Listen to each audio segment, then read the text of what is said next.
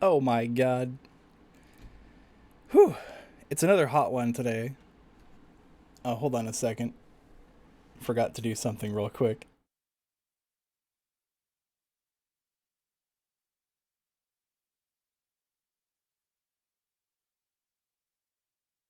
Okay. Alright, so tonight we are doing some more Elite because it's Friday. And I seem to be doing this every Friday now, which is fine. Anyway, let's see. Let's open it up.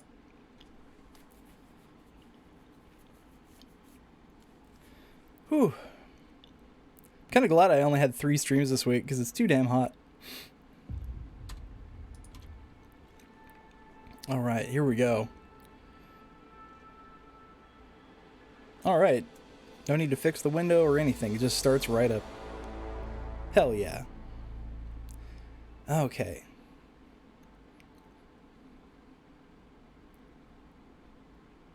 Alright, so, also I forgot I need to open up my media player. What do I want for music today?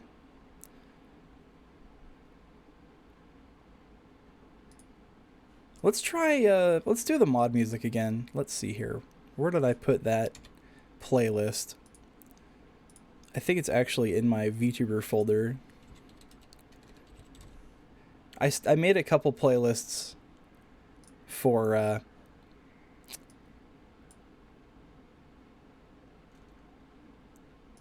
yeah, here it is. Made a couple playlists for streams so that we can have different things. Alright. Problem is the volume on these is like all over the place, so I have to like... Oh, I got 2 people on. Who's this? Oh, Phoenix and Tech are on. Okay. Oh, Phoenix is in HIP 22460. Probably doing some hijinks with Azimuth. Alright. Let's do solo play. Anyway, yeah, so tonight, let's go to Sagittarius A. The biggest hole in the galaxy. Now, where was I?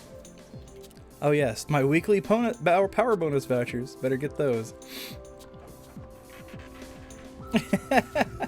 Oh yeah, so I took a nice landing over here by some geysers last night. Yes, I was playing last night. Do I regret it? A little bit. I stayed up a little too late. But yeah, I was looking up some ice geysers, you know, and scanning those because I hadn't scanned those in Odin's Hold yet, which is the region I'm in at the moment.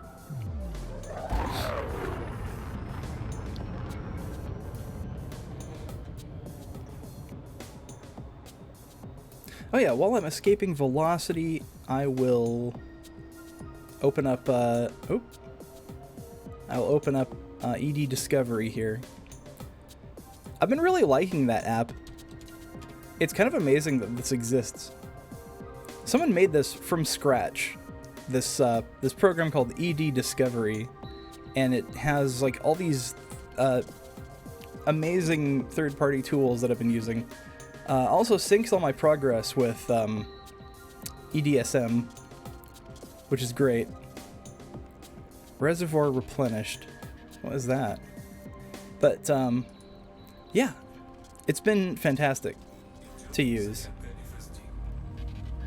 Where's my escape velocity? There it is. Escape vector, I should say.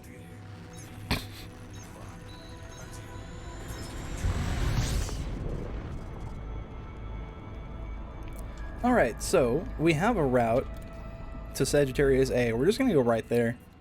I was doing some exploring for the past week or so, and going all over the place. Here we are right here.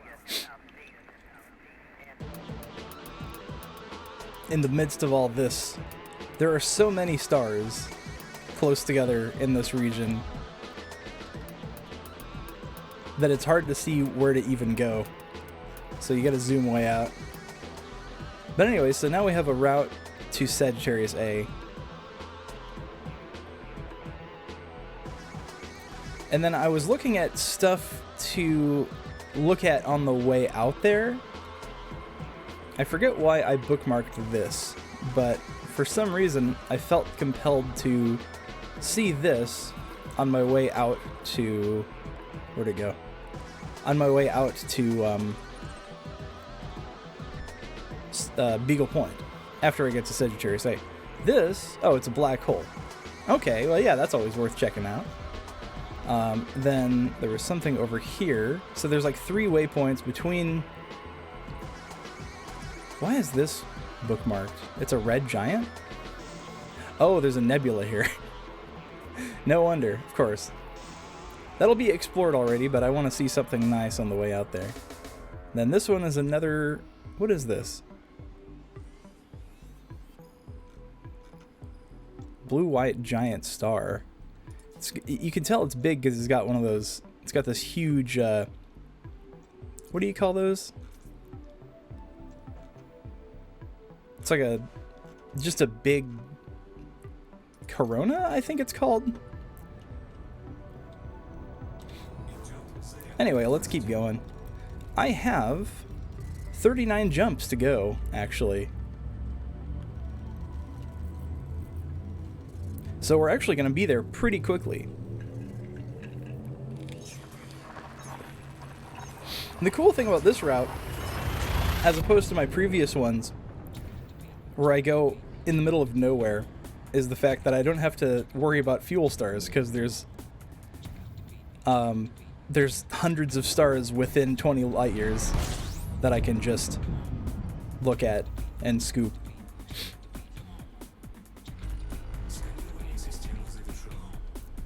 Alright. First scoop of the night. Let's see if I get this one correct.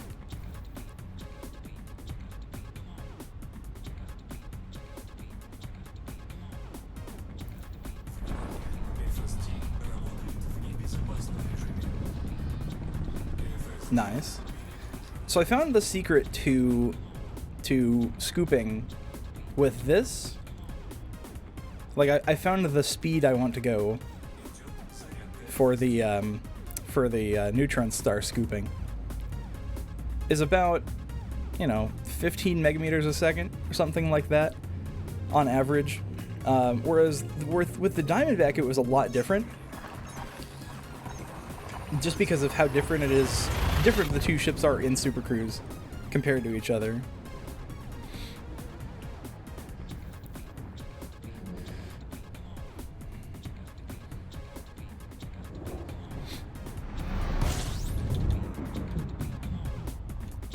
Okay.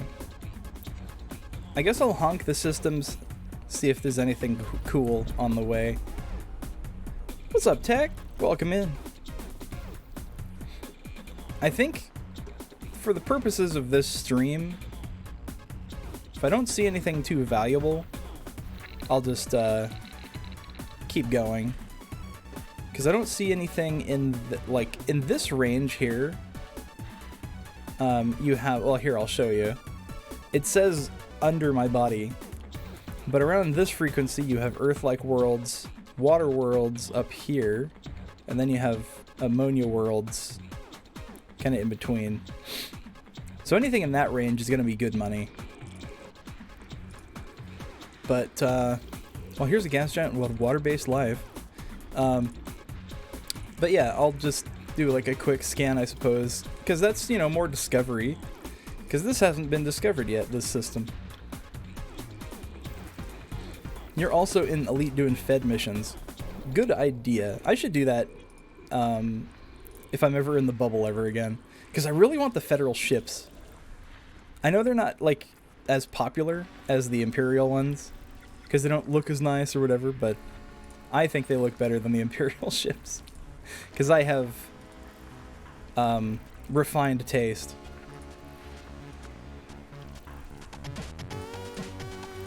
Anyway. Also, I think federal dropship as a miner. Yeah, that might be a good idea. And you can have a fighter bay just in case someone fucks with you. I think some of the federal ships might make a good explorer, now that I think about it. Maybe. I'd have to look into it. 4 medium heart points, and it's okay movement-wise. You know, that might be good for deep core mining, specifically. So I would try that.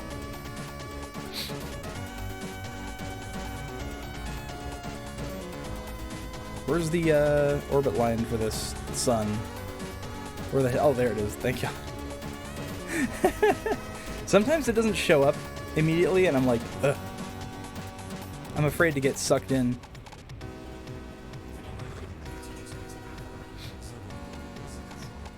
You cracked your first asteroid. It was cool. Yeah, that first one, when you find a motherlode asteroid, that first one is so satisfying. I did that in a Type 10. I have a Type 10 back in the bubble that I used for mining. And it was great. Made a cool few mil. Nice. Yeah, it's a lot... I'm glad that this game has the option of... You can do the boring mining, or you can do deep core mining. And I think deep core can make you more money. Maybe, but it's harder to find the actual like gold nuggets out there. Oh, Arisu, hello, welcome in. You've caught me exploring and honking systems. 26. Oh my god. Well, there's a water world here, so let's see if it's been explored yet.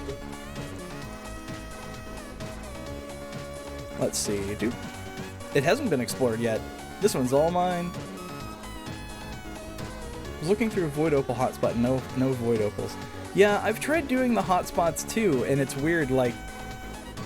I didn't see any of the resource that the hotspot said it had.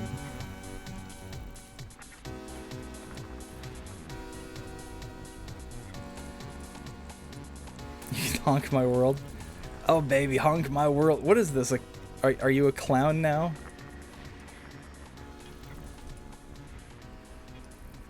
Trying to get that Clussy.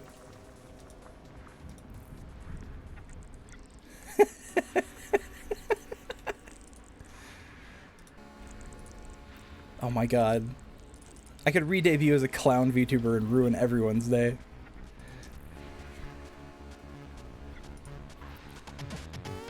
Except for Lee, because Lee's a clown VTuber. Actually, Lee was gonna do a special stream today with a new person on his stream. Someone named, like, Vendetta, I think. If Lee's stream is on, I'll probably raid him later tonight, because I'm interested. He does these Freaky Friday things, where he just reads SCPs. Not really my thing, but he's really into it. And I suppose this Vendetta person is too. Honk. Wait, how far away is this water world? 208,000 light seconds. I think I will pass. Unless it's terraformable. In which case, I might go. Because a terraformable water world that's been undiscovered is worth like a couple mil just by itself.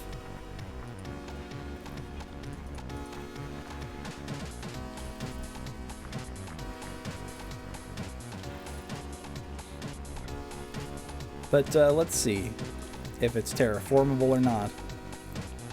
Once I do the oh, of course it's behind the star. Let me look at my cool program called ED Discovery and see if it's worth anything. Waterworld, candidate for terraforming. First discovered and mapped value. 4 million credits. Okay, we're going.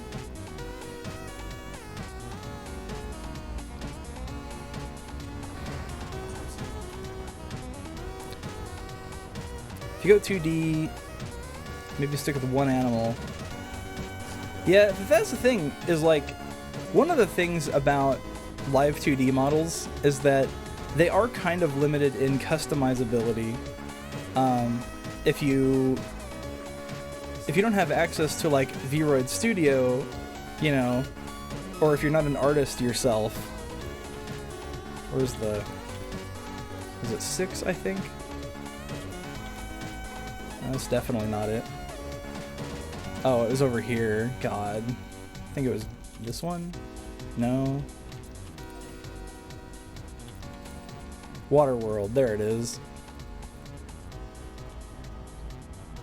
We're gonna go find Kevin Costner, everybody.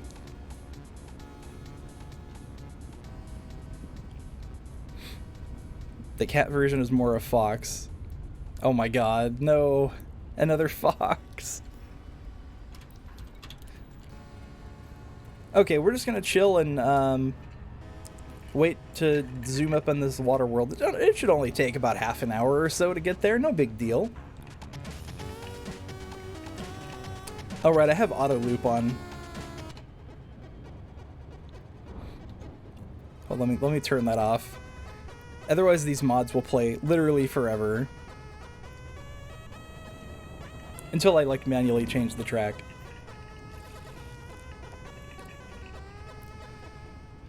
Whew. Am I the only one around here who doesn't want to be an animal? I mean, it'd be nice.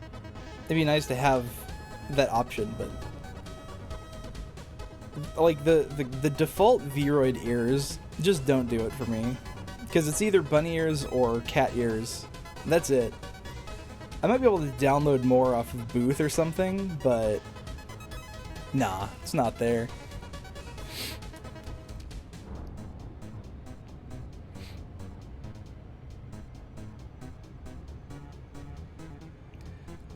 I would like red panda ears, or,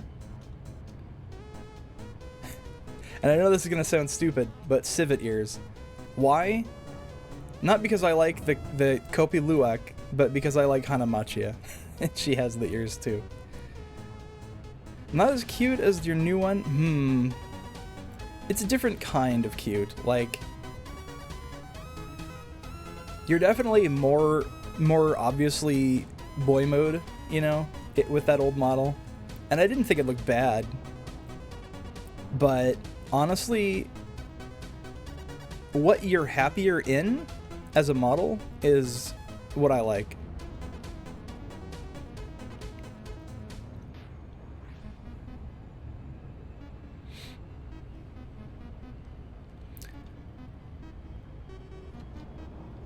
I think I'm gonna take a good look at Andromeda here. I'm surprised I can see it so clearly in this mess of stars. That old model has trauma on it. Yeah, that's not a good idea. You shouldn't use that model if it has trauma attached to it.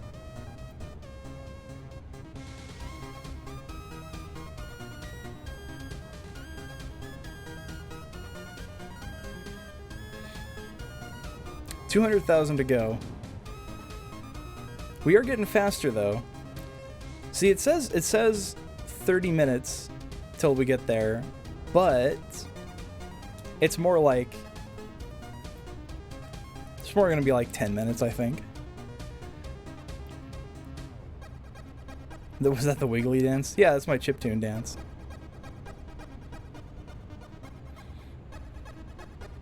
If the music's too quiet, let me know.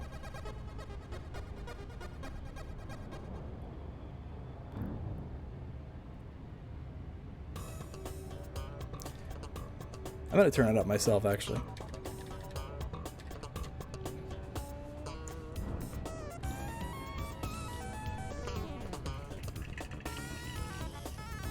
This is the PC music that I grew up on. I have a lot of nostalgia for these tracks. This one is by Decibelter, I think. It doesn't show the artist because there's no metadata in these tracks because they're in like Funny format. Funny DOS format. And back then, we didn't have metadata. We didn't have tags.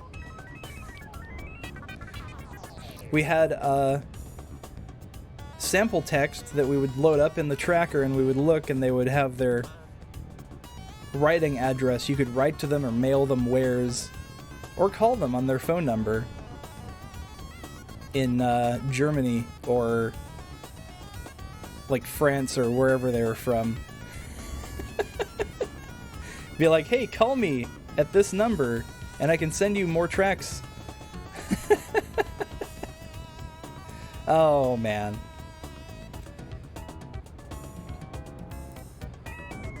I feel like such a boomer reminiscing about those days.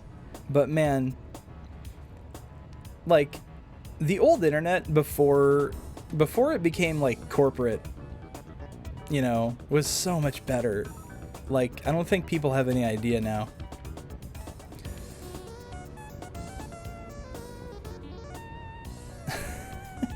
A cute boomer, I suppose. Yeah, I don't look like my age, do I?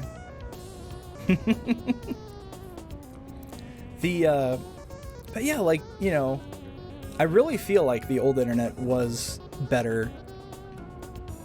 Despite all the, you know, problems it had, it at least had, you know, people had more power back then. Instead of being beholden to Meta, you know, controlling half the internet, and Google controlling half the internet. I think people had more of a stake in it because they could, you know, make their own servers and stuff. But nobody really wants to do that anymore because you need traffic and nobody visits outside those websites.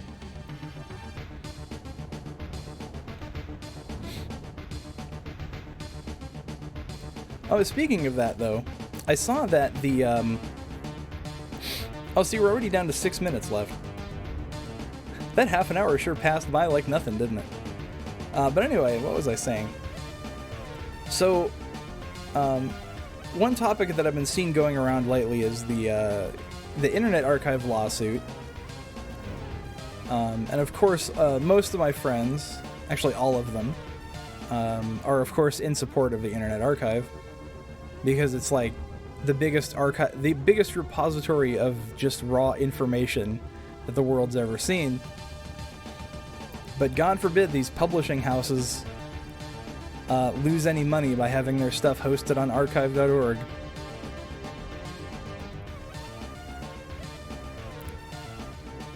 I feel like this is a thing that's just as big as Napster's lawsuit. The lawsuit against Napster in the, I want to say the, like, late 90s, maybe like 2000. But a lot less people seem to be talking about it. I think because it has to do with books rather than music.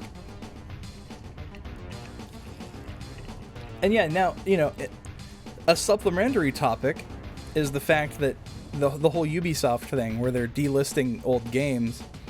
Of course, they reversed that decision because, you know, public outcry, you know, obviously, but they were still going to be like, you know, you know, we don't want people playing these old games. We don't want to support them anymore, blah, blah, blah.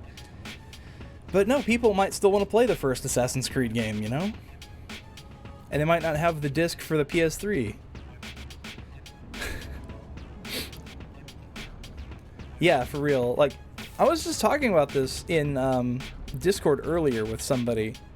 The fact that, like, there's really no big publisher who really cares enough to keep their old games accessible. You know? And, yeah, well, I wouldn't say most Japanese games. I think that the ROMs will always be there. The ROMs and ISOs will always be there. Just not... Oh, excuse me.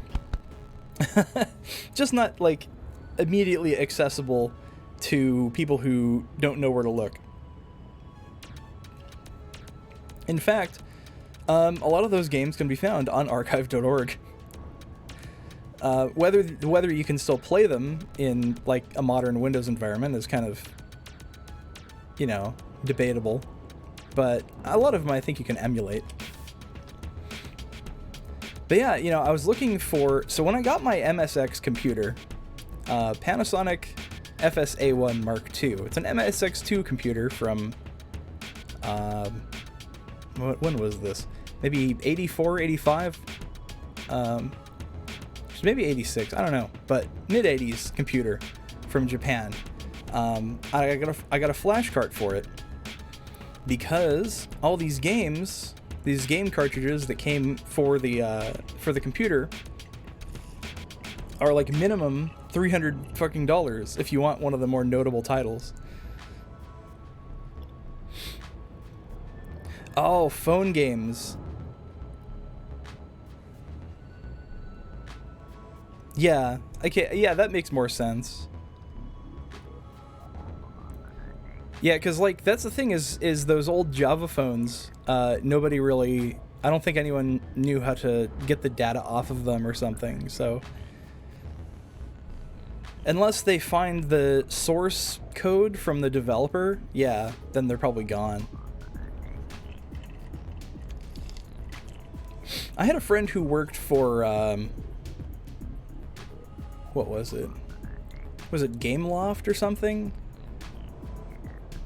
Who, I think they did those old Java games, or some of them. Though I think they're more popular for, Android stuff. But there's also, if someone lucks out and finds an old phone with some of those games pre-installed on it, it'd be like finding an old iPhone with Flappy Bird. The Japanese ones? No, Gameloft is a American company. I think they're American. Maybe? If they're not American, then they're from Quebec. They're in Montreal somewhere. Maybe they have an office in both countries. Oh, see, we're almost at this water world. 1 minute 42. We're actually getting to an accurate time now. It's going to be about a minute left. But yeah, they would have to find the source code for these old games for them to work again, I think. They'd have to get recompiled. And there are old Java emulators that could probably run them. Hide your old iPhone 4S. Was that when Flappy Bird came out? Was people had the iPhone 4 at the time? Are those still selling for like thousands of dollars? That's such a stupid thing. That's another thing that's hurting preservation too. That's just as much of a problem, but isn't talked about as much. But there's people who collect these games and then never do anything with them. There's like private collectors who will hoard a bunch of old rare video games, pay out the ass for them to the tunes of like, tens of thousands of dollars or more. And then they'll just keep them in a box, like in a little plastic box, and just hoard it, And, it might be a rare prototype or something. And preservationists will have to like beg and plead to this private collector to get access to the thing just to back up the ROM. And some of them don't agree at all. They're like, this is mine. This belongs to me now.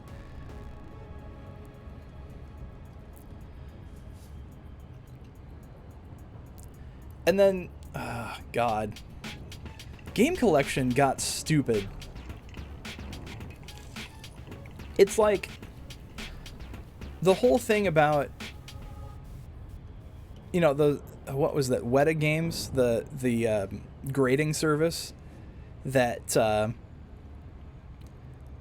basically they found out they basically just launder money because no one's gonna pay $1 million for Mario 64. What the hell? Except, you know, those articles get published and people think, oh man, my copy of Mario 64 is actually worth money, and then they'll try to do it themselves. Except What a Game still comes out on top. What am I drinking? I have water. And it's delicious right now.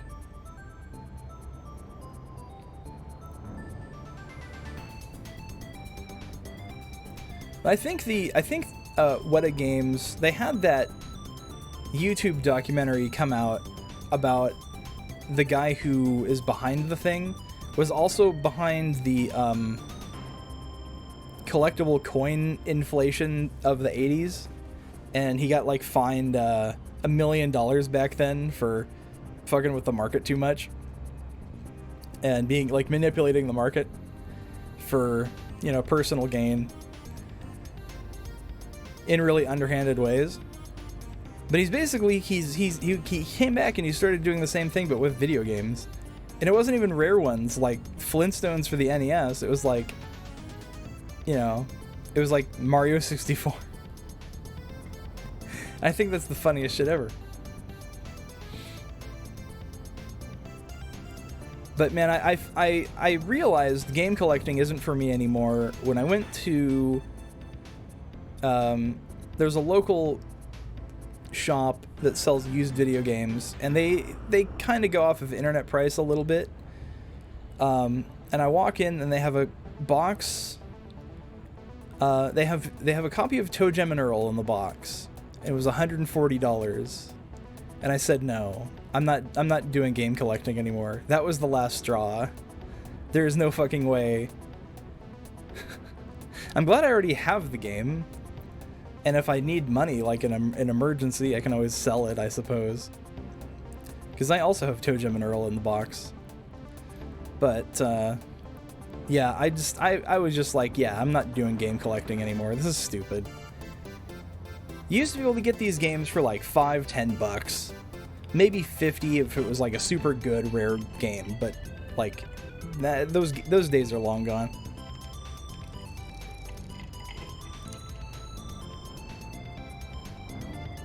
I'm upset. I have this giant video game collection, and it's still in storage because I don't have enough space for it right now. Ahoy, Kev. Welcome in. You just missed my 20-minute trip to a water world. How far away did we go? How long have I been doing this stream now? 33 minutes, and this trip has taken most of that time. But it's an undiscovered water world, damn it, and it's worth 4 mil, and I want it. Dry land is not a myth. I have seen it.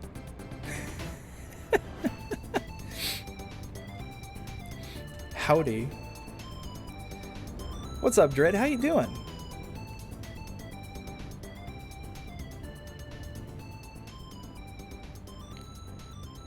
$300 unopened Earthbound copy.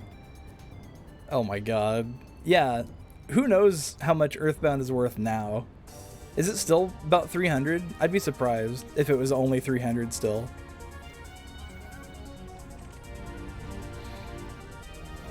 How am I? I'm doing fantastic. And Tech is back too.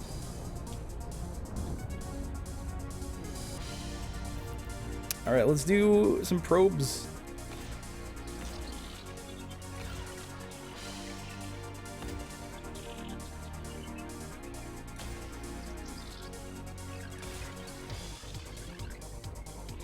Now we just wait. Doing some cleaning while talking to the computer.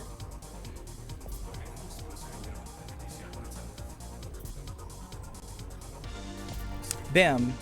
4 million right there. Not bad, not bad. Now we can move on to the next system.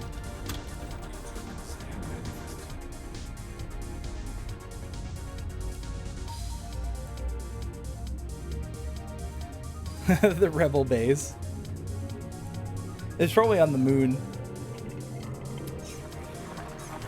A good condition inbox is 1.7K for Earthbound. Holy crap. This is why I'm in favor of emulation now, because nobody can afford the old games anymore. At least with Earthbound, Nintendo made it kind of accessible again on the Switch, except now you have to pay for the online service.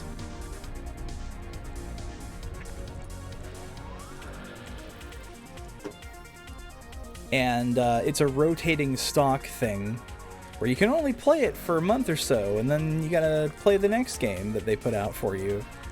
They decide what you get to play, as opposed to you just having the cartridge and putting it in whenever you feel like it. And that's just emulation too. They ain't actually doing anything. They put it in their little pretty package of online service, and you just accept it, I suppose. I haven't touched my Switch in like almost a year now because of like how expensive it is, and I don't have any money. I can't afford $60 games anymore. I really want to play the new Kirby game, but it's just too expensive. It's your fault for not playing it fast enough. Exactly. How dare you? Somewhere Reggie is laughing. Having left the company in that state. Whoa, what? Oh, that has some thick ice caps on there. Wow.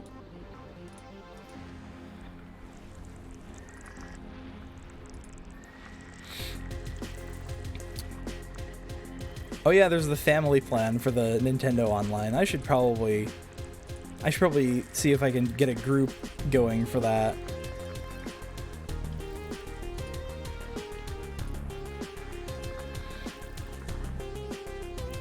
You want to play Horizon or Kirby on stream one day?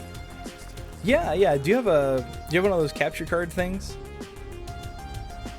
I'll totally do it if I have a capture card. That's another thing I have to buy though. Actually, shit, I guess I could put a capture card on my throne if anyone even looks at that thing. One of those Elgato things. I had one somewhere, but I don't know what happened to it.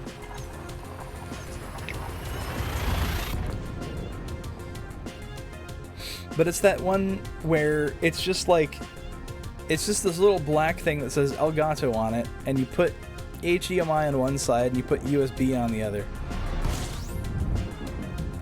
And I got it at Goodwill, and don't know what to do with it.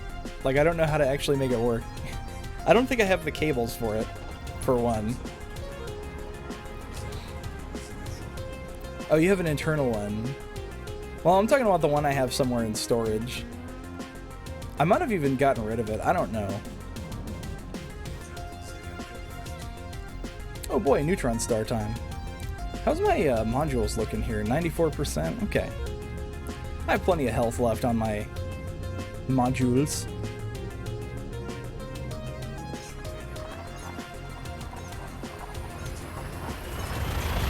USB 3.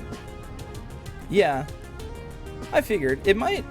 I'm hoping it's a new enough one to use USB 3. It probably is. Yeah, it's a micro USB connection.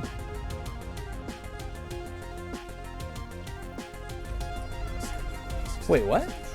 Discovered Neutron Star? Wait, am I in the center already? M-type star confirmed.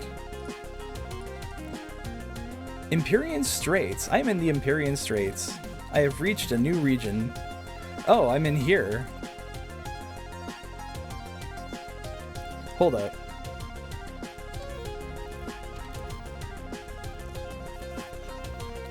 I must be that little strip between... Yeah.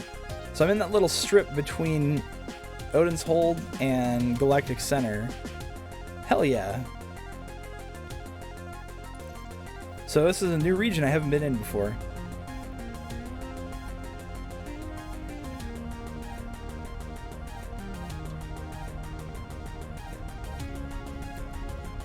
I'm excited. All sorts of cool stuff to find here. bean.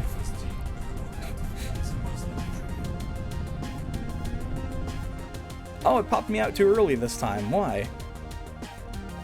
Why? Let's go back in. There we go.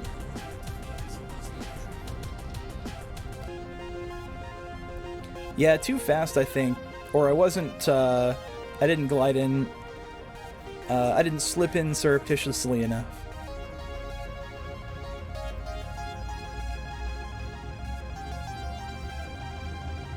"33 jumps left." Oh boy, we'll get there tonight.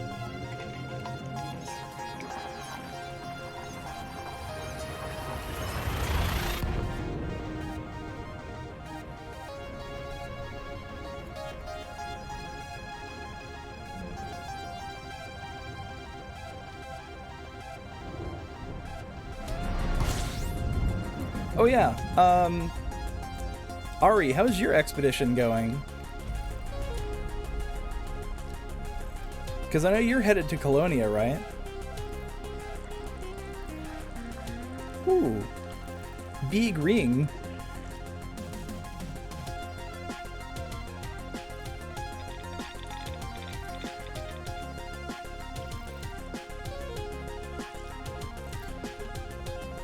What? Whoa.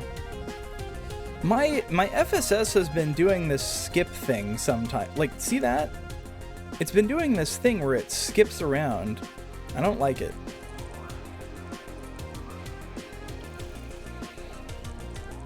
A two-man team could stay outside the habited space for forever. Yeah, it can. With the repair limpets and stuff.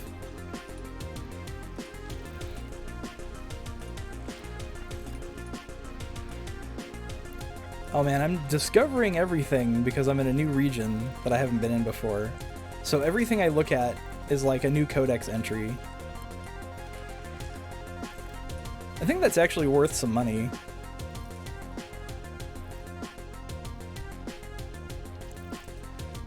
Yeah, plus, if you find a DSSA carrier, I think they can resupply your limpets too without having to use resources.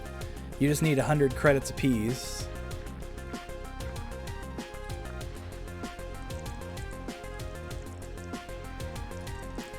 But now, at this point in the game, there's a DSSA carrier. That's a...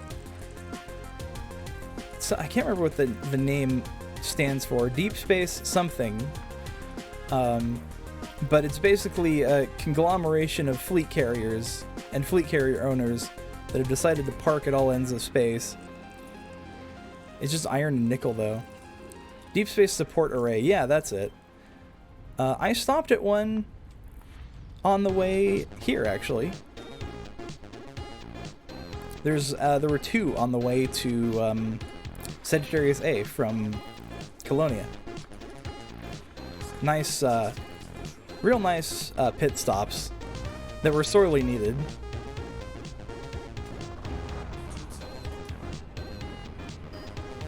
How's my module health doing? 93. I think when it gets down to 90, I will repair it. Maybe 91.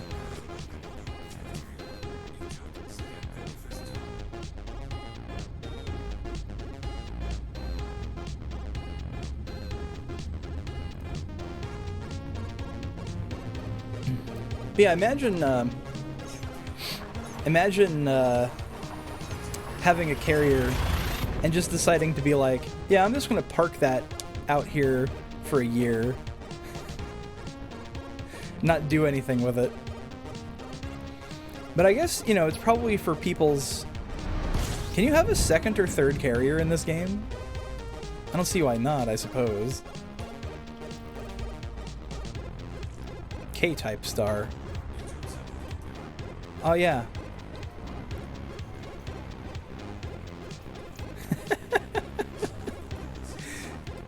K-type star. I love BTS. Oh, I forgot to honk. There we go. Oh, there's only two. Okay. Think you can have one? Really? Just one?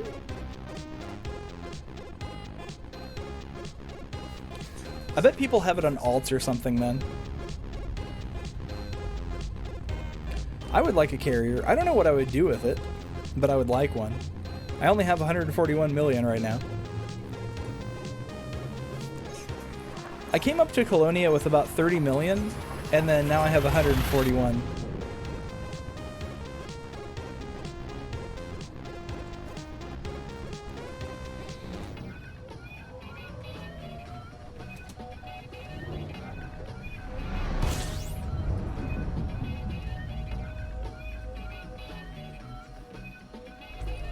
Oh, there's stuff in this one. You're above 100 mil for the first time. Congratulations. You can now afford, I think, a type 9 or a type 10. And then you're basically a walking, or you're a flying bank.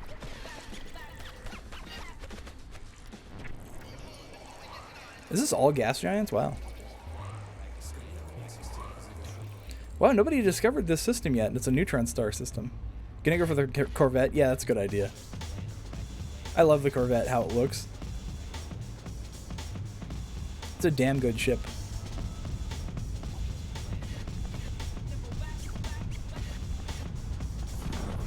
Alright, let's go! Don't spit me out. It spat me out. Let's go back. Okay, there we go. Wiki says restricted to one carrier. Wow, that's wild. I guess so people can't have like a whole fleet of them. Because there's people like Celine who have like 12 billion credits. And she could afford, I think, like 2 carriers now at this point. Thing is, though, there's a lot of hidden costs with a carrier. And that 12 bill can probably vanish pretty quickly if she wasn't paying attention. I wonder who the richest person in Elite Dangerous is.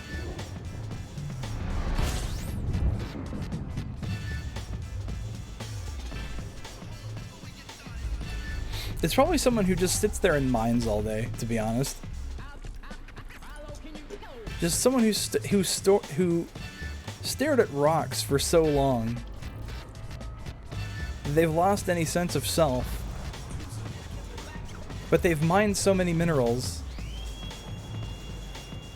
that they now have more money than God.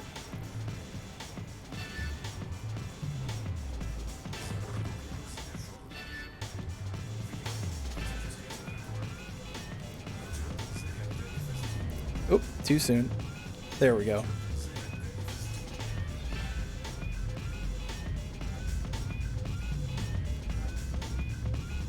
Actually, I would imagine a trader would be the richest one. Trading seems very lucrative if you know what you're doing. And I know someone was telling me before that one of the easiest ways to make money is to take up transport jobs in stations where the item in question is there like for sale.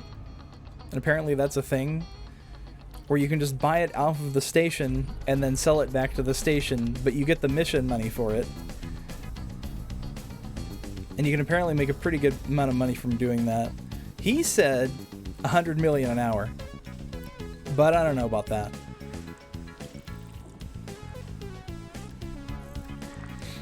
I have not confirmed this.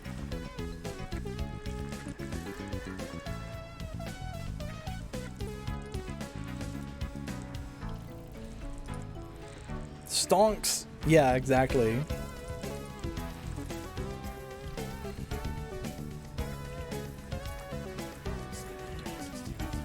Of course, you know, the way I've found to make money, and also have fun doing it, is doing the ground combat CZs in Elite, in Odyssey.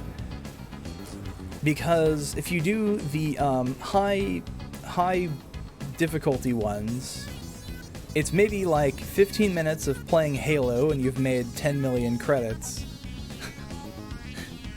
And that's a pretty good amount of money.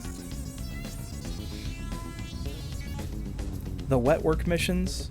Oh, yeah, those look like a mixed bag a little bit.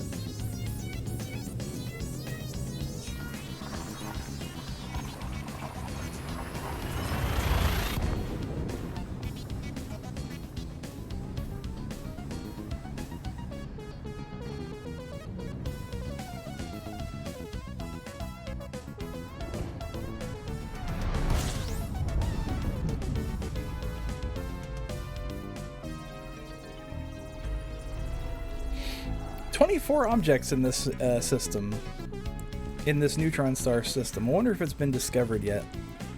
No, really. This is a virgin system. Incredible. Where's this? I guess I'll just do these. Man, what was that? This is very, very smooth. God, it almost looks like leather.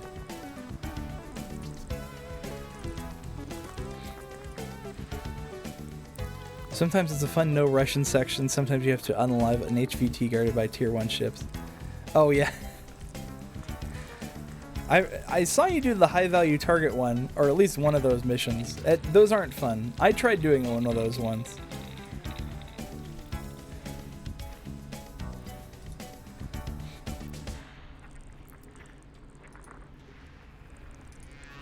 So that's how your elite's been going lately, Terminal, is doing some wet work.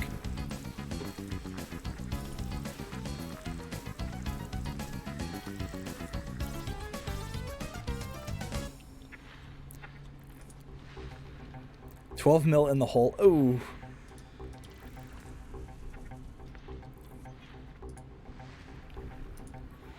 Yeah, those high value target missions, I swear, you need like a full wing to do those. A full wing and at least like pythons or something, some heavy hitters. And then you just gank the ship and then get the hell out. You got killed by space police? Tech, what did you do?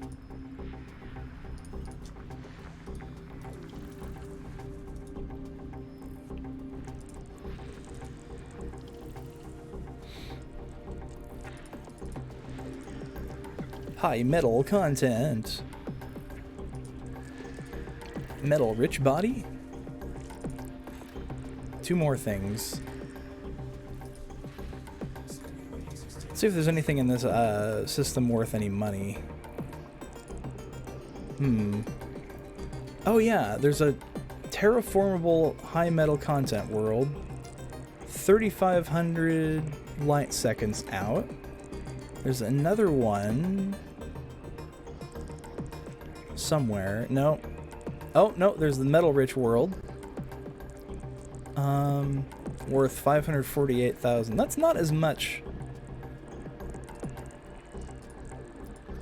Let's try A4. That seems to be worth something. So let's go through this first.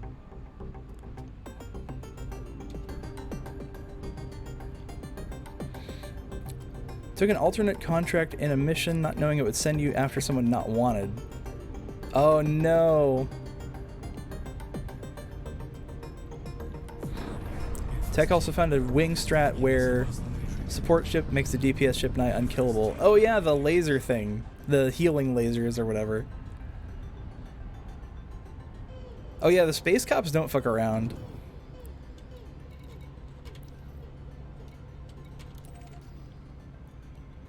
Of course, it's the opposite direction.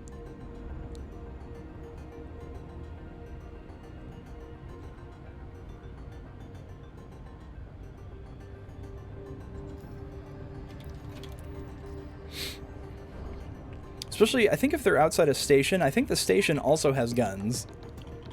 Maybe. Nice.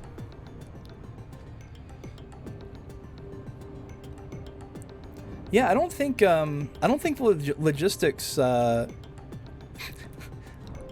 logistics ships take aggro if you heal a target that has aggro. I don't know if they share aggro.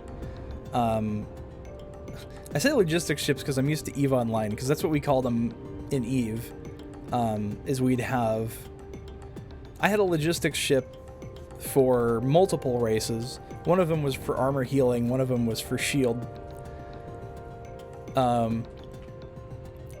But we'd have this system for fleet battles where we called it spider tanking, and we'd have multiple logistics ships just healing each other in a big web, hence the name spider tank.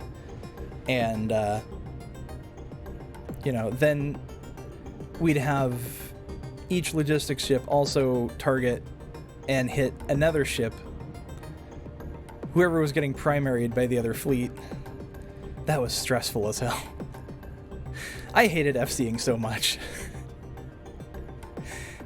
I learned a lot of really valuable things doing that, but man, being a FC was stressful as shit, especially when you have more than 100 people under your command. Don't recommend it. Unless you really like high stress, high speed, high stress situations that rapidly change at the drop of a hat.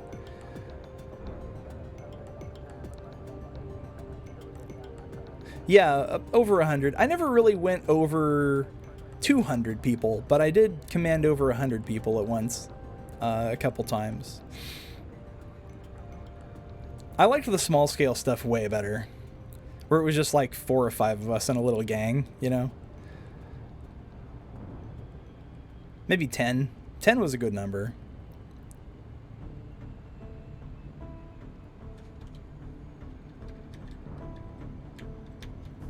Almost there.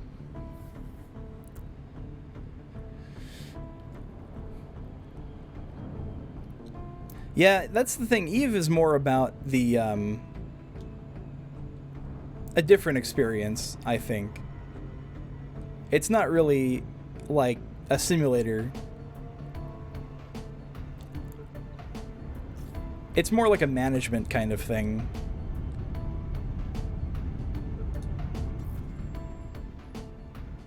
Ooh. It's so smooth. Slow down already. God, this thing has...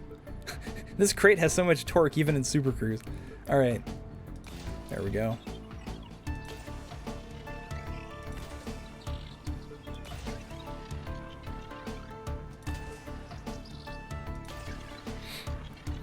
More like a naval sim than a flight sim. Exactly, yeah.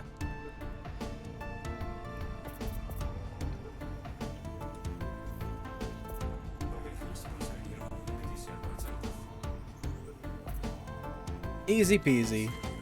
Efficiency target bonus. Let's go. Alright. That's one system. Okay, we're going to Chumi. Chumi, CA-A, E2575.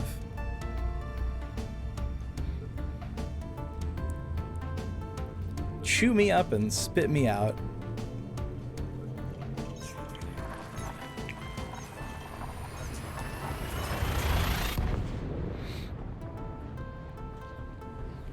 And yeah, it's definitely, yeah, the naval sim aspect is much more accurate when you consider the fleet battles that would go on. Oh geez, this is a huge star. This is a B-type. This one, how far away am I from this thing? 9.8 light seconds. There's some super big star where you jump in and you're like 50 light seconds away. I can't remember which one, but it's near the bubble somewhere.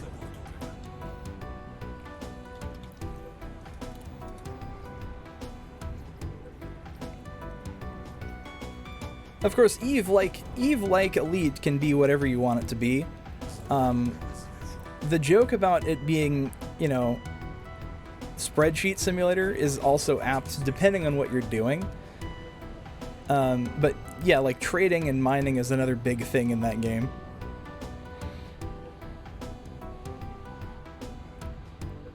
And it can be as complicated or as simple as you'd like it to be.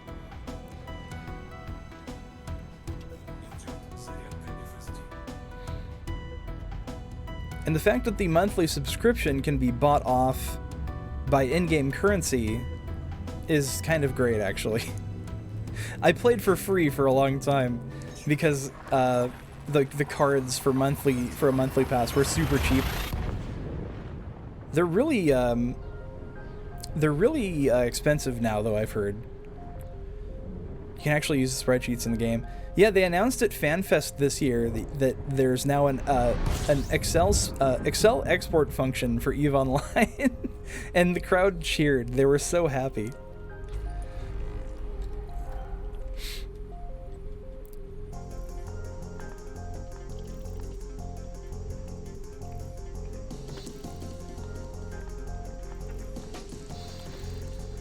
But yeah, like, that game also, you know, the Excel spreadsheet jokes get put, you know,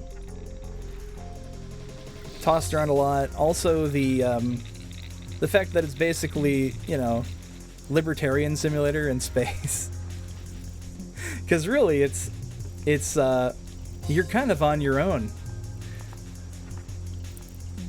You gotta hook up with a crew, and it's mostly like, the whole point of the game is to be an asshole.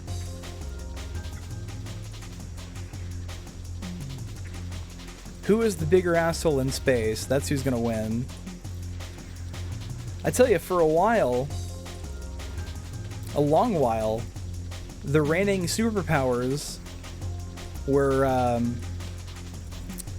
the Something Awful Goons had a huge alliance. The Reddit group was also pretty big, and there was also the Russians. And the Russians controlled half of space for the longest time. I don't know if they do anymore, but they had the Red Alliance, which was unfathomably huge. Their only defining characteristic was the fact that they're all just Russian. But but they were powerful.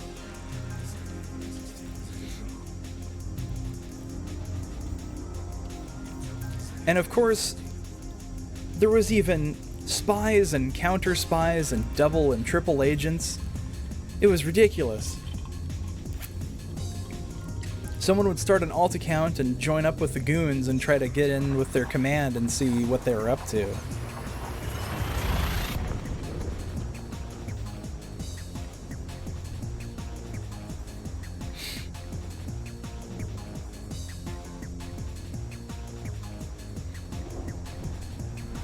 USSR in space.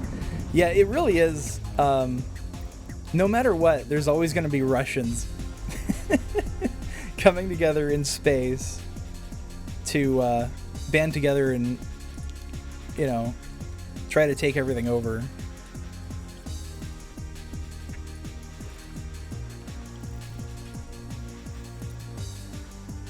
But now, though, I looked at a sovereignty map for the first time in a couple years, and I have no idea who these alliances are. 91%. I'm definitely going to repair in the next system.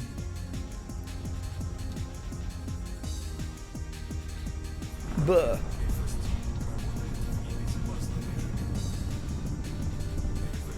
Hell yeah.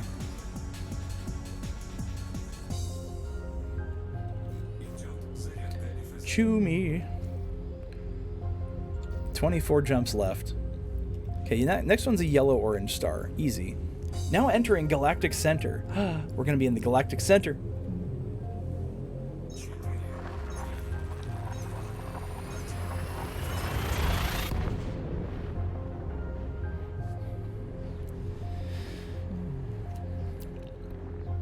With internal, there's supposed to be very little latency. Yeah, with I imagine, like, if you have a PCIe card that has a lot more bandwidth available for like high quality streaming, probably much less latency too.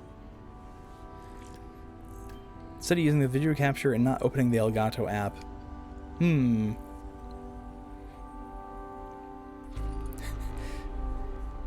Oh, there is a body here.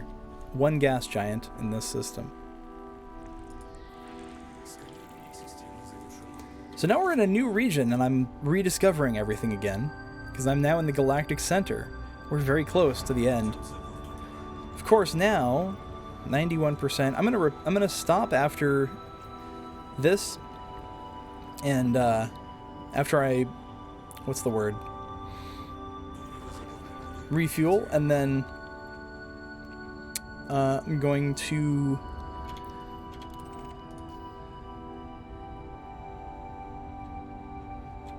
take a quick stop. Too fast for safe exit. Okay, sure. I'll wait a little bit longer. There we go. So, let's repair my FSD.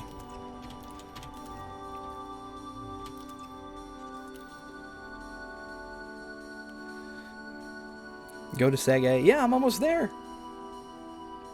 Supposed to be no latency with an internal. Yeah. You know what I did with, this might be unrelated, maybe. But when I was at Nintendo doing testing, we had, what's that one program?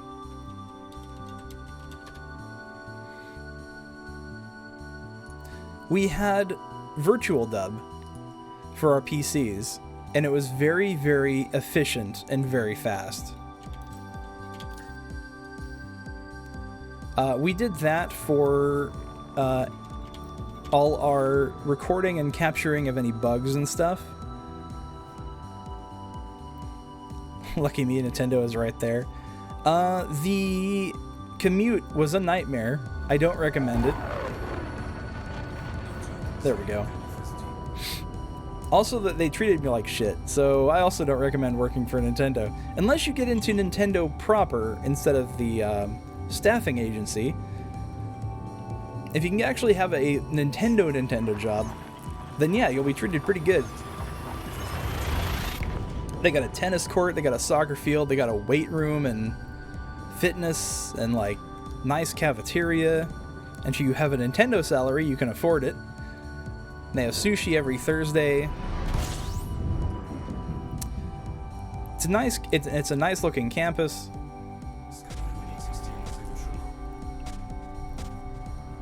But if you are subcontracted, you get access to maybe half those things. And they don't pay you enough to afford the food. Especially with gas the way it is right now, no way in hell I'd be working there right now. I guess working on Xenoblade X was pretty cool though. Even if the project lead was a huge asshole.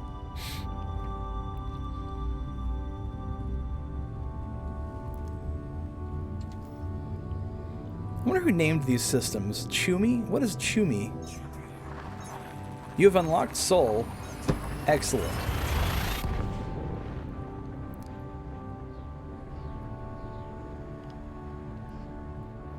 Take pictures. I want to see. Apparently you used to be able to fly around on Earth, like pre-Horizons, but they like removed that.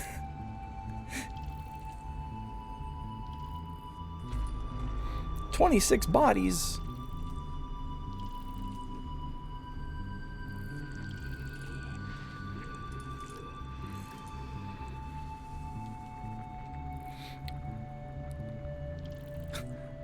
What do you think? You can chew me? Oh my god.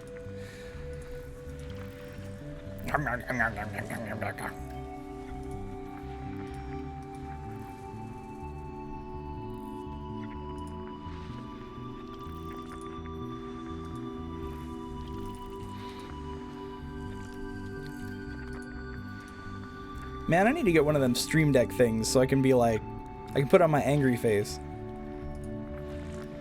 Because if without that, I have to go to like Control Shift like F4 or something for angry. I can't remember what the hotkey is. Let me see.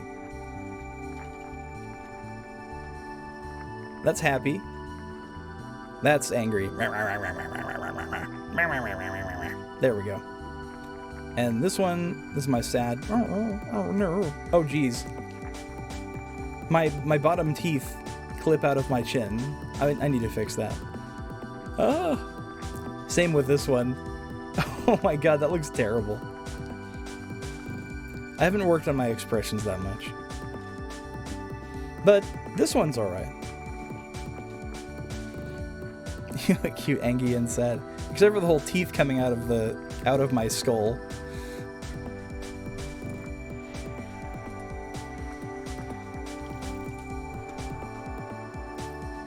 Where is object? I gotta look for the gas giant first, I guess. Oh yeah, they're behind the star. Okay.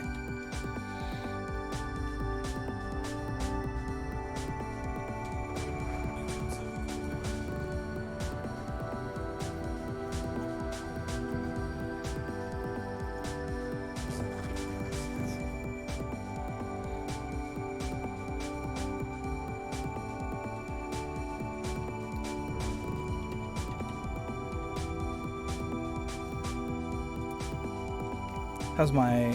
Oh yeah, I repaired my FSD already. Good. Now I just gotta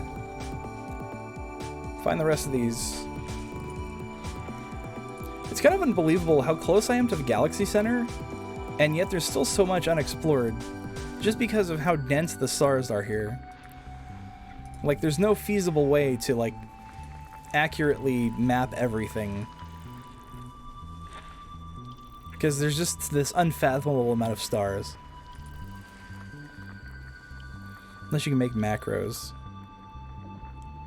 There isn't anything for VC face? Interesting. Sweet cheeks? I don't like that. I don't like that at all. But how long am I streaming? I don't know. I guess until I get tired.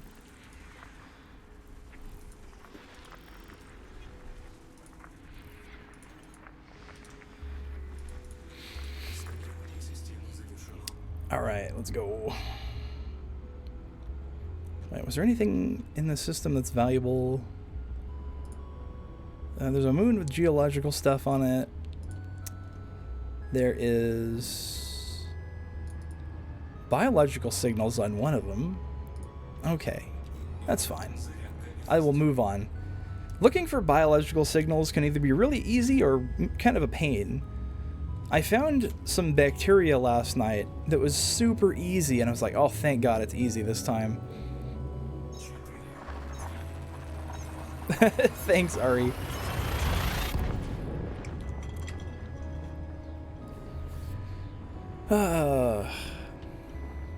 What was I saying? Oh yeah, so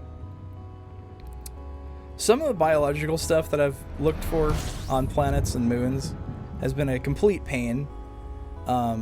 In particular, there was this ice world with, like, covered in black ice, and there was this one bacterium that was like blue. It was like a dark blue, and it was nearly impossible to see.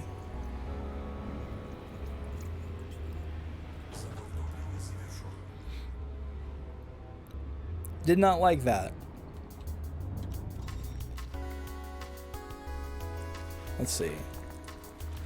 It took me, like, I think half an hour or more to find, like, 3 samples for my little sample maker thing. My little biological sampler.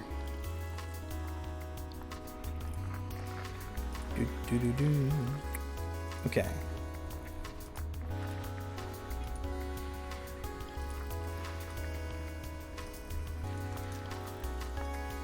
I feel like most systems in this game are just like a couple gas giants, a lot of rocky objects, a lot of rocky moons. That's really it. Occasionally you'll find something cool. But, you know, this is all worth money, discovering all this, plus you get your name on it. And how cool is that? You can be the first person to see this system, you can put your name on everything. Some explorer years down the line is going to come by and be like, shit, somebody already found this system. How?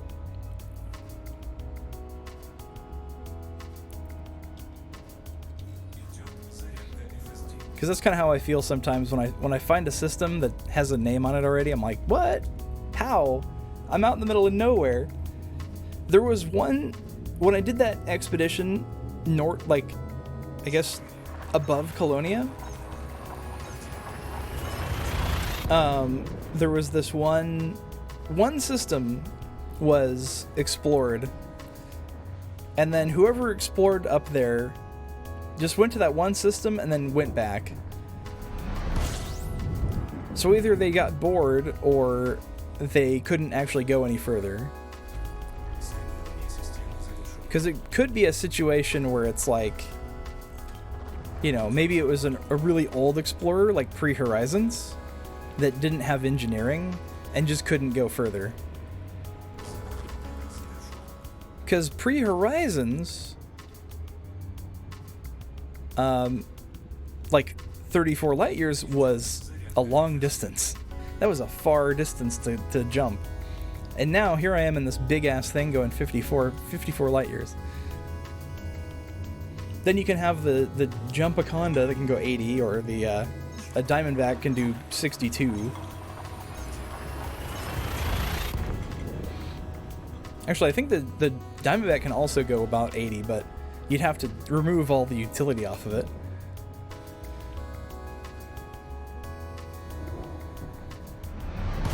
No SRV allowed.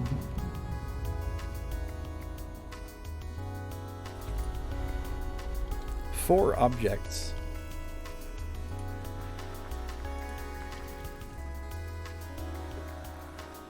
Where is it? There it is. High metal content world with atmosphere. Is that worth anything? No. I mean, it's worth like 270,000. Damn, bro, nice crate. Thank you. I'll show you a picture. I'll show you the paint job. Oh yeah, also, big news. As you can see from my emblem, I have hit Elite Explorer.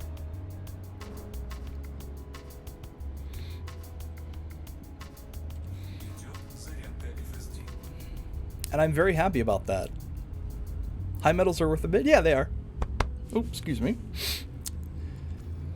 If there's a high metal content world with atmosphere, that can be about like 2 million, I think.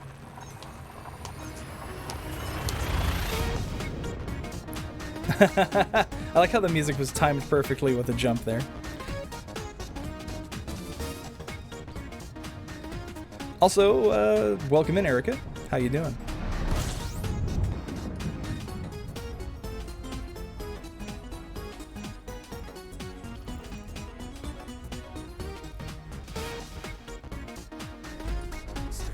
Oh, just 2 stuns again.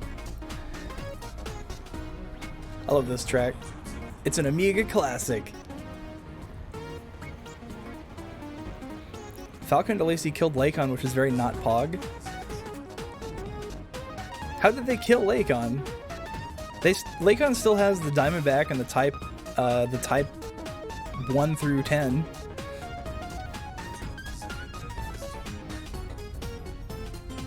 And the Asp. And the Asp is the most iconic thing about Elite Dangerous, given that any picture has an Asp in front of it. The Type 10 is your ship. You just re-downloaded the game. Nice. Yeah, I was telling people in here earlier. I have a Type 10 back in the bubble that I use for deep core mining, and it's so fun.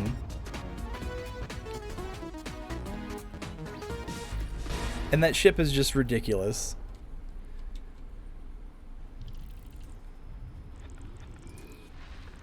Type 10 disco ball supremacy? What, with all the turrets on it? Oh my god.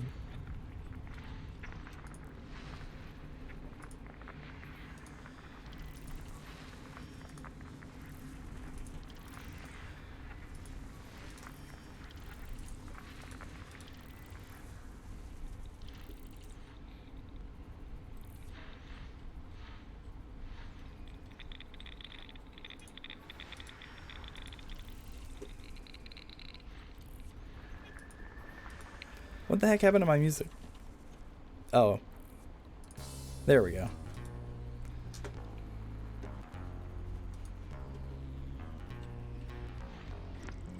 Whoa. 3 gas giants all right next to each other.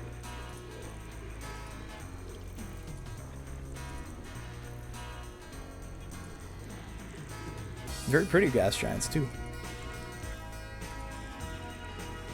Nothing but laser turrets on a fighter and whole strength. You have that in a clipper? Wow.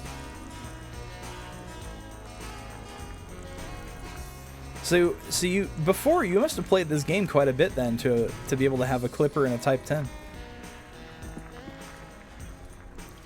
Is it just those two, or did you sell everything off before you quit? You were trying to get the cutter when you quit. Oh, okay, okay.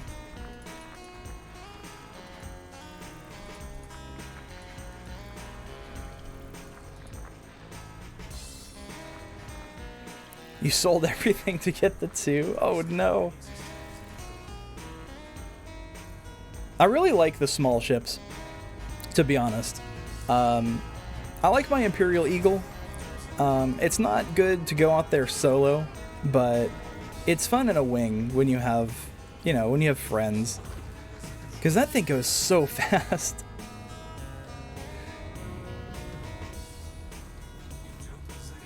And it's so agile. So if you're really good at not getting hit, it can be a pretty good ship.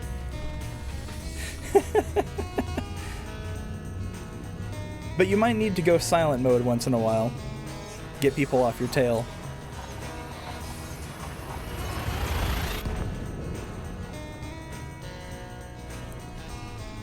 I honestly kind of want some more ship options, to be honest. Like, just more intermediary stuff would be cool. And then something that's like a Diamondback but bigger. Because I fucking love the Diamondback Explorer so much, but it just needs like one more slot. Just needs one more slot. And then I would pick that over the Crate Phantom any day.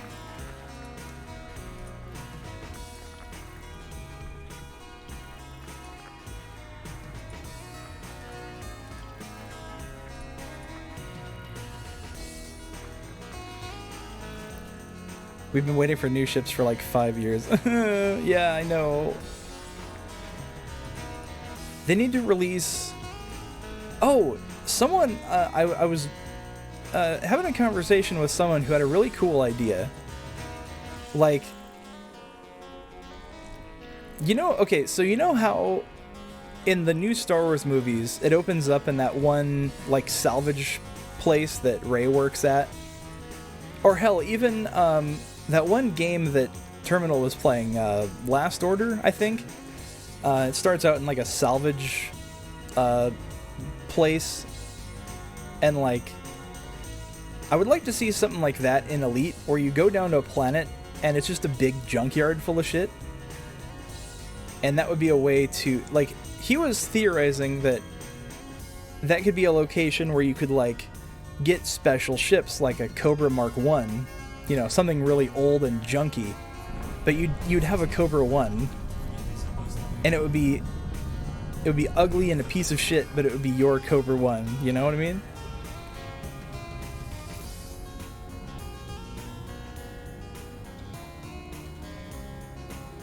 Because those haven't been in the game, like those were in the original game, back when everything was just kind of triangles.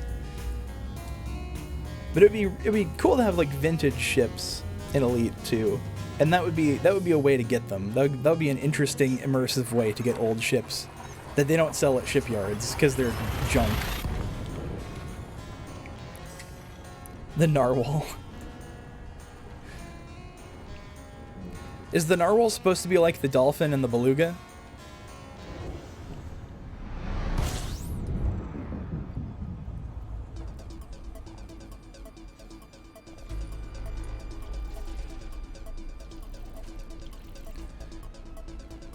So this game, the info up in the top right will say, oh, this is your last stop before your fuel is exhausted. But I've been fuel scooping the whole way.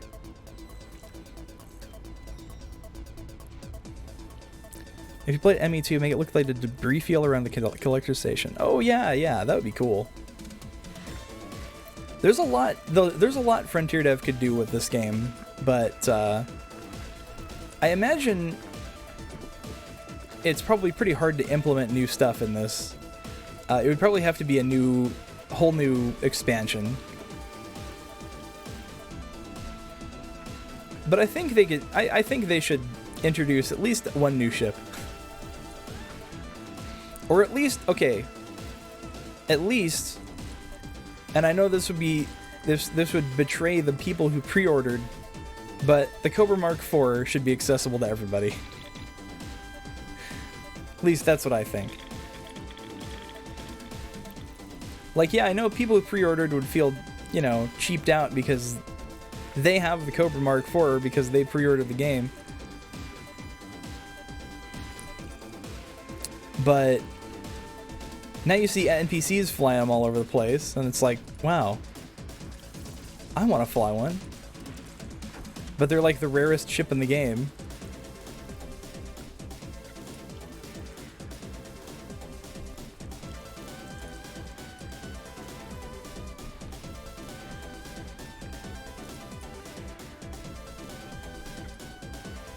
Oh, you got the Federal dropship. Nice.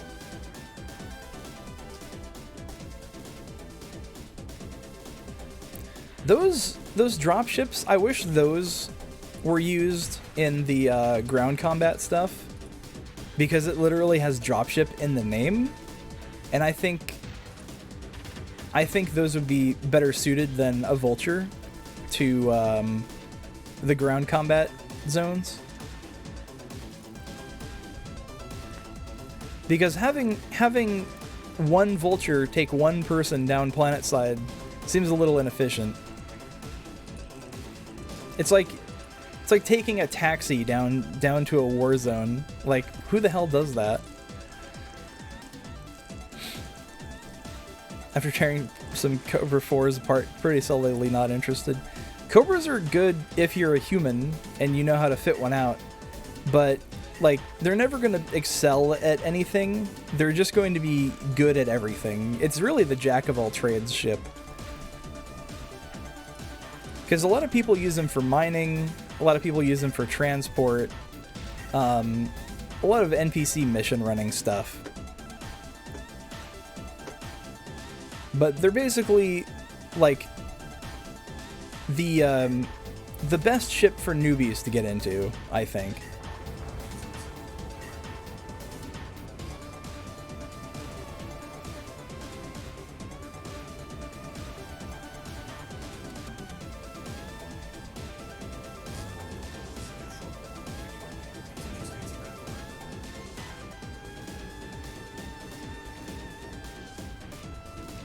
A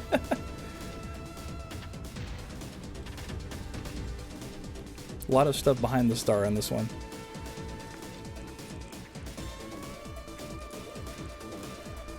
You know what's interesting? Most of the jumps that I've done on this trip so far, all the planets have been on my side of the star when I jump in. So having to cross the star has been interesting, because I started to like not get used to that anymore.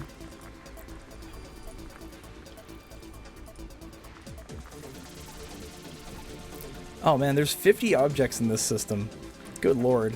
I just realized what the number was when I'm just kind of absent-mindedly scanning everything. Your Clipper has some guns on it? Yeah, I love the railguns.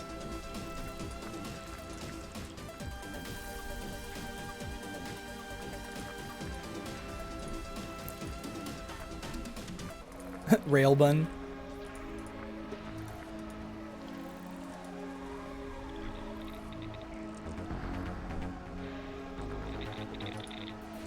Oh, this is just more belts. Okay.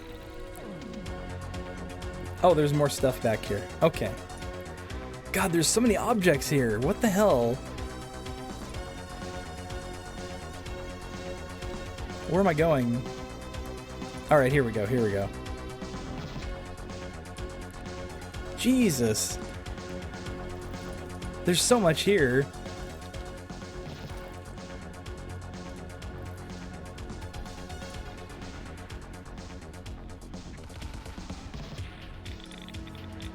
More belts?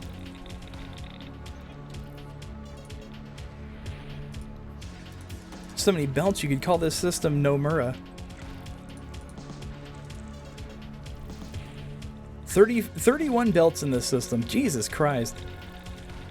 Okay. Oh my god, they're still over here too. Okay, that's another gas giant.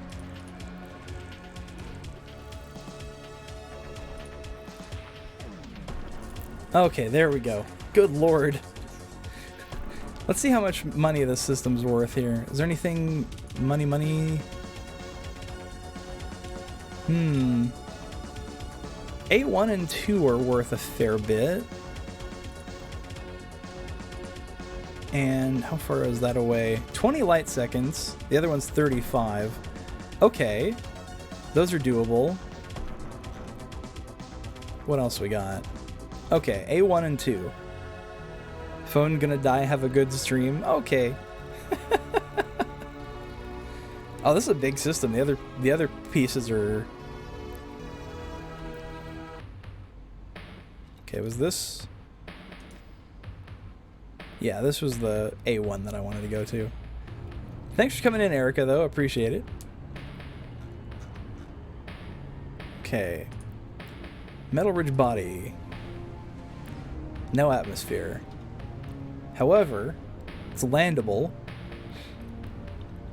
First discovered map value, 512,000 credits. It's not bad. Oh, that's real close.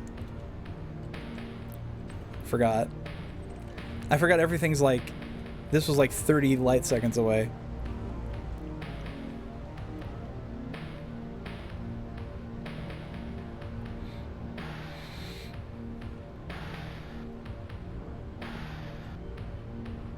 Okay, here we go.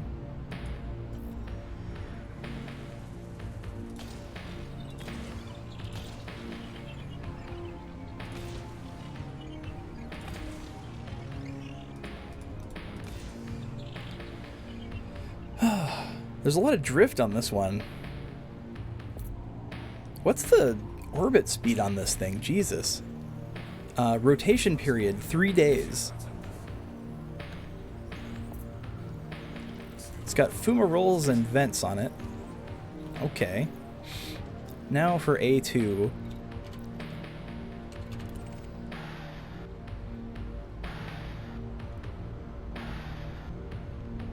Fumaroles. Alright, this one is another high metal content. They're both worth about half a mil each, but they're so close that of course I'll go for it.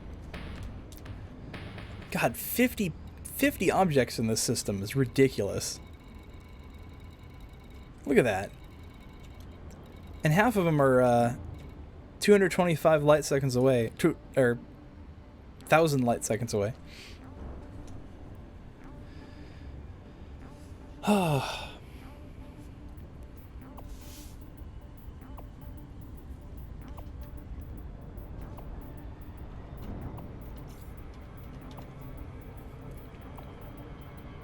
Oh, shit. I was tabbed out. I didn't I forgot it was so close. I really just went shoop. You could hear the planet whiz past me. Holy crap. Okay. I tabbed out because I'm used to doing that, like traveling to planets. I look at other stuff while I'm doing that, and it's like, oh, right. No, it's right there. Okay.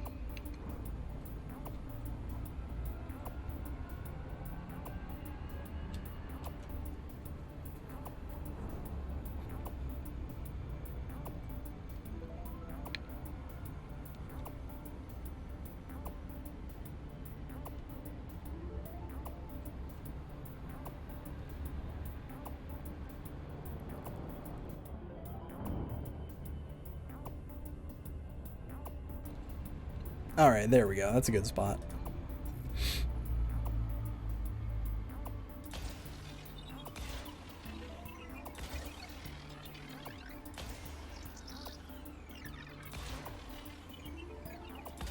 Perfect. Okay, so... Here we go. Efficiency target? Yes, yes. Ooh. This one also has swimmerollas and vents on it. But in a really interesting pattern. Neat. Alright, next system. Hopefully this won't also have 50 objects in it. Because that took quite a while.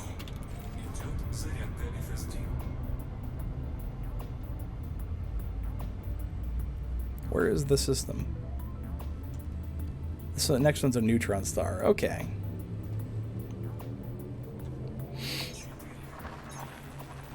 Oh yeah, so on my walk today, I saw a cool bug.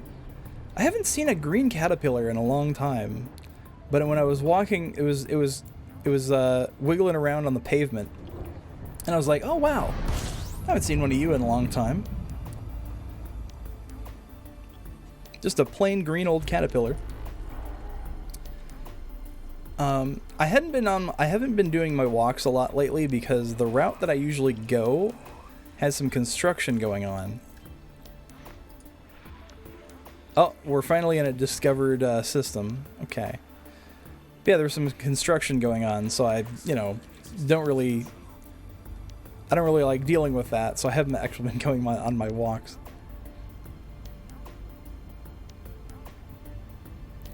But today it was okay. I take a walk around one of the high schools nearby, and they've been doing a lot of really extensive renovation to the thing, including resodding the entire field, which I saw the process of, and it was pretty cool. It's one of those things where they roll up the different. It's like they have like a yard of grass, and they just kind of roll it out onto the football field,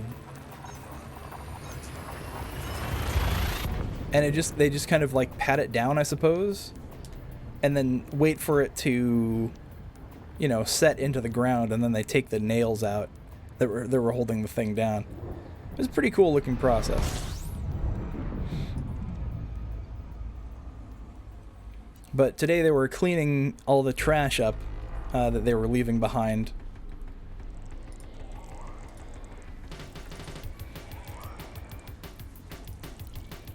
So at least someone's cleaning the trash up over there. Okay, here we go. Just 3 objects in there.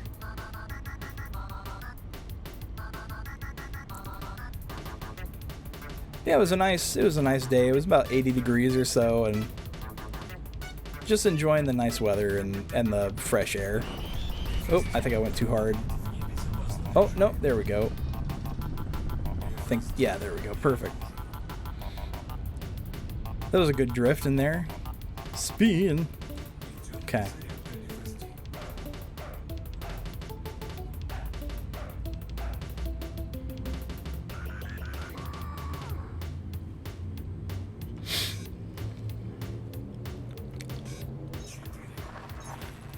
Biumau systems? Oh, it's another neutron star.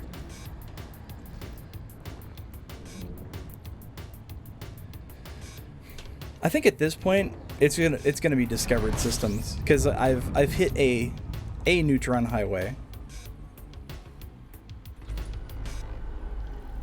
Yeah. This is how you can tell, is when you see a bunch of things, when you just honk and it says unexplored and unexplored. That means someone has been here. What I find kind of interesting, and I was thinking about this, I was having bad thoughts earlier, and I was thinking, how do you data mine this game? Surely many people have probably tried to see, if there's any assets that are in certain systems, and to like basically make a beeline to that,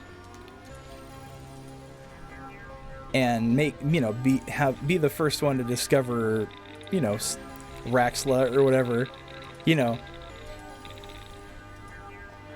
But I wonder how they've managed to avoid such things.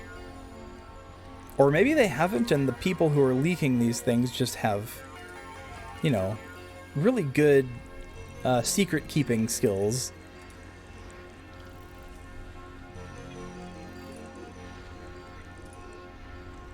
Because this isn't just a randomized universe, you know, like this is actually, it's not like No Man's Sky, where it's been completely randomly generated.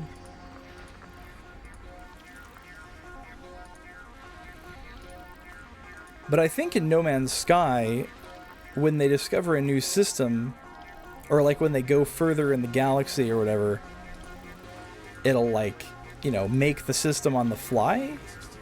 Because there's no way they're going to have like infinite stars on a server, you know.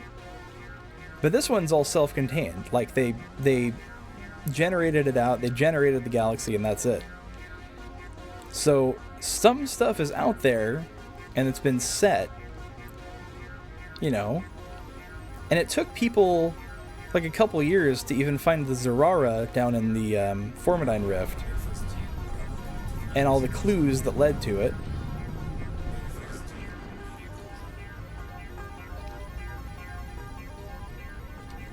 But I'm just imagining, what else is out there, you know?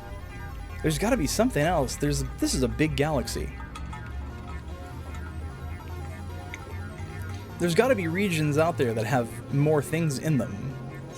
Like how the Pleiades has the Thargoid and the other nearby region with all the Guardian stuff, you know? Maybe that really is just it. Like three races in each corner, in just that one corner of the galaxy, and nothing else out here.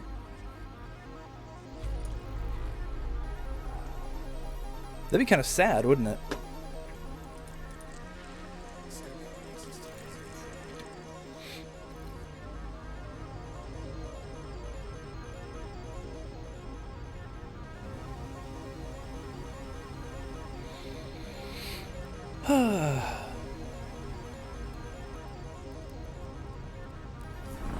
But, you know, like any explorer in this game, I hope to be one of those people who finds some sort of new galaxy-shattering discovery.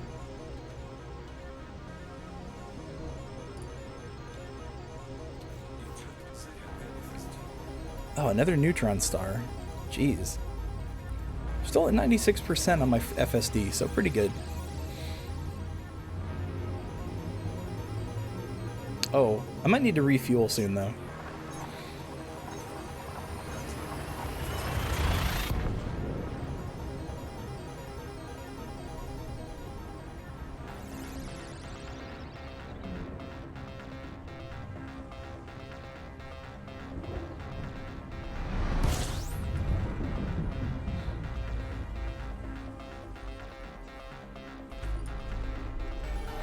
All right. Gotta do a little bit of scanning. There's not much here that I haven't seen yet. Ooh, that looks kind of elongated, just a little bit. Little oval planet there.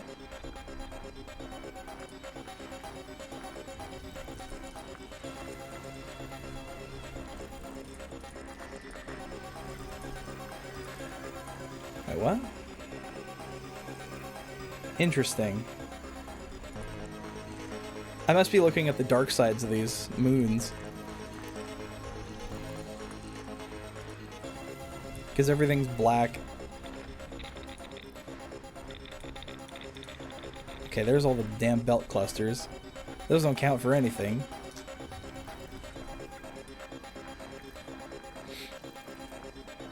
Consult with an astronomer if your planets are misshapen.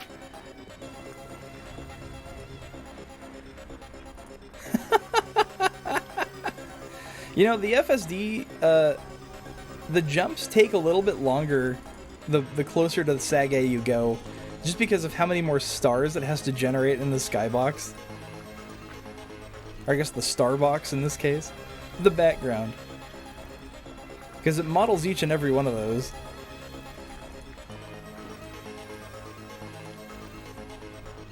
Okay, there's a something around here. What is it? Oh, there's something.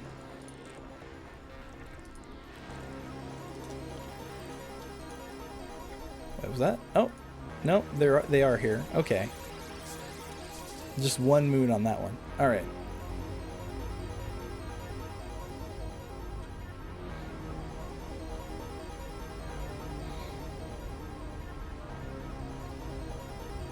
You know what was kind of cool is the on those James Webb Telescope pictures, especially the first one where they took a picture of that just that one little speck of space full of galaxies.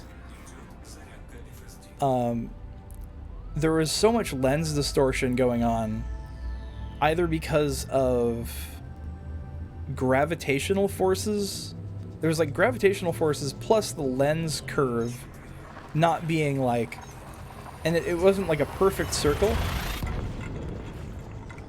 So, you know, a couple of those galaxies looked a little melted, you know, but you could see one of them, you could see a couple of them being reflected on the other side of the lens. It was kind of an interesting effect.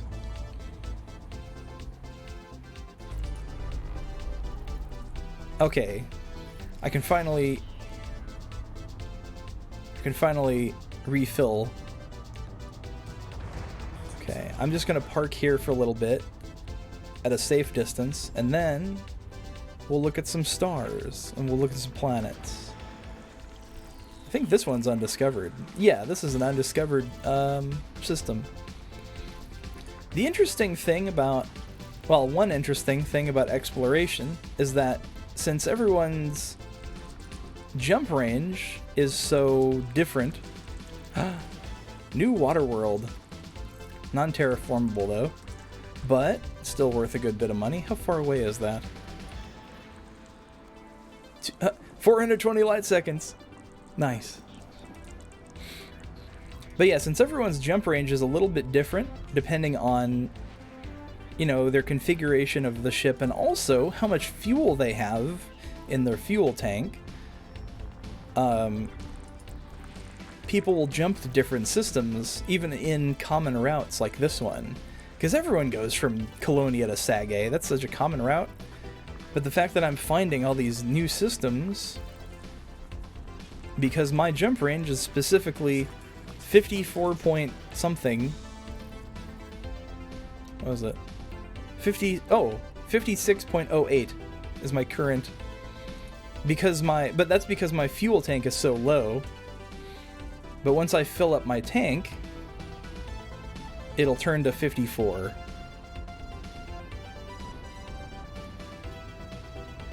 It's kind of like when you're racing and you only fill the tank up about halfway, so you get that little bit of extra speed, because fuel can be heavy, you know?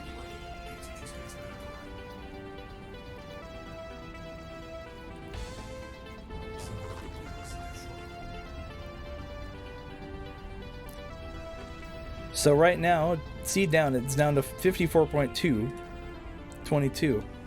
See? Crazy, right? Oh yeah, what planet was that? Let me look. Water world. Let's go. There's high metal content. Okay, there's the water world and the high metal content world. That might be... Oh! It's right there.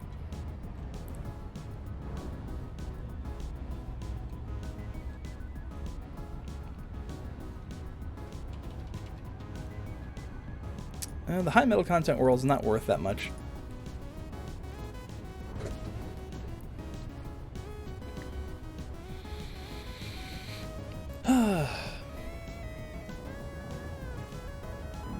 Okay. Coming up on this one pretty quick, thankfully. Can already kind of see it. Better start slowing down, though. We'll get a good look at this water world.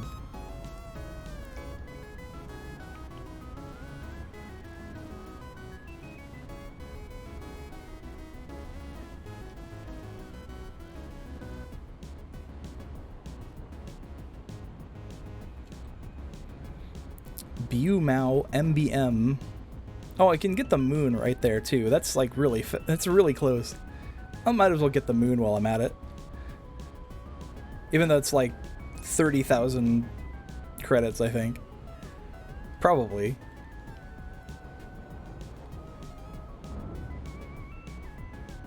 Ooh, the ice cap on this one is pretty big. Kind of wish ours was that big. Would be nice. But no, it's just rapidly melting instead.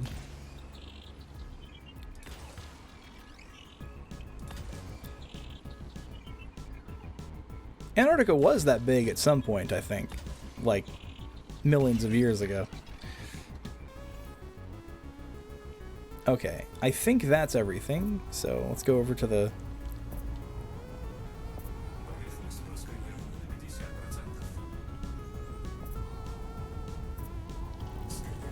Nice.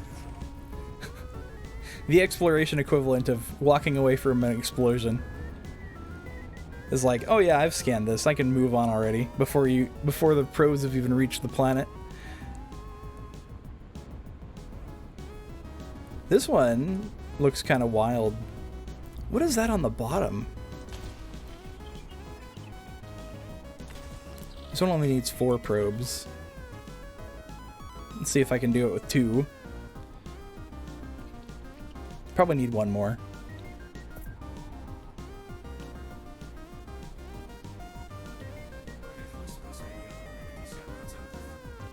Well, 1 was half of the planet. Oh, I kind of overshot one of them. Okay, so probably like that.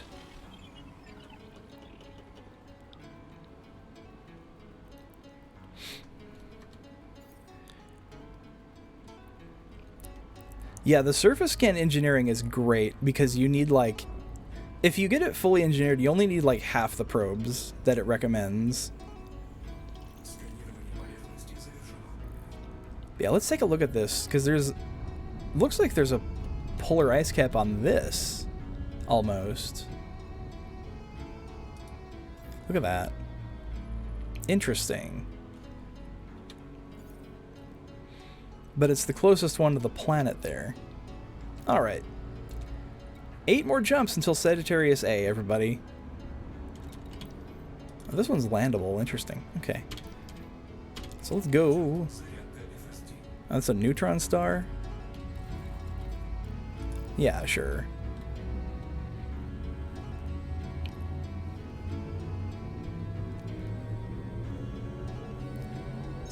There we go.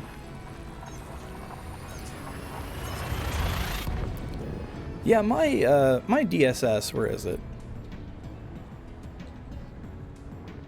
Yeah, this one's engineered pretty good. I don't know if it's maxed out. Show info. Yeah, it's level 2. Probe radius is plus 24%. Pretty good, actually.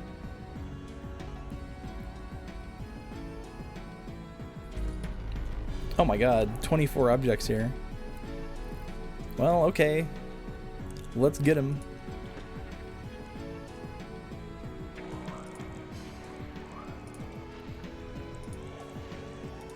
Wait, who?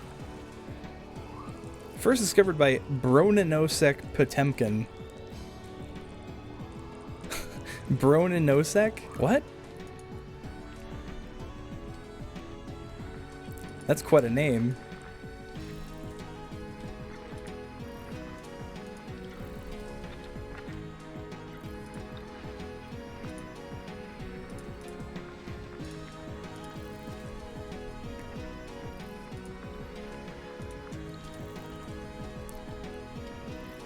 I think it's time to develop a FSS macro that does all this for me. That would be nice. Oh wait, was this discovered by somebody else? Crushier with a 3. So edgy.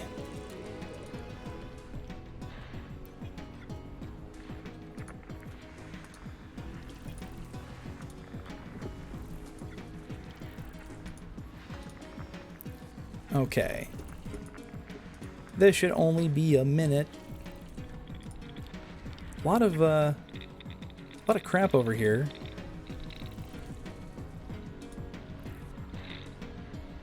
About 262,000 light seconds away. If you could get a co-pilot to be your scanner guy, oh, that would be so nice. Now you can do... Wait, what? This one's been mapped. Interesting. Now you can do group exploration, though. And I did that with Phoenix one time. Phoenix Blue Zero. The legendary explorer, Phoenix Blue Zero.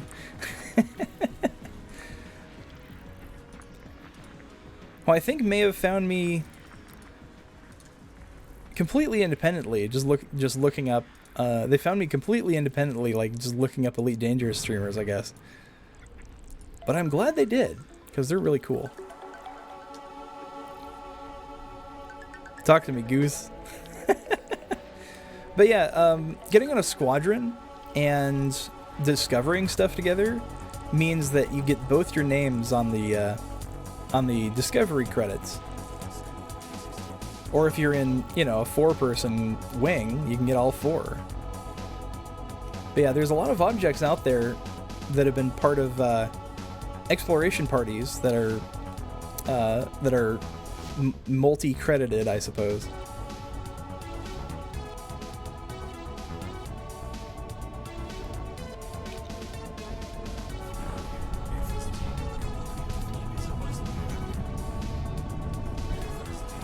I can actually have someone... Okay, so I'll show you. In this, I have this seat here. It's just empty. There's no way for me to actually get a person in there.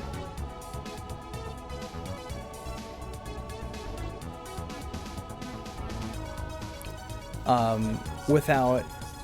I can invite someone to the wing, I think, and I could have them do the telepresence. But they would have to be in... I think it would have to be in the same group session, or in Horizons, because not all of you have Odyssey yet.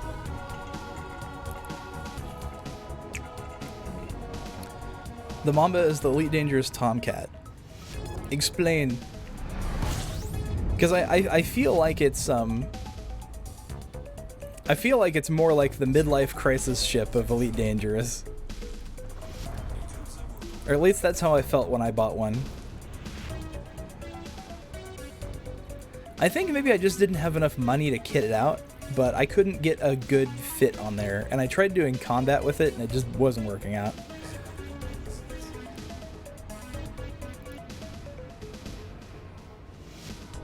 You're in VC with the legendary blue. Nice. Tell them I said hi. Actually, Phoenix is streaming right now, isn't they?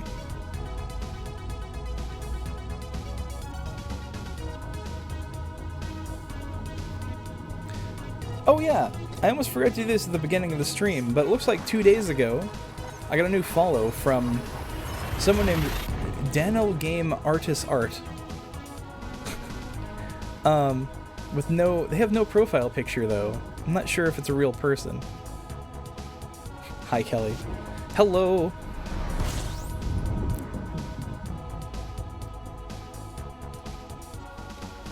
But hey, a follow's a follow, right?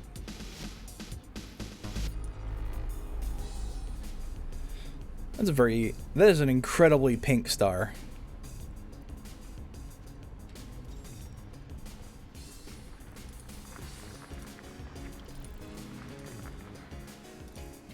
Oh yeah, speaking of Phoenix, they posted some pictures on their Discord yesterday, I think.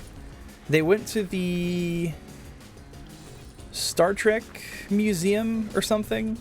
It was like some sort of Star Trek museum where they replicated the sets and everything, and I think maybe had some objects from the show itself. But oh wow, there's like spots on here. What the hell? But it looked really cool. Look at that. Look at the spots on this. That's really cool. I like that. I'm going to take myself a picture. If I can get it lined up absolutely perfectly. That's not going to happen. Zoom out a little bit. There we go. Yeah, weird sunspots. It matches my desktop theme. I have a really pink desktop theme right now. What's with the white spots? Well, let's find out. It's not scoopable, but let's look at the codex. It's a brown dwarf, L brown dwarf star, but what kind?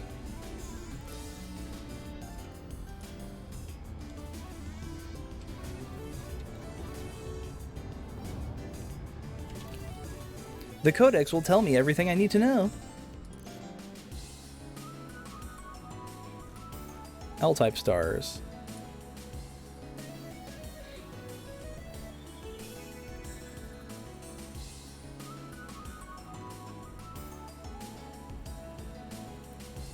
This tells me a lot less than I was expecting. Ouch.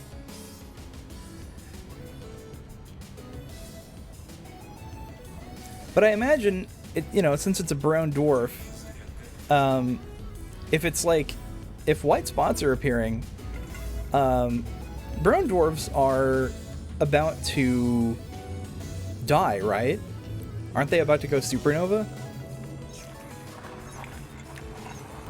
So maybe it's like right on the cusp of doing that. It's kind of scary. Codex, when is Dad coming back with milk? He'll come back when you're 18, and he'll be like, man, that line at Walmart ain't no joke.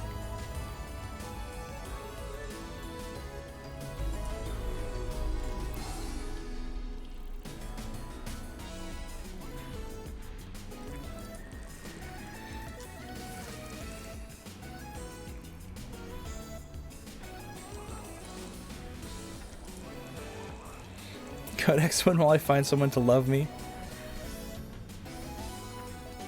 That's a good question. I don't even think the Codex can answer that for me.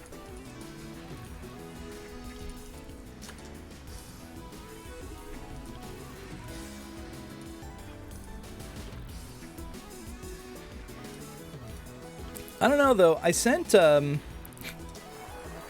Zalian is having a debut on like the 23rd, and he's like, here, send me your PNG for a Smasher Pass. I'm like, okay, sure.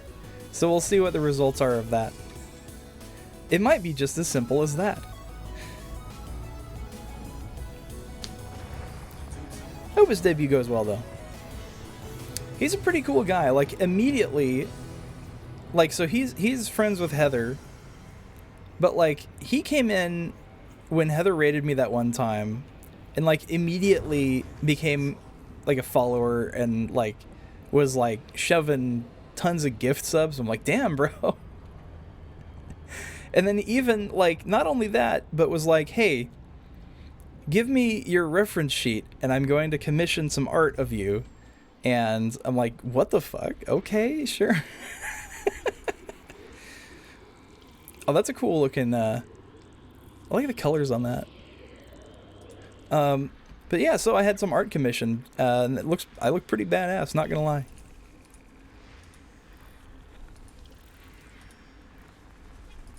Even with my old outfit on, but you know, it worked.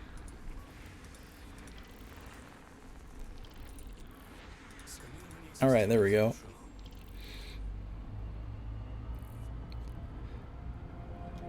Hate much, yeah, unironically like boof pack after being introduced to Cell streams. You want my answer for Smasher Pass? Ari, I know your answer already.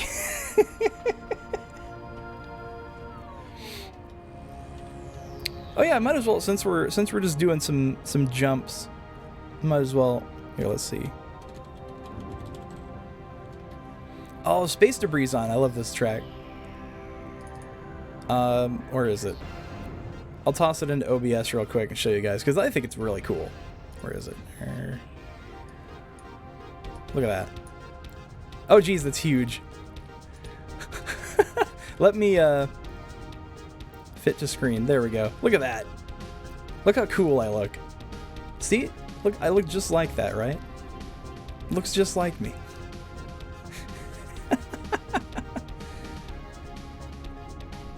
Anyway. Yeah, this artist whose name I can't even pronounce, Cafciel X Lore, I don't know, but their art's like pretty good. Pretty good art. They do a lot of commissions for VTubers. And if I get some spending cash, I might do another one.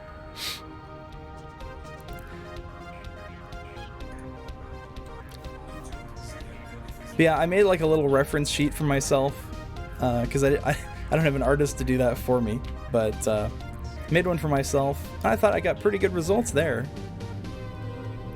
And just the fact that someone would, like, even if they can't draw themselves, commission someone to draw me for them is like, holy shit.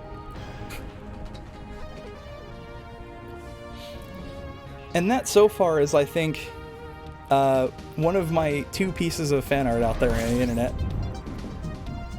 The other one is, of course, let's see, where's OBS? There we go.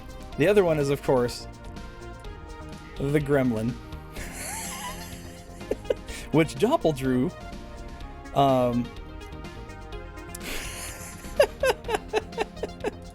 Just Gremlo. Stretch to screen. Yes!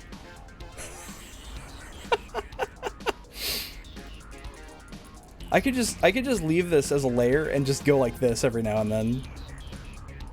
Just when I go like, that would be funny.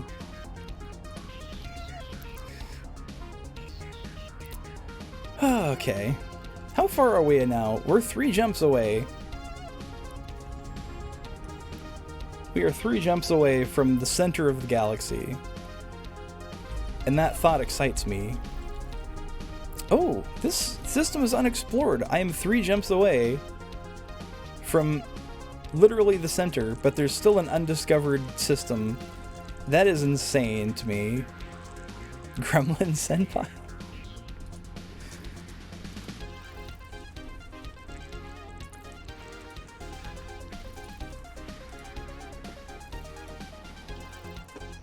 Where is... Okay, there's some behind the star. Okay. Might as well fuel up. Okay. Just checking. I'm in solo play. Okay, good. I'm a little paranoid. And, SagA is not a center of civilization at all. But there are people there.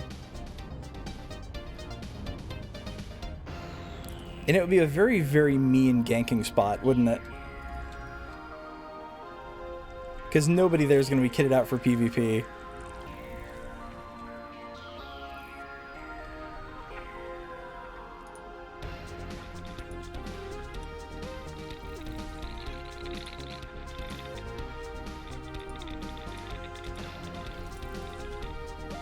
I'm amazed that this is undiscovered. I would think that like this whole area would be covered by now. No, I've totally learned. That's why I'm in solo play.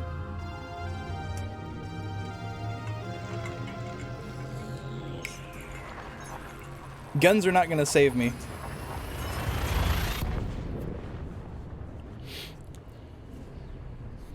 What will, though, is better flying, for one. Probably going silent too, so they could break their lock on me. If that happens again, I'll try that. And like actual evasive maneuvers. Okay, this one's been discovered. Yeah, when it's kitted out for combat.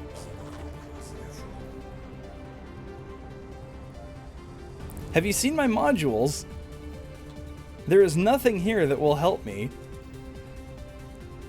If I fit it out for combat, it will go like 26 light years. That is not good for exploration.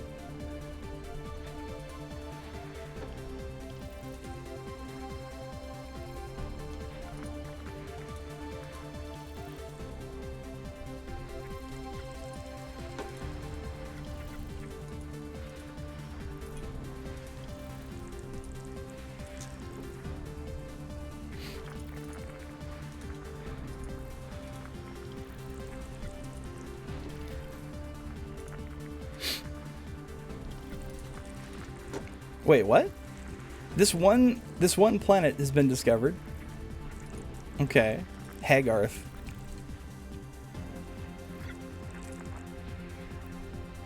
What the heck? Okay, there we go.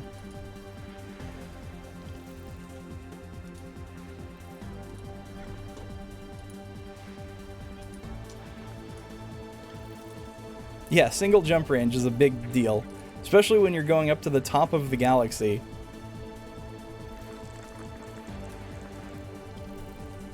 The easy solution is literally just, you know, don't go into Colonia.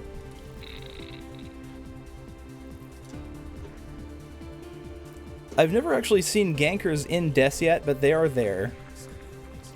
But I also play at like midnight, so there's not a lot of people on. Alright. 2 jumps. Oh yeah, you're in insane Python.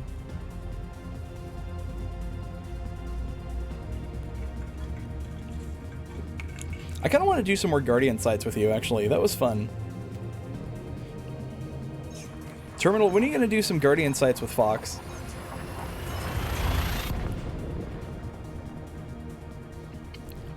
If you get some Guardian gear, you can like make your PvP even better. Like they have some really good weapons you can unlock.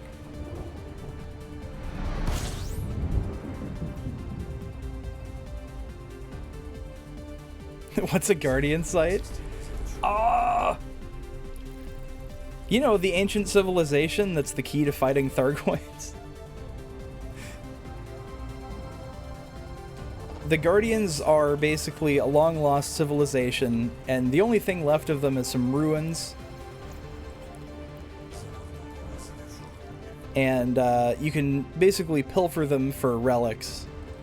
In fact, that's what Salvation is looking for right now. Alright, Sagittarius A right there. I'm gonna take a screenshot. Let's go. Preparing to jump to Sagittarius A, star class, supermassive black hole.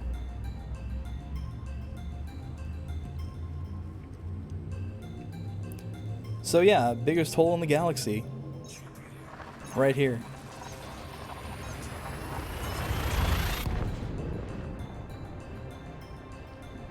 Just don't take Terminal to that one site with the in the mountains. That was painful. Whoa. Hello. Oh my god. Okay, we got a new codex entry. Let me read that. Supermassive black holes tend to form when a black hole consumes a number of other bodies, including other black holes. Over time, they acquire vast mass, sometimes attaining several million solar masses. Alright. Oop. Look at that! Look how it moves. Oh, that's so cool. Now hit the exclusion bubble? I can. I don't know if I actually melt on this one, but I know for other black holes I can get right up in there and they just whiz right by me.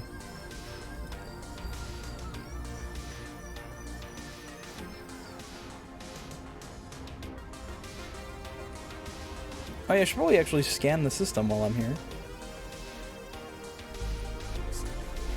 There's two orbital planet plane bodies in this system. Oh shit, my heat's going up.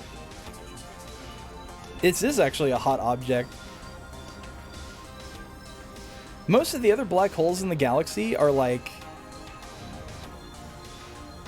Oh, geez. Yeah, I almost overheated. Almost. Oh, there we go. What would happen if I used SagA for gravity assist?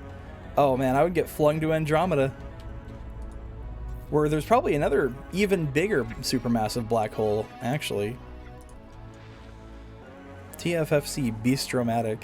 Let's look at these carrier names. We've got Pandora, Floston Paradise, Pasto Ipiranga. Oh, I can't go past the oh, there's the center. Okay. Scientific Core, the Black Pearl, Garden. There's so many carriers in the Kekistan. Fuck you, fuck off. Okay, Pyro's Funhouse. Halbmond. Okay.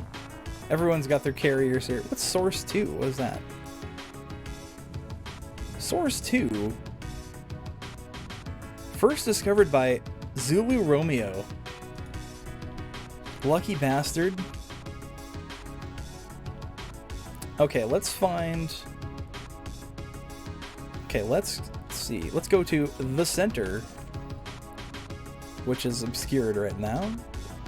You can even see Andromeda from the center of the galaxy. That's wild.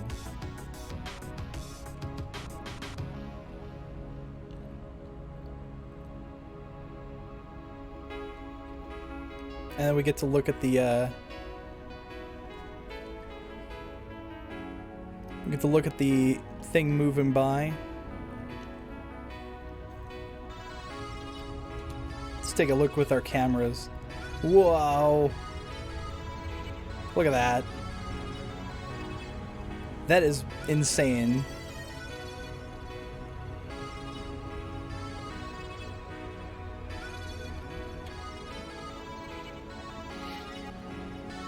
What would happen if the two black holes kithed? Collided? It would probably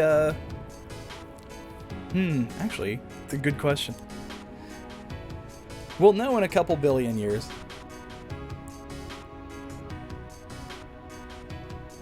Alright, so I guarantee we'll see some dolphins, we'll see a hauler, we'll see some belugas here probably, NPCs.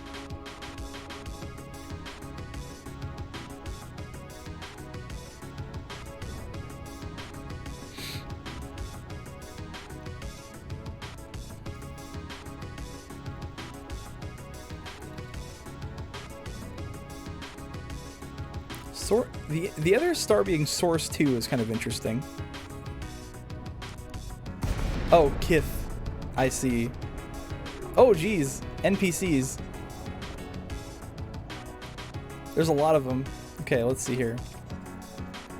Scanning the hauler. I can get some scan data off of these. Maybe.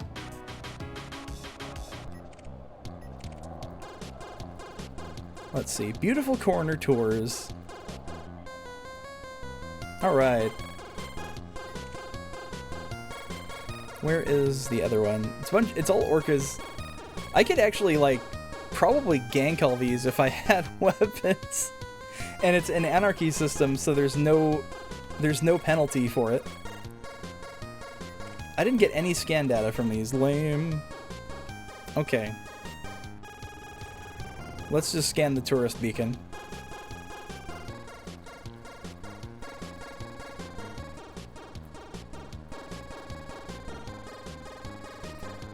Frames go burr. Oh yeah, my Wi-Fi's shit right now. Alright.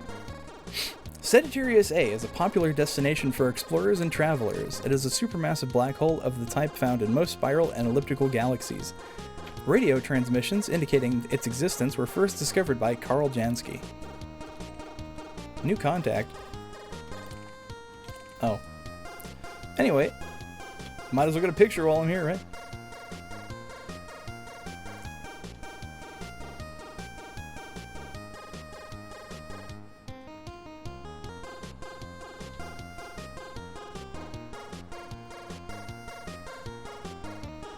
Nice. Alright.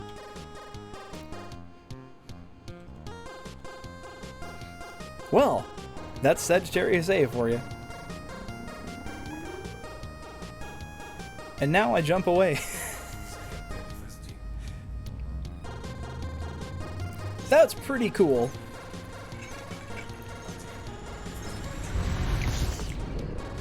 Okay.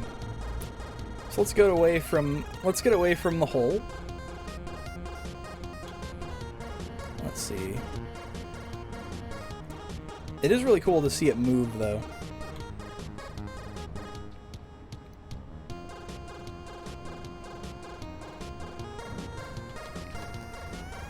Like, let's see. Just seeing the whole galaxy warp around it is great.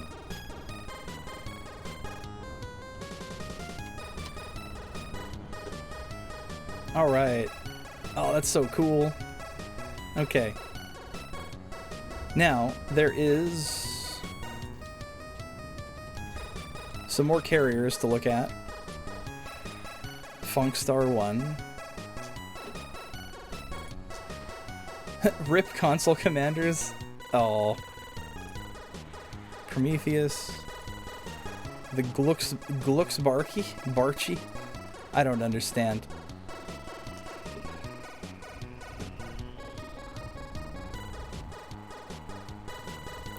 Okay, I think that's all the carriers. There's 14 carriers in system. Let's see. Let's go to the scientific core. Let's see. Oh, docking access, squadron, and friends. Never mind.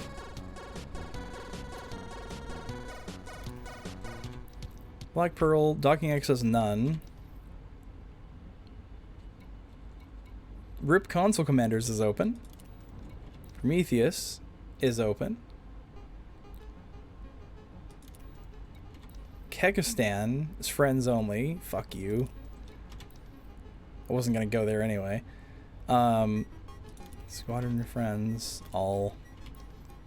Pyro's Funhouse is open to everybody.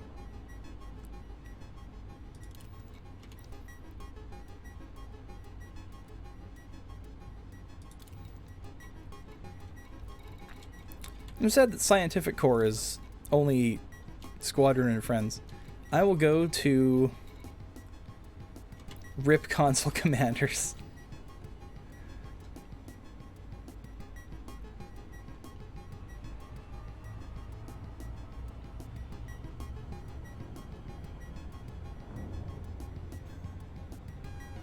Ooh, the drift on that is crazy. Alright, let's see. It's got a good view of the hole. Man, my internet's still shit. What happened?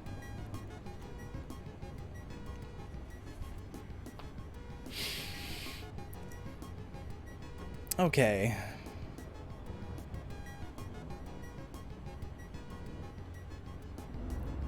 Almost there.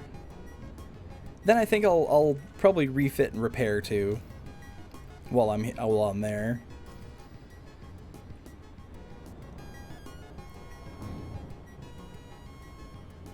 I feel like I've seen this carrier before somewhere.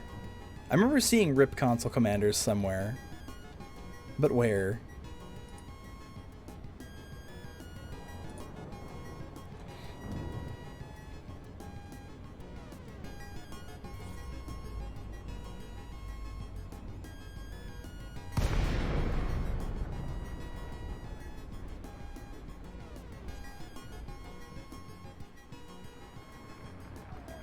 PS4 jet engine. Oh yeah, that makes sense. I was thinking it was gonna be a reference to the fact that like they're not gonna be putting Odyssey on consoles.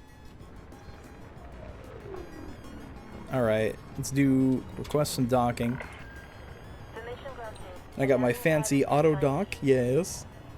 You have been cleared for approach. Feel free to relax. Your docking computer is in control. Cool.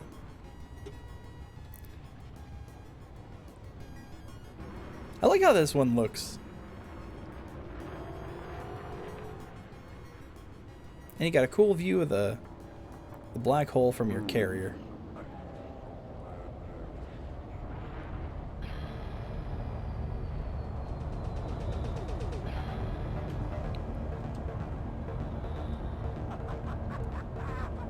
$11.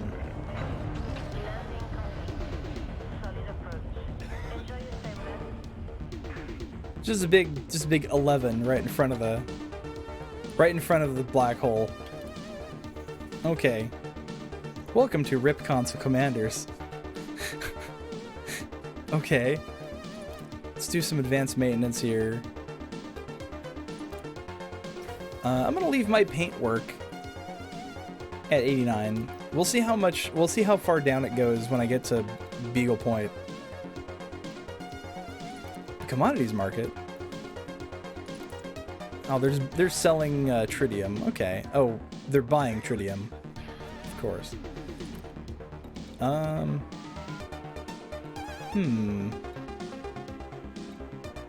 Is that all? No shipyard stuff? Well, I can at least refuel and repair. Okay. I'm gonna go in the carrier and see what they got.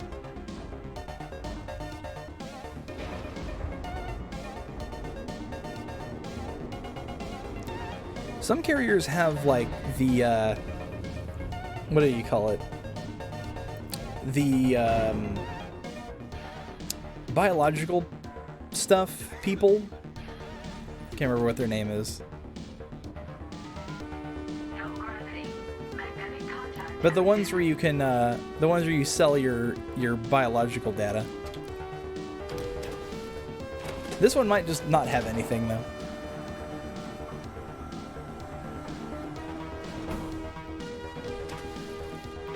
But we'll see.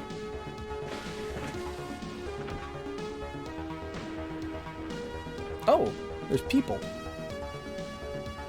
The carrier NPCs are so weird because they don't talk. They look like they're talking, but they don't make noise. And the guards just do, like, you know. The guards just don't even look at you. They're just like stone-faced.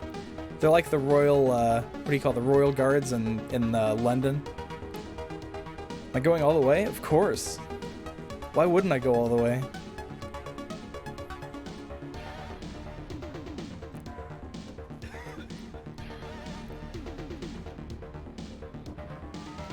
Let's see, get a cool picture maybe? Oh, never mind. These chairs are hideous. Okay.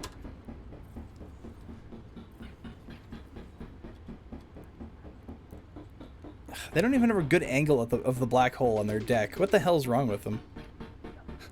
This supermassive black hole brought to you by Gutamaya and Arby's. We have the meats.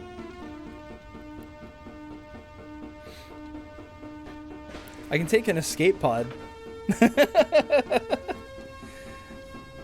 Check this out. Using this escape pod takes you to your last visited safe location, removes all your unregistered organic data, leaves your active ship at its current location. So I would have to, I don't know where I would end up, but I would have to get the Phantom transported back home. And that's hilarious.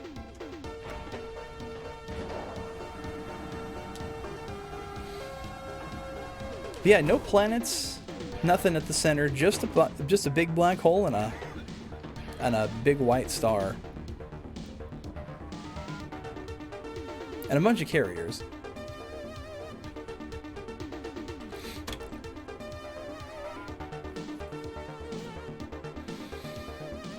Okay, well, no point sticking around, I suppose. There's not much here. Just a supermassive black hole. Oh geez, look at it on the system map. Holy crap. That's funny. That is so funny. Okay. Source 2. Okay. Yay, frames. They're back. Good.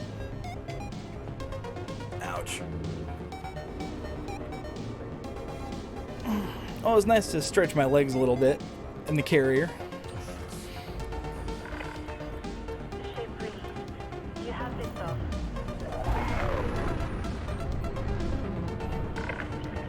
Please move away from the landing pad, Commander.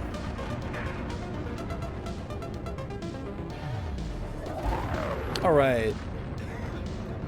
Easy peasy. So, what's next on the list? So, okay, so I was looking at this. Check this out. These are all the stars that are right here next to SagA. And I was like, what if I just went down, right? And there's even more. Like, even my 3060 can't keep up with all this shit. But if you keep going down, and you keep going down, wait, is it, oh, okay, there we go. And you keep going down, oh my god, there's so many stars. And you keep going down, let's zoom out a little bit. You can keep going down, keep going down, keep going down, keep going down.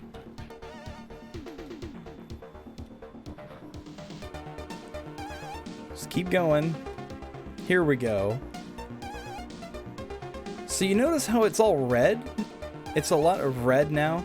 These are all T-Tauri stars. So under the center of the galaxy is just a shit ton of T-Tauri stars. And I can keep going. See how far I can go down before it looks like I can't make it. It just keeps going. Okay, I think I finally hit the edge. The edge. Okay, so this is 2,700 light years away. Let's see if I can do a route.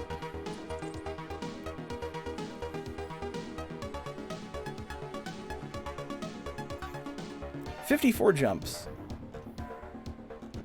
So the thing about T-Tauri stars, though, and this is a problem, is that you can't scoop them.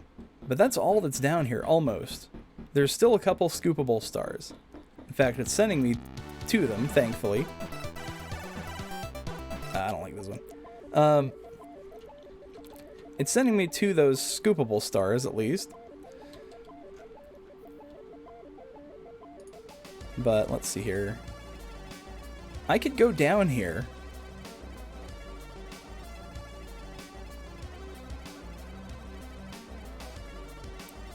And it would only be 54 jumps. What do you say?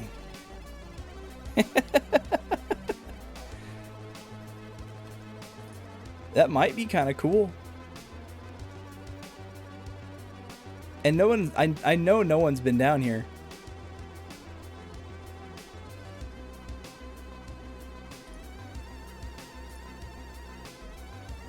Star type F3VB. Alright. Yeah, 54 jumps. What if I bookmarked this? You want to fucking go? Let's go! I want to see the ass of the galaxy.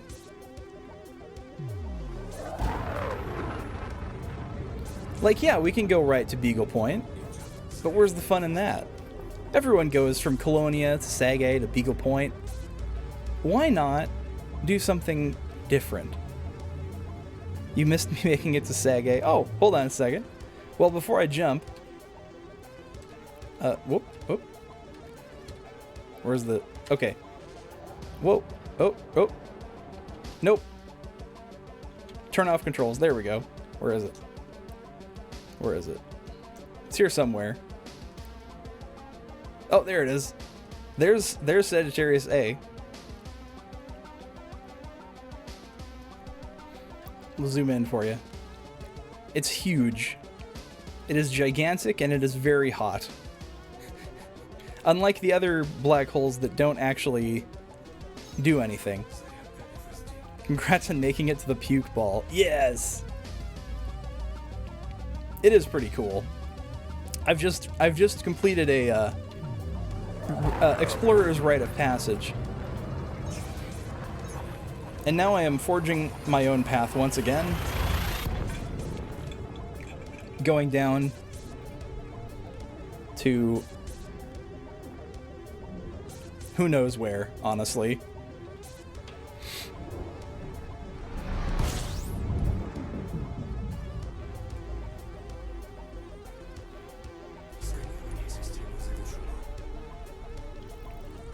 Definitely gonna fuel scoop every step along the way, though.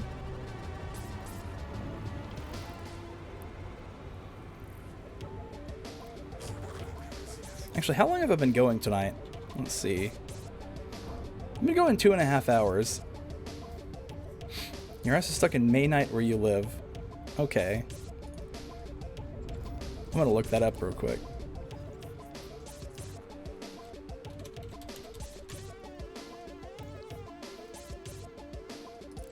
Doesn't exist. Let's look at Sol though real quick. How far away? 25,000 light years away from Sol. Permit is required.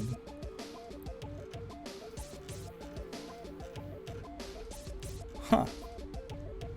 God, look at all the bookmarks I have. All these bookmarks are basically places I've been. This is the furthest, quote-unquote, south I've been. It's in the commie zone. Oh, with Yuri Grom.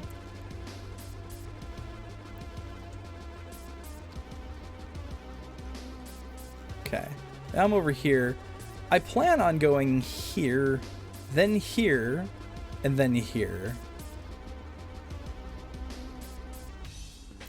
But yeah, there's these other regions that you don't really hear a lot about. We have Riker's Hope, Izanami, Arcadian Stream. Who knows what the hell is there? That's a huge region, but who knows what the hell's in there? Newton's Vault, Formor and Frontier, the Vales, Acheron, and then the Abyss.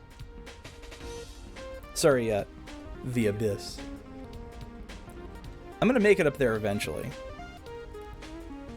Outer Arm, the Void. We have the Void and the Abyss. I went into Errant Marches a little bit, I think, to see like a nebula, and then kind of dipped back out to the Elysian shore. You can't go into some zones. Yeah, I don't think it's like whole regions are locked, but I know there was someone exploring Marisomnia, and also where was it?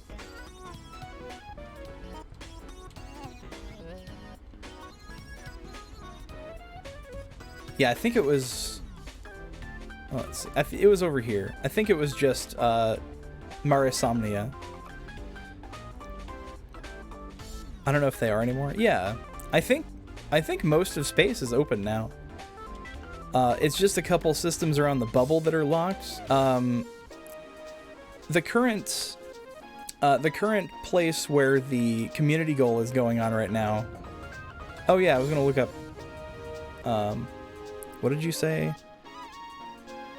Manite? Yeah, there it is. There's Manite and Manites. There's multiple. Okay.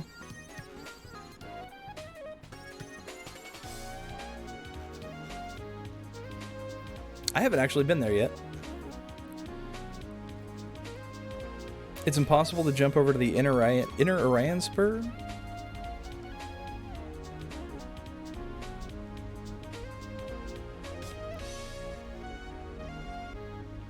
I mean, I've jumped all over the place. You see where I've been? You mean the outer Orion spur?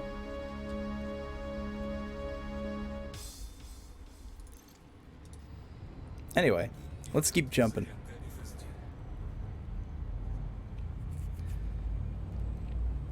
This has been a cool trip. Now I know where I'm going. There's not any carriers. There's nothing.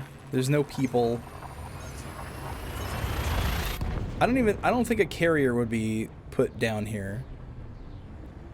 Outer, you don't remember? Yeah, because Inner Orion Spur is the bubble, basically. Like, that's where the bubble is. That's like inhabited space. You haven't played the game since Odyssey dropped. Okay, so it's been a while. Odyssey now is fantastic. Let's see.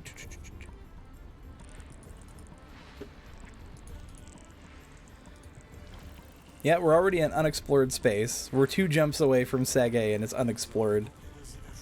What are these people doing?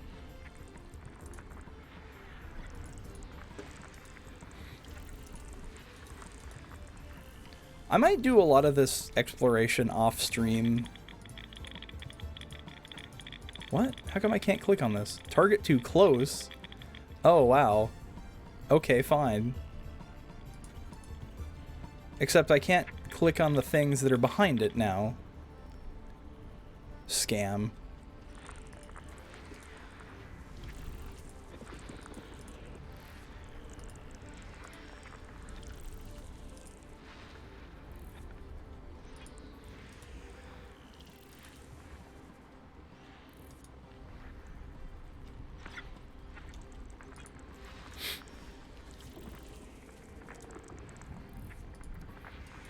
Yeah, engineering, highly recommended.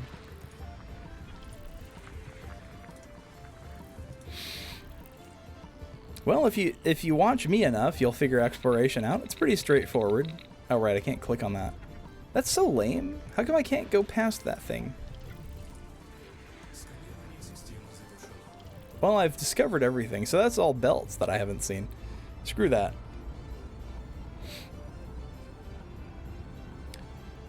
You like watching me explore? Oh, good. I'm glad it's at least somewhat entertaining. I just like chatting, to be honest. It's nice to have people to chat to while doing this, because it's really monotonous work.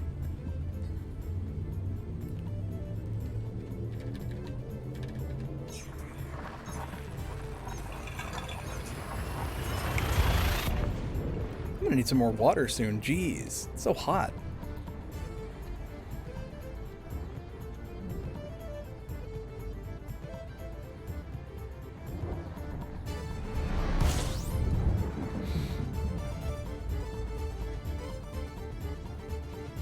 All right, 22 bodies. Is there anything interesting here?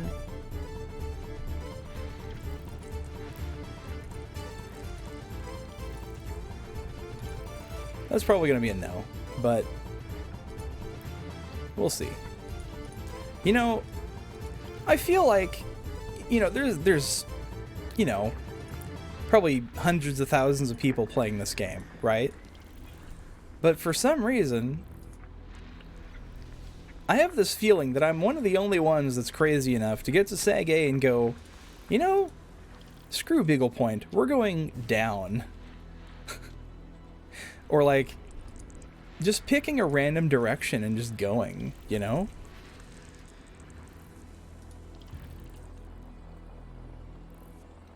Merge internal slots so you can put a 7 FSD in size 6 slot. That would be kind of insane. You could do so many broken builds like that. And not just for jump range, but also for other stuff. Like if you could fit like a huge hardpoint on an Imperial Eagle by only having the one huge hardpoint.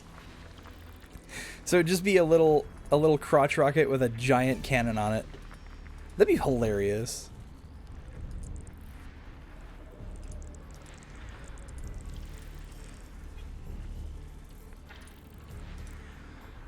Actually, that would just be an A10 Warthog, wouldn't it?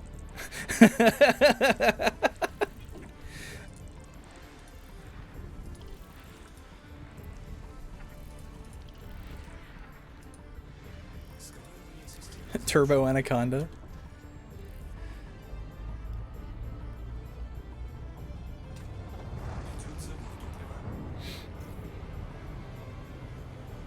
Okay. I cannot wait to see what the galaxy looks like from the bottom, to be honest. I've seen how it looks from the top. But I don't think anyone else has been down here.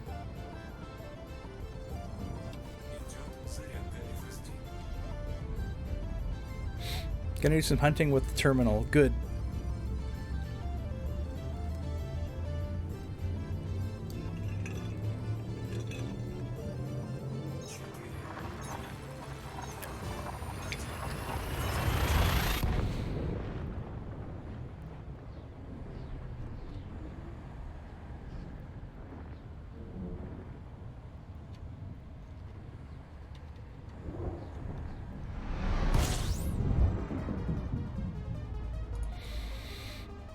Oh, planets?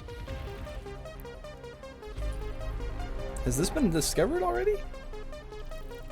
Usually don't see. Maybe because they're real close. I don't know. Oh yeah, this one's been discovered already. Okay, so someone has been down here.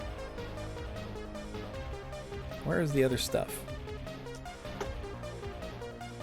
Where is the other stuff? It's behind the. Oh no, there it is. Someone named Stanley has been here.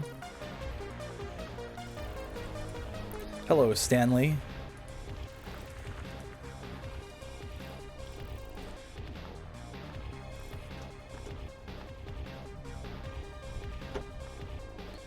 This one gas giant is eluding me. Where are you? There you are. Okay.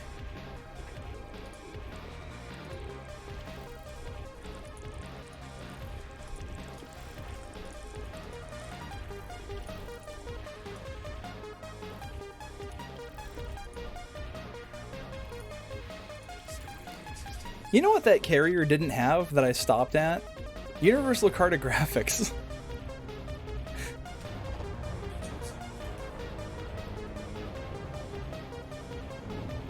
So I didn't turn in any of my exploration data. But honestly, between the last carrier jump and SagA, I didn't make that much. I did discover an Earth-like, though.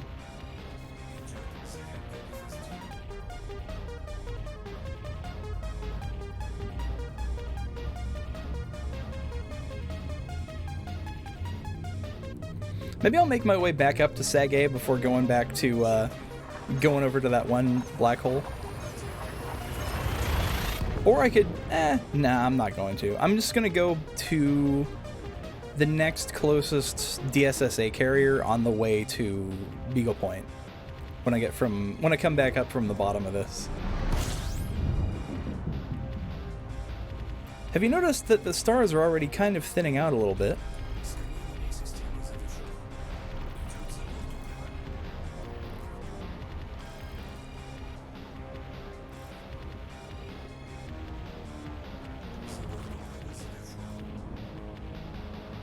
Like, we're already kind of under the galactic plane. Did I restock my AFMU? Apparently it did not restock for some reason. But I have so many refills available, so it's fine. Whoa, the fuck? People are still setting off firecrackers, I guess. Well, rip my dog.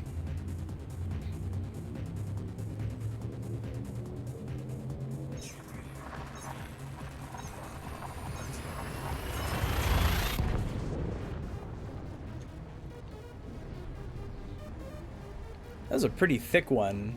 Jesus. It was one of those ones you could, like, it. If I couldn't have... I barely heard it, but I could feel it. It was one of those.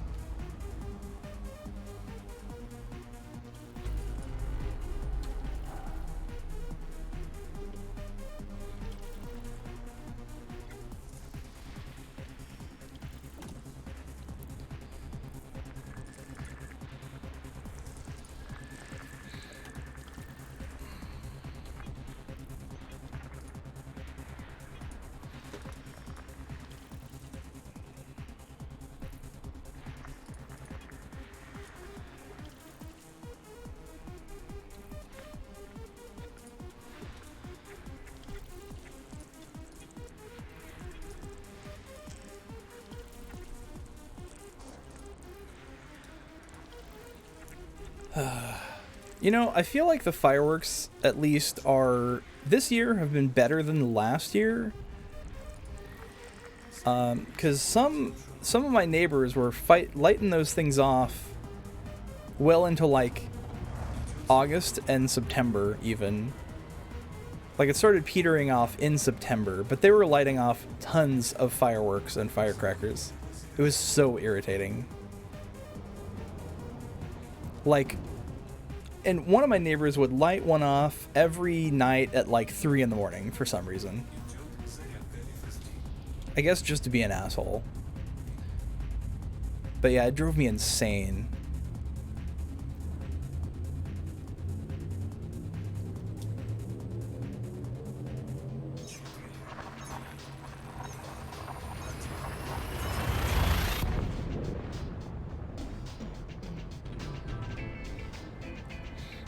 Oh, I think this one got me a DMCA. I'm gonna skip that.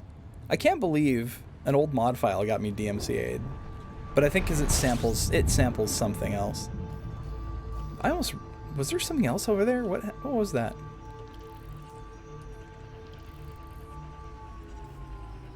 It's like another... There's like another star like right there. Oh yeah, definitely saw that one coming in. Okay. Alright, we got some gas giants. We got some rocky bodies. We're gonna discover it all. Gas giant with water-based life. Let's go!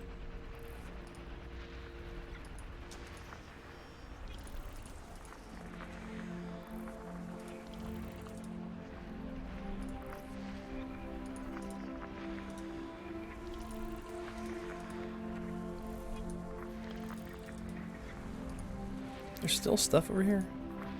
Okay. A, B, C, D, E, 2. There's it orbits 5 stars. Holy crap. A, B, C, D, E, 3 is a gas giant. That is insane.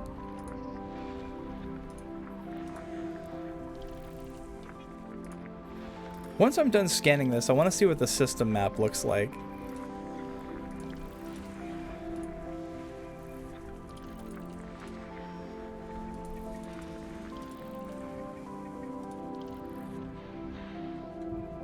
I like this song. It's so relaxing. Floodwaters. Who made this one? Hold on a second. Solo did. Okay. Yeah, I like Solo. He was one of the old Helven guys.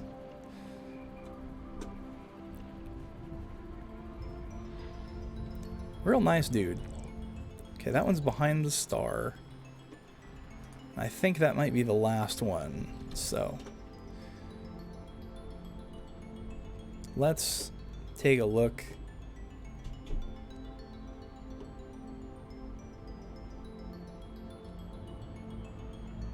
Across the way.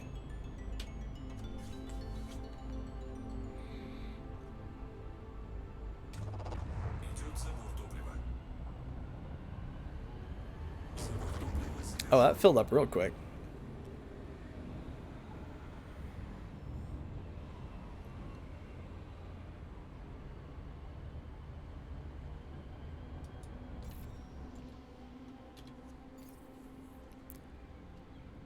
Okay, there we go. Free of this gravity well. Let's find this last planet. And its moons.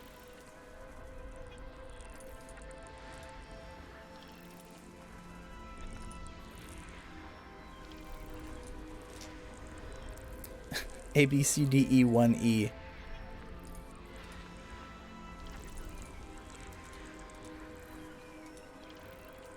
Oh, there's still some undiscovered objects left. Where are they? Oh! See, it did that skip thing again. Did you see that? It like skipped the whole sun. It's really odd behavior, and it didn't do that before, but now it's doing it. I'm not sure why. Okay, here's the last 2 objects.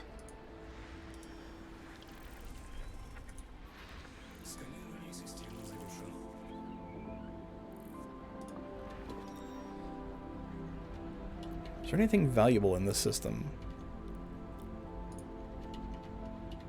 Alt tab. There we go.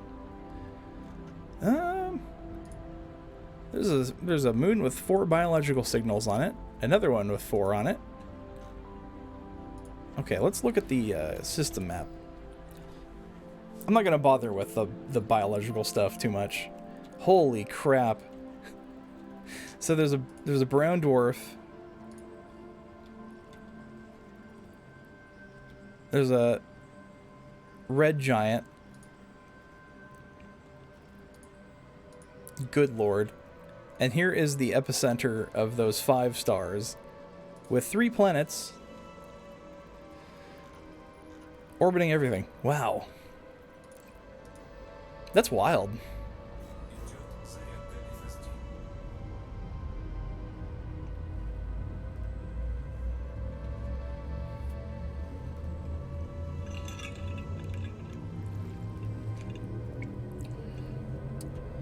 Ooh, I'm gonna need some more water. Oh yeah, throttle up to engage, duh.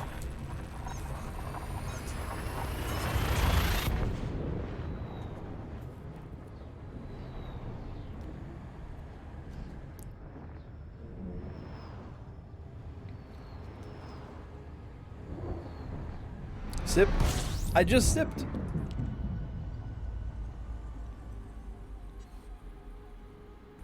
But yes, okay. Let me get some water real quick. I am empty. Okay. Well, I'm definitely safe right here to just chill. So I'm going to Brerb.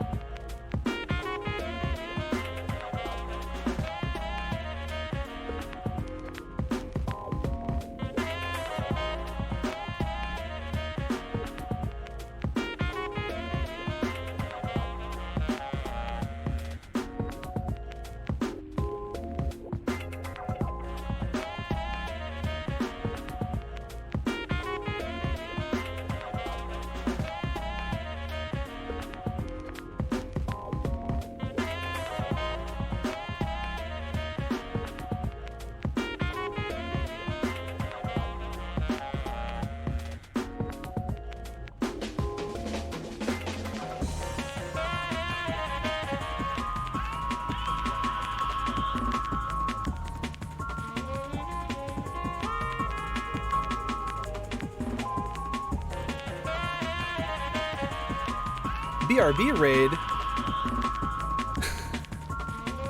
Okay. Hello. I am back. I have obtained more water, and I am feeling better already. Anyway, what's up, Remnant? Thank you for raiding. You have some good timing. Hold on. Let me get a little bit of hold on. Oh, liquid.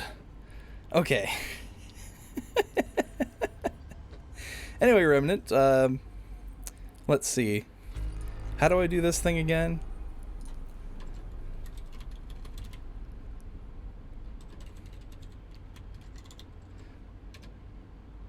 There we go. Of course you're playing Elite Dangerous.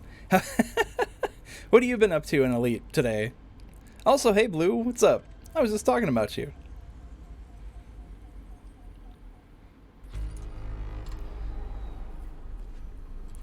Oh, What was... Oh, that's what the letter P does. Okay. I hit P instead of quote.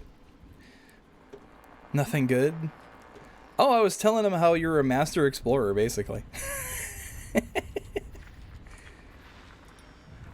But also, I was talking about your Star Trek picks, because those are pretty cool. Okay, everything's behind a star, of course.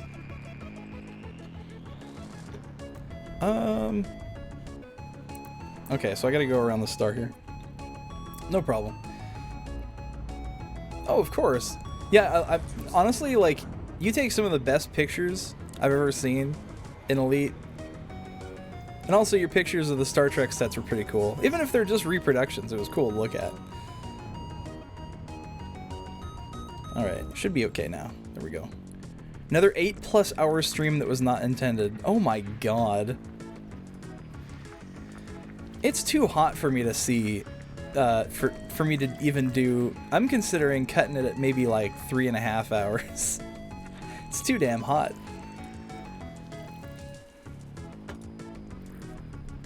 Is there anything... I wonder if that's a terraformable.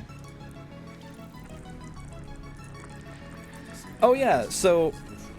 like, just... I want to say 15-20 minutes ago, I hit Sagittarius A. So... that's a thing. I took a look at the biggest hole in the galaxy.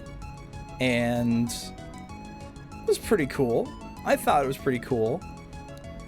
Though having seen black holes before, you know, it didn't, for some reason, although I thought it was pretty cool, I looked at it and was like, oh, that's neat. I don't know. Yeah, other than you, Ari. Oh my god. So anyway, since I'm, you know, insane, here's what I'm doing. So here, okay, I'm here. So here's Sagittarius A, and now here's me, and here's where I'm going. I am going to go here. I'm basically doing the same thing I did with Colonia, but instead of going up, I'm going down. Sorry, Ari. I had to. You forced my hand. But yeah, you know, and then I restocked the carrier that didn't have universal cartographics. But it's fine. I'll find a DSSA carrier and like sell my info at that thing.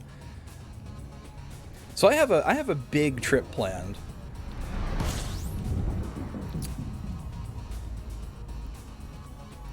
So while I'm in the neighborhood of SagA, you have to go to Shrogay. Hold on a second.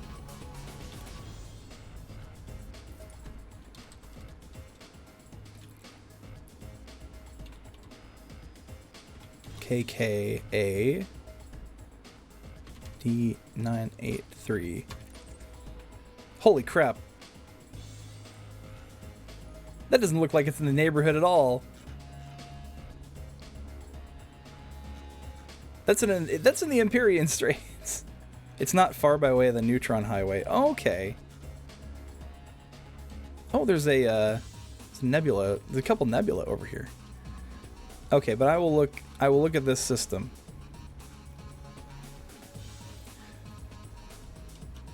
Okay. So, let's bookmark this.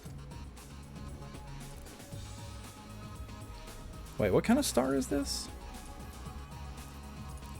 So F class star. That looks big. But maybe it's just the perspective of the map. But okay. I will take a look there. I think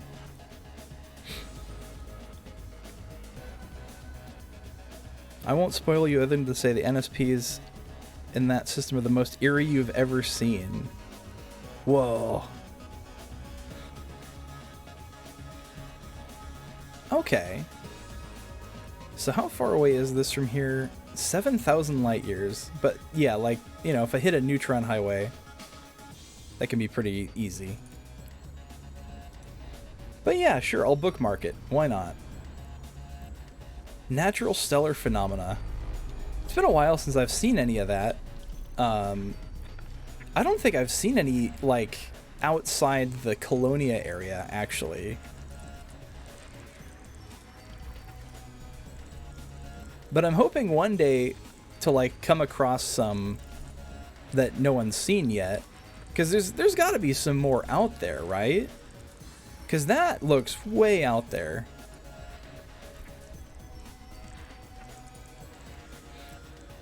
There are some in the system where Explorer's Anchorage is. Okay. Actually, if I head out that way, there's probably a DSSA carrier, right? So I could probably hand in my Explo data.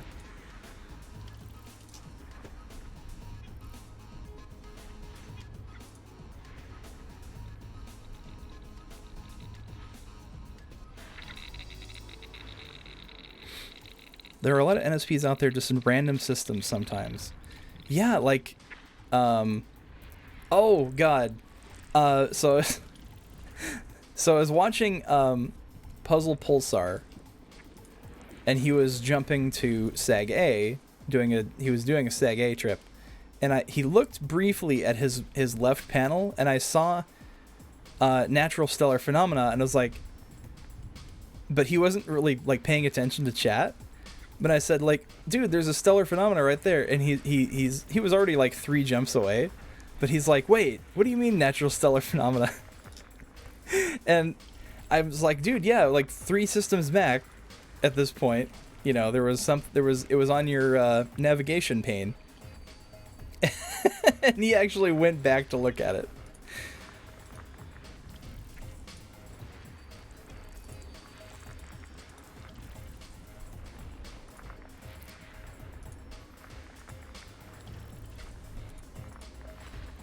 Yeah, NSP is natural stellar phenomena. Like, so if you're in the Colonia area, or notable stellar phenomena, I mean, yeah, that's what I mean. Notable. So, like, for example, in the Colonia area, there will be a bunch all over the place there, and usually, in that area, it's like, there will be weird crystal formations in, like, a little cloud of dust, like space dust or something, usually different colors, and it'll be like these weird mineral formations that are either like spiky or kind of look like poop, and it's just kind of floating there. Micro nebula, yeah. And then sometimes you'll see these space anemone things that just kind of float there, and then sometimes they emit lights, but there's just living creatures that hang out in these little clouds. And I know one of them around the area is a artificial one that apparently someone made, you know, lore-wise, that they're trying to like cultivate this thing, which is pretty cool. I've taken a couple good pictures on those. Ooh.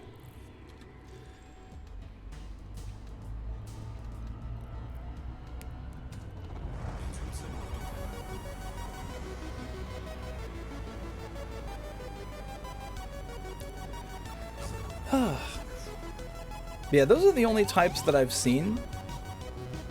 As far as notable stellar phenomena, I don't know what other types there are, but I know there's more than just, you know, crystals and barnacles.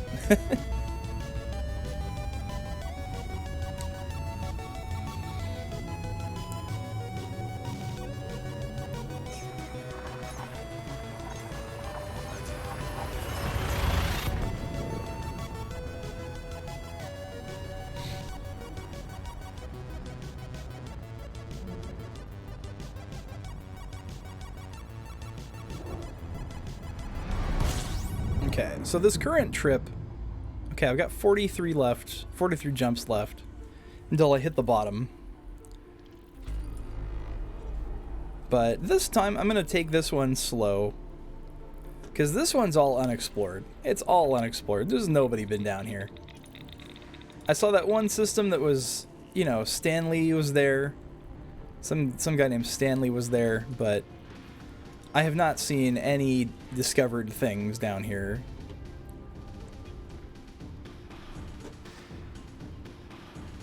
Oh, there's something here. Okay. Yeah, eventually I'll find one of those notable stellar phenomena. Maybe even down here, who knows? Really is in random systems.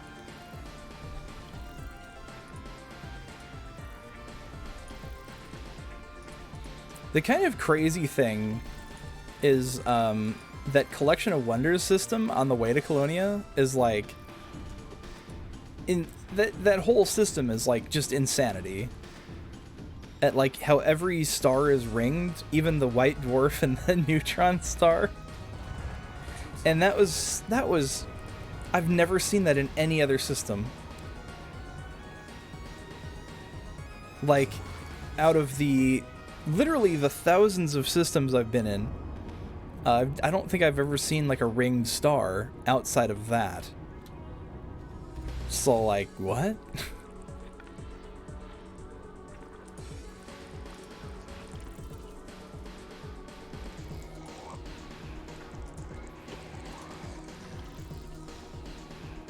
But then for them to all be in that one system,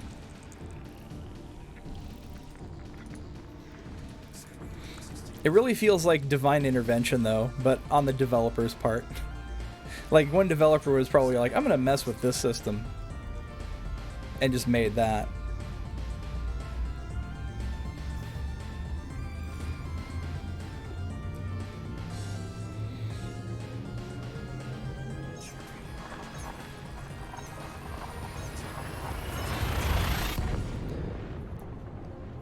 But yeah, Blue, while you were, like, right before you got here, I was talking about, so I was, like, 2 jumps out of SagA, right? 2 jumps. And the system I was in was undiscovered. So, some explorers have not been doing their job exploring the galactic center. But then again, there's, like, millions of stars right there, so it'd be impossible to cover it all. But still, like 2 jumps out, you know, you should be able to see more discoveries, you know?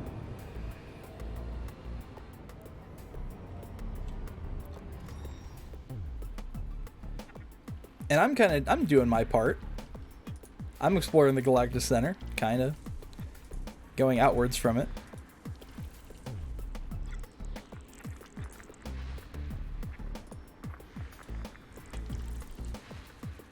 Put your name on them. Yeah, I got my name on a lot of stuff right now.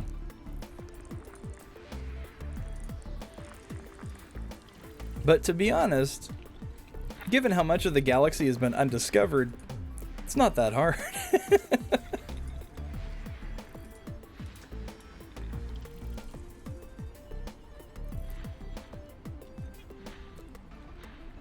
Like I said, you really just gotta look, like, pick a direction and fly, you know? People tend to look around primarily for Earth-likes. Yeah, I figured. Is there some way people are, like, looking for Earth-likes on, like, the galaxy map? Or is it, like... do they usually appear around one type of star?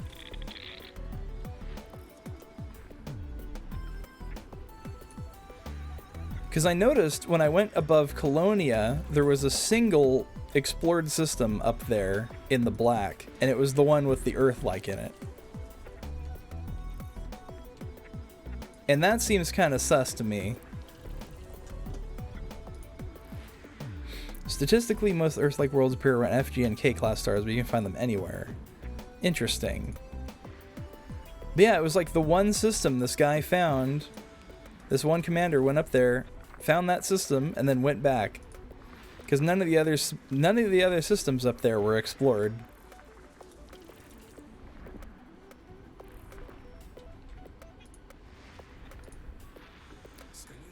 Oh yeah, there's one. There's like one of my first big expeditions. Here, I'll show you.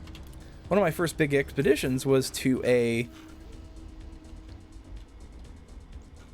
this system, which has this thing called, you know, Cast in Solitude, this BOF XJR, blah blah blah.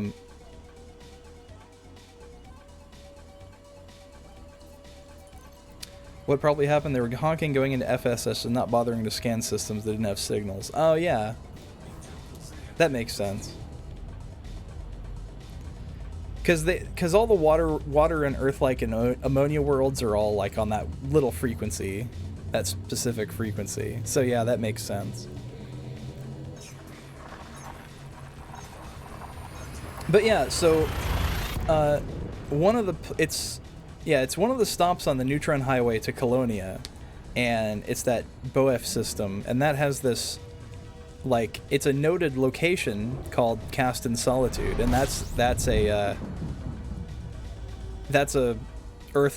ringed Earth-like around a neutron star, and it's the only object in the system other than the neutron star. And it was a great view. But the reason I went there is because one of the NPCs wanted to get into my passenger cabin, the famous explorer or whatever. I think I've told you this story already. But he didn't make it there because he was being a little bitch. And he wanted to get off at the next station. But I made it there in spite of him. And then it was totally worth it.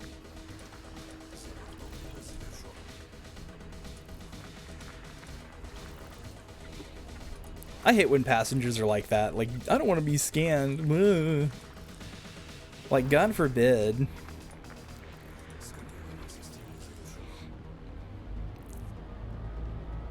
He was gonna pay me like 15 mil to do it. If you could ever ride on the rabbit thrusters, would you? Oh, your ship? I mean, if you got space on there.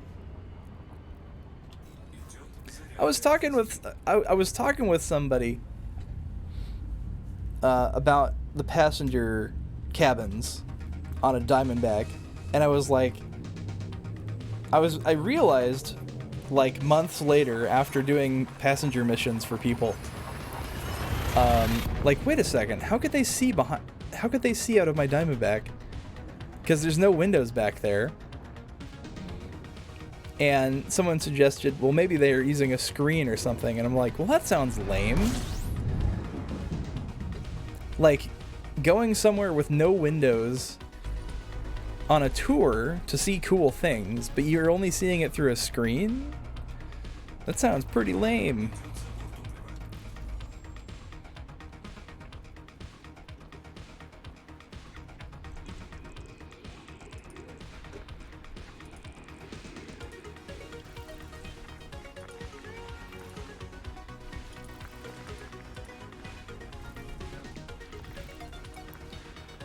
Yeah, I guess I could speed up my process quite a bit by not scanning, you know, all these rocky bodies and icy bodies. But I don't know. It's just a click, you know? It doesn't really, and it does, the time does add up, I suppose, but it just feels like it's just a click, you know?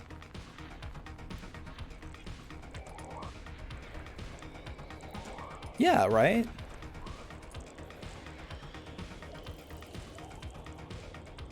Oh, should I scan everything? That's what I've been doing. Yeah.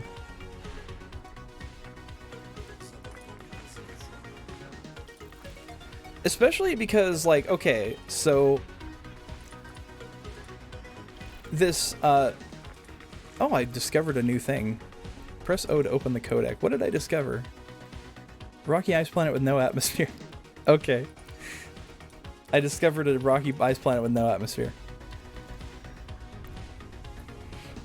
If no one else has scanned the system, now I'll do it. Yeah. So, okay. Earlier in the stream, I was talking about... so I got ED Discovery. And mainly to sync my progress with EDSM, so I would have... You know... I would have a place to, like, look at my accomplishments, I guess, and see, like, wow, I did all this.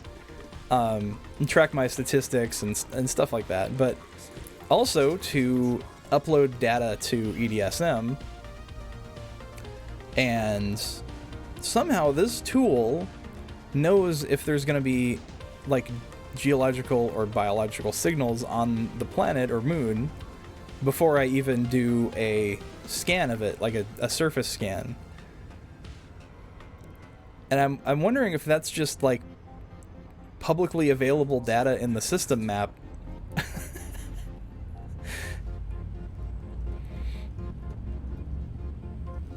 Definitely customize what parts of the EDSM database you download, because otherwise it downloads the entire known galaxy. Well, about that.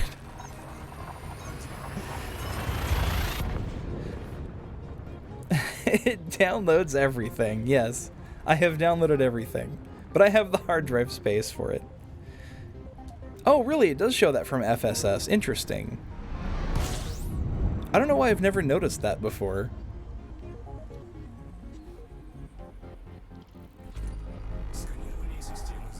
There's nothing here. Okay. Yeah, for some reason I never noticed that. I thought I was like cheating or something. But it'll show me, I have it set to a threshold of like 500,000 credits to scan for money. Usually it'll, so I have it filtered to like anything heavy metal or higher, you know. But it also shows me the signals on there, and it's a lot more organized and it's a little faster than the system map, which is kind of nice.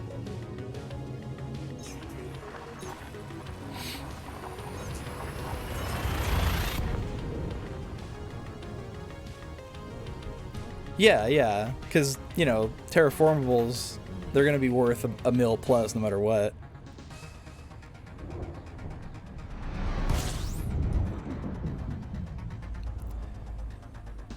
And, like, I was telling somebody earlier, but, like, so I came out to Colonia with, like, 30 mil in the bank, and I'm at, like, 140 right now. Just from selling, and that was selling to like, I was selling mainly to Colonia Council so I could get the rank up and unlock that engineer. But the rest I sold to like a carrier. I didn't even care about the 25% cut.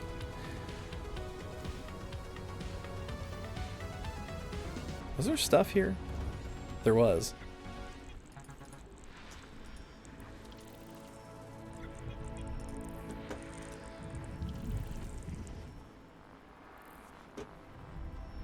Oh, it's all behind the star. Why? I already passed it. Oh, wow.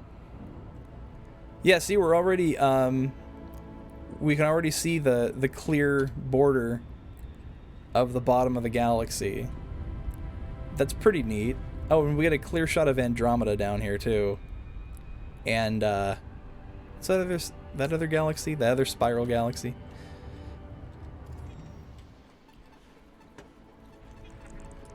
Pretty neat.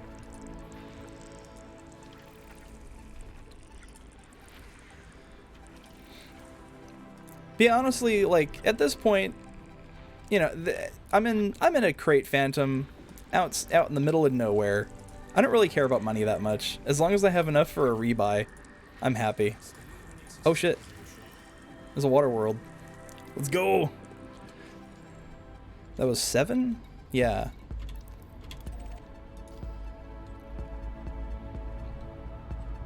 Yeah, you can already see now the border of the most of the stars, but there's still quite a bit to go. Yeah, as long as I'm not turning data in open. Yeah, exactly. I've learned my lesson.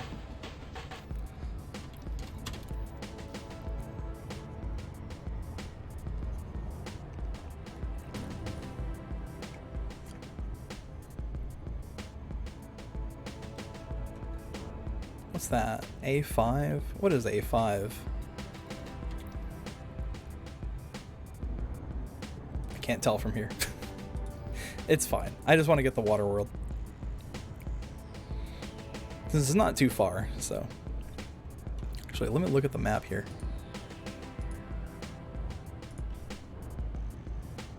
Oh, A6 is a candidate for terraforming with an atmosphere. And it's landable. So I'll get 6 too.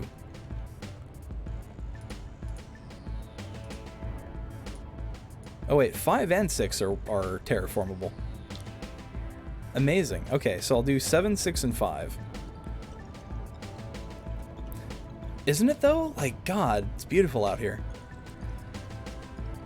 Like, it feels weird to say this, but I felt like I went to Sagittarius A out of like an obligation as an explorer, because that's just what explorers do. But for me, it didn't really feel like, I don't get the same feeling as when I'm out here, when I'm in uncharted territory.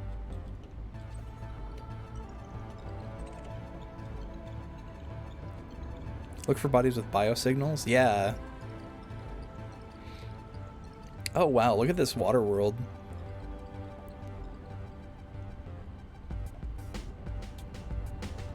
I love the cloud formations on it. Okay, let's do doop, doop, doop.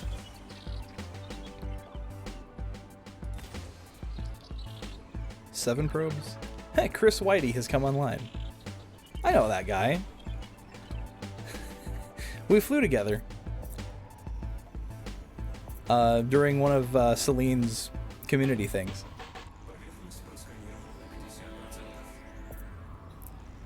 He was the one who, oh yeah, he made it into one of Puzzle's clips because he face planted into a, into another ship, like, in the station. Like, right in front of Pulsar. Like, he boosted, he boosted out. He was just trying to show off, I think. It was funny. God, yeah, you, like, turn around here and bam. You're like... Look, God, look at that. You can't really see where Sagittarius A is. But you can kind of infer that it's in the middle there somewhere. If you zoom in close enough, you can see like weird scan lines on the galaxy. Interesting. So this is a landable planet that is a candidate for terraforming.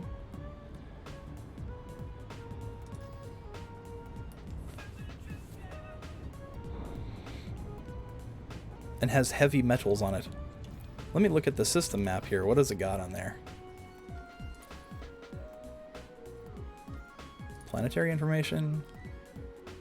It's got, oh, there's no germanium on there, but it's got manganese, phosphorus, zirconium, antimony. I don't think I've picked up any antimony before. I don't even know what that is. Some kind of mineral, I guess. What do you even use it for?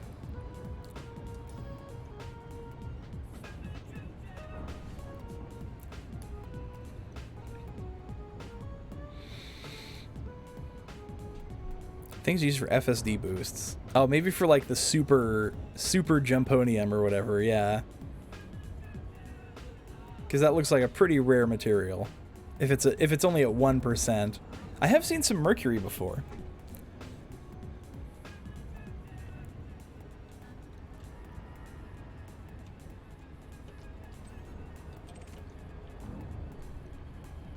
Okay, I think I've found a good workaround for deactivating Super Cruise Assist. Just look away from the planet for a little bit, untarget it, then target it again.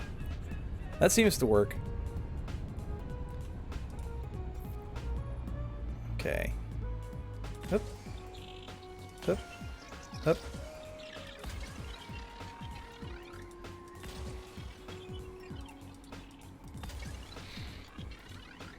Okay, that should do it. Let me look at something real quick. Okay. 5 is also, A5 here in the system is also in the habitable zone. Yeah, there we go. We're going to A5 next.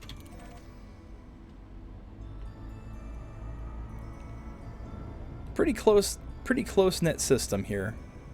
Not too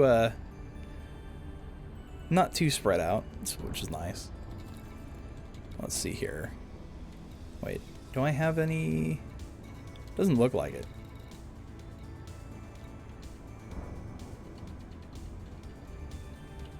Oh god, which window? Okay, there we go. No antimony. But let's see. Huh. Now the premium FSD injection needs polonium, which I haven't seen that at all. But I can do a standard. That might be good to get out of an emergency in the bottom of the galaxy. Enzyme missile launcher munitions. What the hell?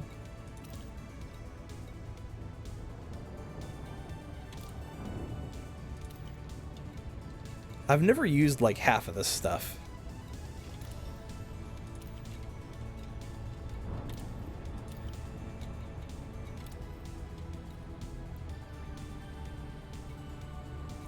Wow.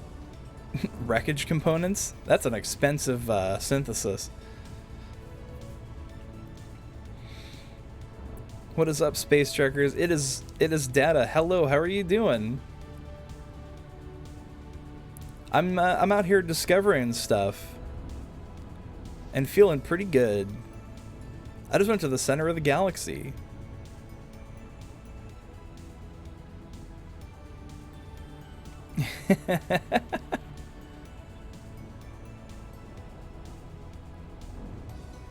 Did you find Cybok? I have not.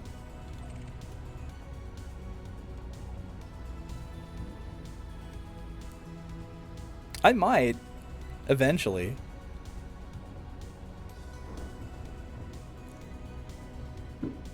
Oh geez, it's another firework. Why are they lighting fireworks off? It's like the 15th. They're like 2 weeks late.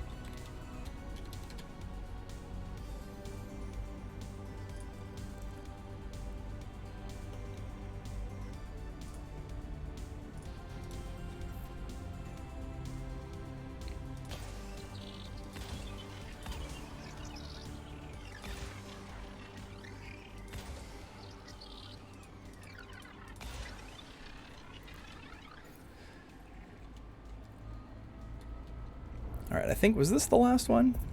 I think this was the last planet to scan here. Wow! God, I forgot how loud this is. I need volume normalization on, but I can't, I'm too lazy to turn it on. Okay, there we go.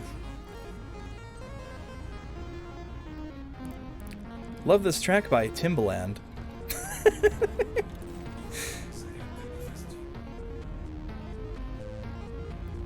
Okay. Keep going down.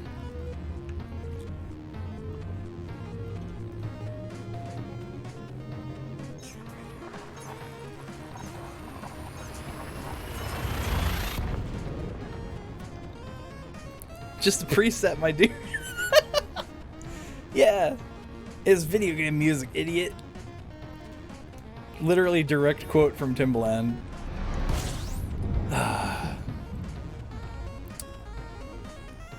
Came on my keyboard.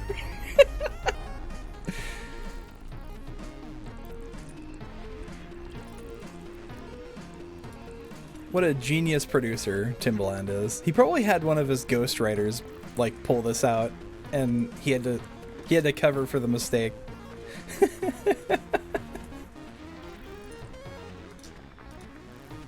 his little team of beat makers. Oh, that one's nice. That's a nice blue color. I like that.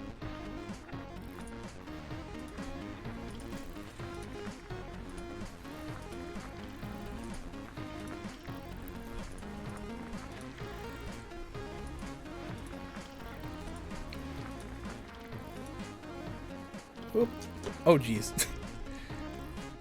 The skipping is so weird on this mouse. Maybe it's, yeah, maybe it's my mouse doing that. I don't know. But it's like teleporting. Oh, where's my bottom of my mouse? Wow, that's a lot of fuzz on the bottom of my mouse. That may explain why my mouse is being weird. I really gotta clean it up. Thankfully, I don't have to take a ball out and clean that.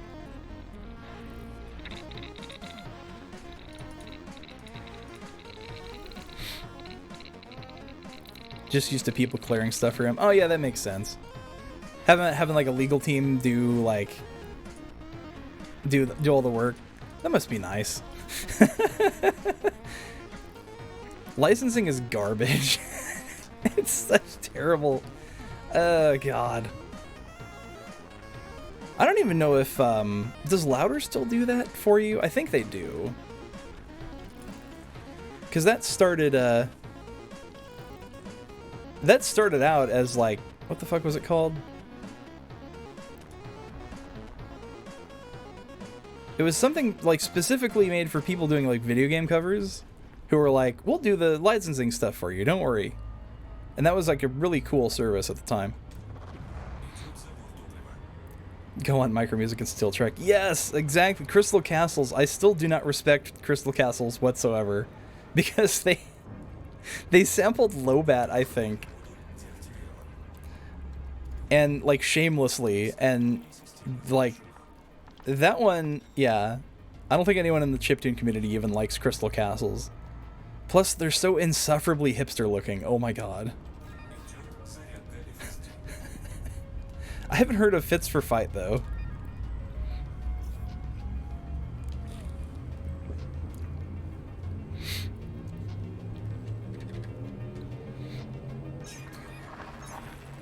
Oh god.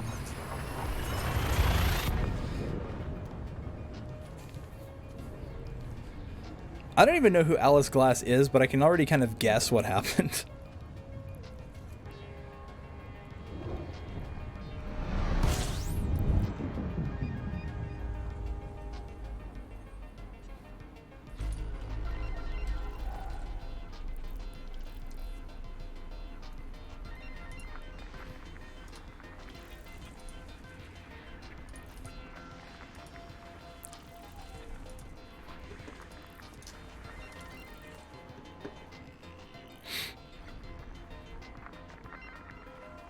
Oh, Jesus. Yeah. That's pretty heavy shit.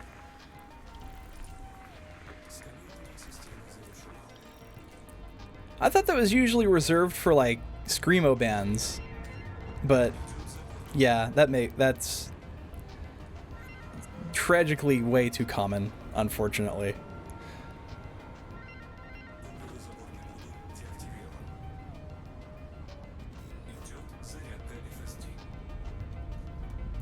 Like, oh god, there was this... I have a story about this. So, Fits for Fight was a Crystal Castle-esque band of two hipster girls from Norway. Oh, okay. So, I have a story about a screamo band. So, a friend of mine somehow knew this guy from Blood on the Dance Floor, which is a really good Michael Jackson song, but a terrible band. And it's this screamo band that was like big in the 2000s, I think. I don't know. But he knew the front man for this band, Davi Vanity. Stupid shit. But anyway, and he was going to go to MagFest, kind of like incognito, because he wanted to see MagFest. But, like, right, like a month before, like, the news broke out that he was, you know, a groomer, basically. Yeah. And had to go to court, so he never actually went to MagFest. And thank God he didn't, because there's too many minors there. And they have plenty of groomers there already. But, yeah. So I doubt my friend is friends with this guy anymore. But, I don't even know how they met. But, yeah, that was the thing.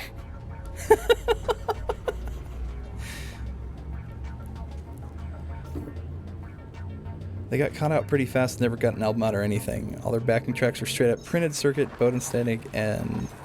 Oh, okay. Oh, the FBI is involved in that now.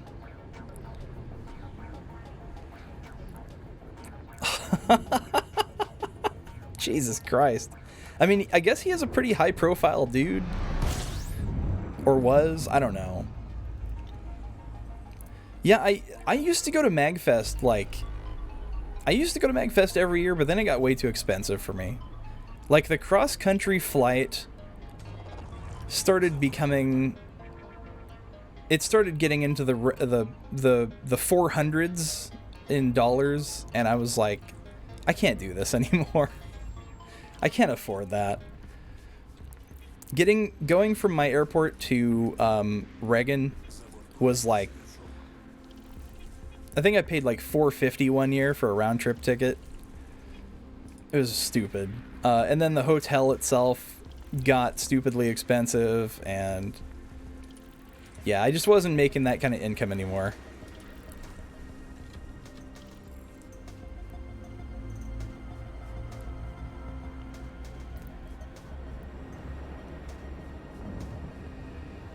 $30 girls.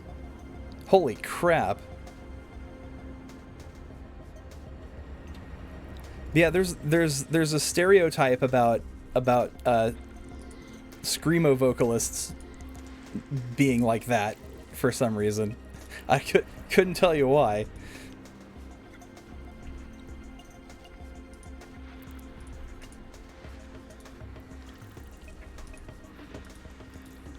But yeah, like, so because they were making all this big hubbub about Blood on the Dance Floor, I looked at some of their songs and was like, what the fuck is this? This is garbage. It was terrible. I guess, like, if you're a teenage girl who doesn't know any better, like, it might be good music, but man, that was trash.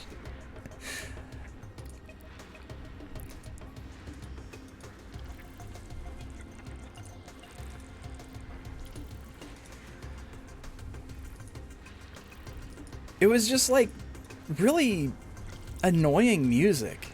Like, I don't know, man.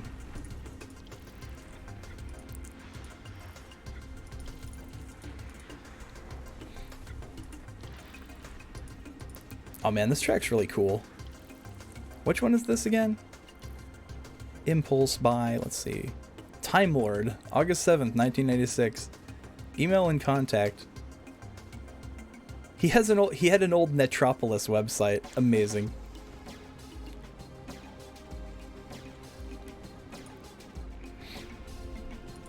Cult of Personality, yeah.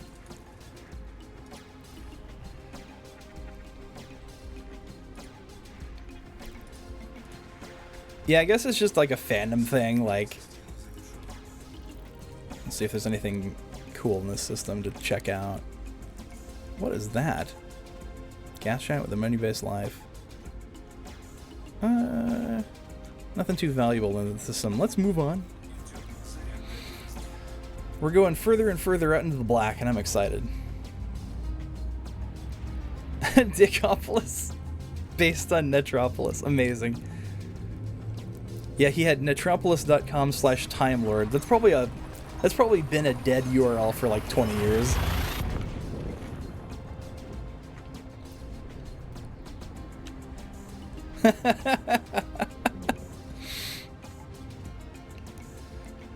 I like when you open up the sample data for old, like really old mod files, and it just has their address on it. Imagine having that level of assumed security in 2022, where you can just put your address online and say like, "Hey, mail me," and I'll mail you some wares.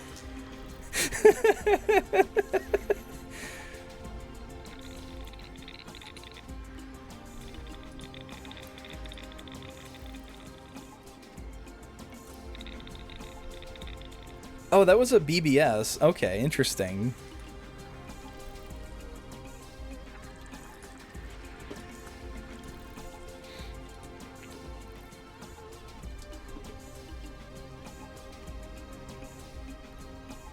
When it came down to do your own thing, it was Dickopolis time. Hell yeah. That's really funny.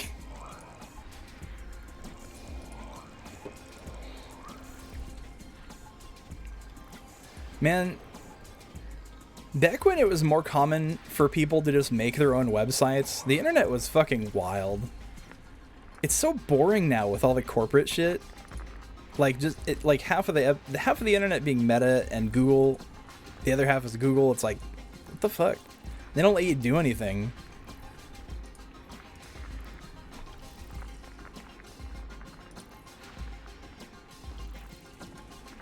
My Discord ping.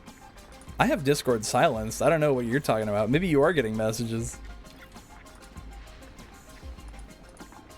I am vehemently against programs giving me notification sounds. I think that was one of the first things I turned off in Discord. It could be the music, maybe.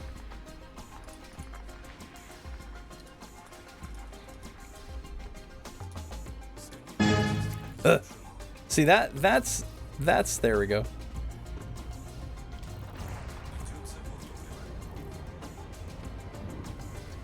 Haha, called it. So like, you know, I've been a audio producer for a while, audio and music producer for quite a while, and anything that plays sounds that's not my sequencer is banned for my computer. But I'm like that with streaming too. Though I do like some people have the sound alert where it's like the Discord ping, like Sulfur has that. And it kind of freaks him out a little bit.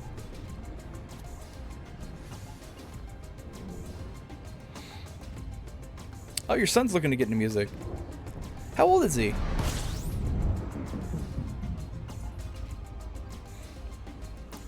I went hard into music when I was like 14.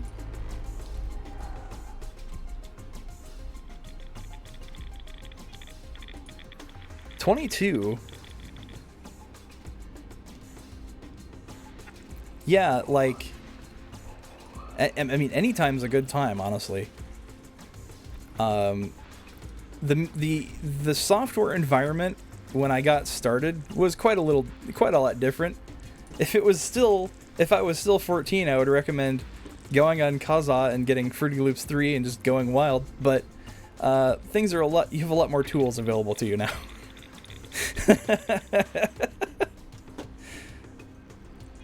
There's actually free things that are good, which is great. Plays guitar, and I think he's picking up banjo. Oh, nice.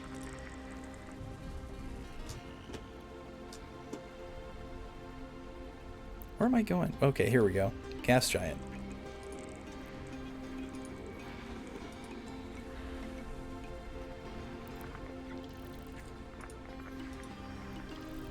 So he knows how to play other songs, right? But he's like looking to make his own.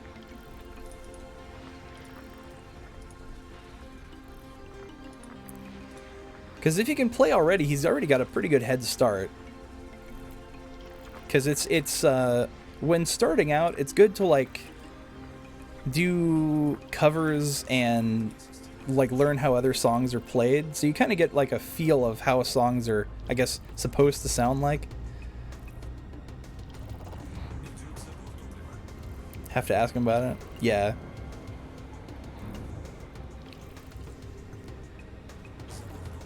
And like, as cool as it is to just go off and kind of do your own thing, it is good to have some sort of grounding, I think, in like what makes a good song.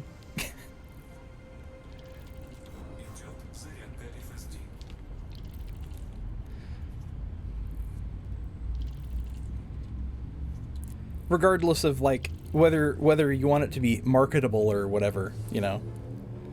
That part doesn't really matter.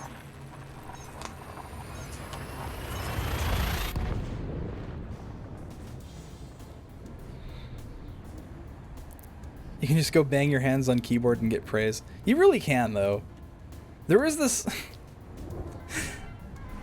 I still remember there was this Tumblr video going around, and it was this guy with, like, a MIDI drum pad in his bedroom, and he was, like... He had this old, like, 50s doo-wop song, and he was just, like, kind of lazily tapping his MIDI drum pad to it, making, like, a lo-fi beat. And it got, like, hundreds of thousands of notes, except, like, half the people I think were roasting him, but a lot of people thought, like, oh, that was unironically good. Nightcore in 5 minutes. It's so easy! You just have to pitch it up in your in your turntable. You have to play a 33 and 45 RPM, and bam, you've got Nightcore.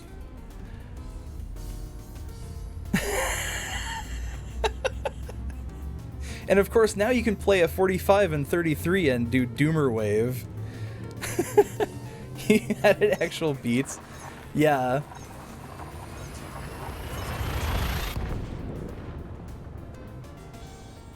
Yeah, he's still got the engagement as the thing. Though, engagement on Tumblr is a little different. It's a very unique kind of website. Though, yeah, it still gets him all the attention, though. Oh, that's everything in the system. But the way Tumblr was, it was just really interesting, yeah, very uniquely terrible kind of website.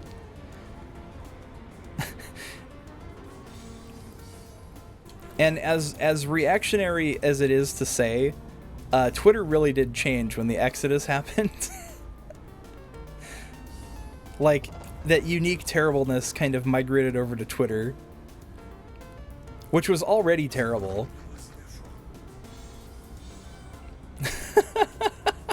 Oh, well, we're getting really out into the black here now. Look at that. And there's the rest of the galaxy up here. Let's take a look back. See where we've been, where we came from.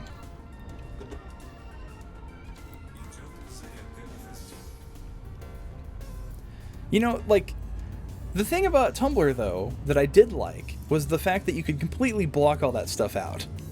And the timeline was chronological, which was good, and nobody does that anymore. But if I just wanted to follow artists, I could just follow artists who post their art. Musicians post music. I could choose to ignore the teens. You know, Phoenix, it really is. Especially once it became, like, the platform for, like, political discourse and, like, mainstream politicians. That's the end right there, you know.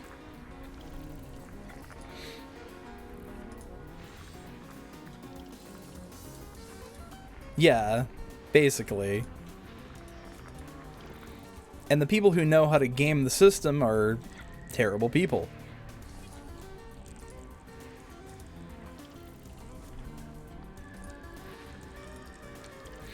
Twitter's full of Facebook grandparents retweeting bad takes. Yeah, exactly. Some of them aren't even real. There's so many fucking bots. Just astroturfing everything. It's insane. And then, like, as a user who just wants to, like, chat with VTubers, I'm losing more and more control over the website every day.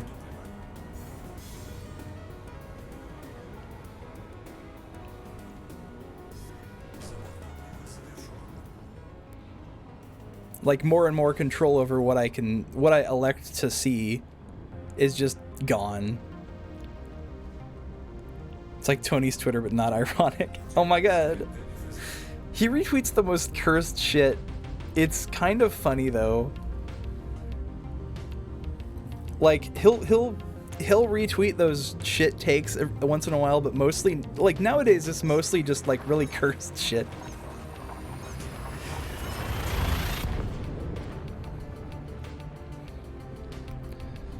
Like some discourse, but it's mostly just like, how do I explain it? A lot more low stakes stuff. He retweets more shit than everyone else posts. Yeah. Holy crap, 75? What? 75 objects in this system. I see a water world. Oh god, this is gonna take a while. Okay, let's go. 75 objects. I think this is the most stuff I've seen in a system. And they're all gonna have my name on it. Yeah, exactly. If only I could rename things like you can in No Man's Sky, but still pretty cool.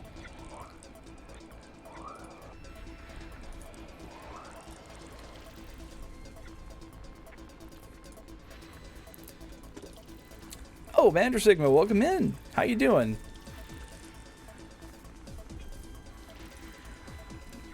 We're doing some music talk, actually. So you have some good timing. Also, I'm listening to mod files, so we're having a good time.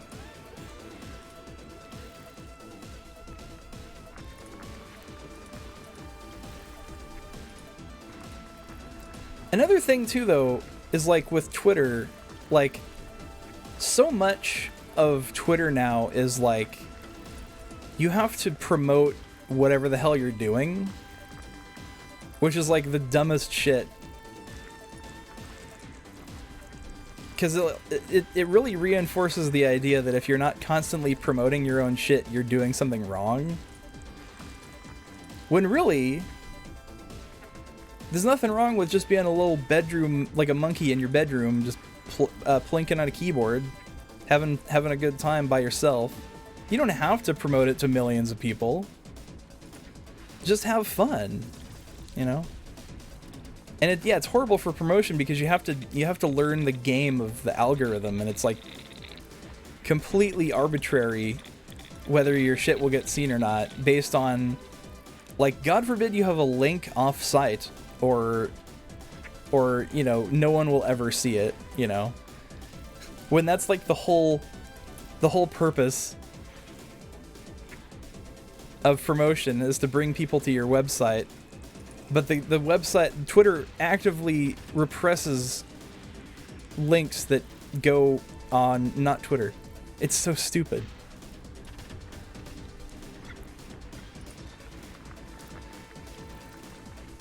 You're penalized if you don't tweet 15 times a day. Exactly.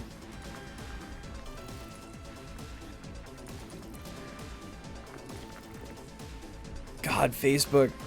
Remember when every company was like, oh, you gotta get a Facebook page, you gotta interact with your audience, and then like they made some sort of change and then nobody wanted to do it anymore. Because you just get a bunch of and you just get a bunch of Karens complaining like directly to you or your poor PR guy, you know.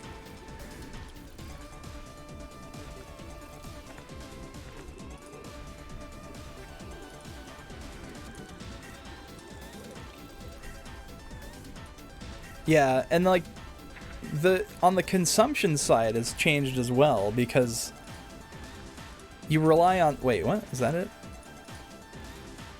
Oh, there it is. Waterworld, let's go. Because, you know, they also rely on algorithms to see things now. And if you don't get picked up by it, they never see it, you know? And that's the whole point of the promotion. But, like, I'm tired. I don't want to promote my own shit. I've already worked really hard on the thing itself.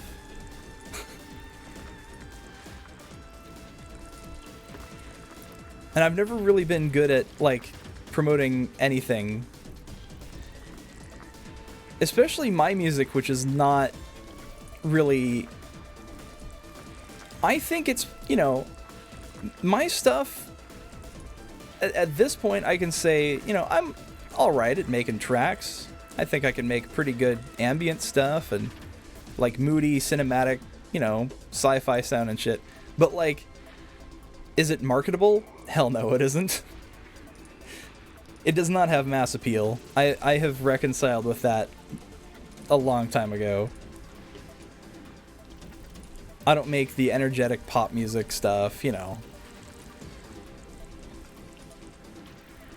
But that's fine, you know. And, like, I don't have to make a career out of it. As nice as that was, having that as a goal at some point in my life, I think that's just kind of over, to be honest. Speed it up and I'll add some hardcore beats. Oh, hell yeah.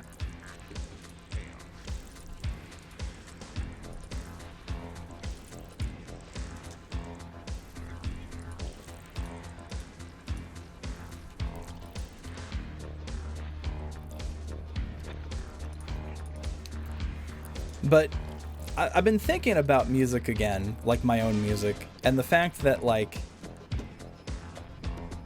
I haven't really made any in a long time now, just because of my environment. It's just not good for... It's not good for creativity. It's not good for energy. I can barely, like, exist some days. Environment contributes a lot to anyone's creativity, really. And if you're like me and you're stuck in a tiny little room with no air supply and no privacy either, you can't work on anything. You can't do anything like that. It's not a way to live.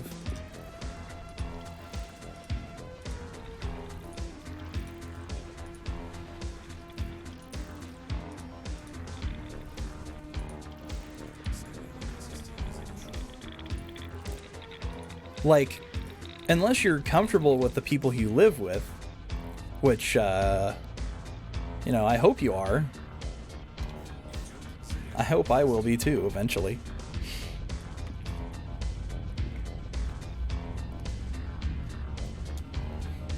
But yeah, people who, you know, people who live with you should respect that you're like, you need to go into the zone, and if a roommate, like, will knock on your door and, like, want something from you, but you're, like, in the zone, you know, you're really going with this song you're working on, it'll zap you right back out of that, and you'll be like, you'll never get back in for the rest of the day. Oh, here's one of the T-Tori stars. Nothing here. Just one star. Even just living with your wife can be draining. Yeah. Like, it's not healthy to, like, live with someone or, like, exist in the same space all day. You know? There's got to be some away time, you know?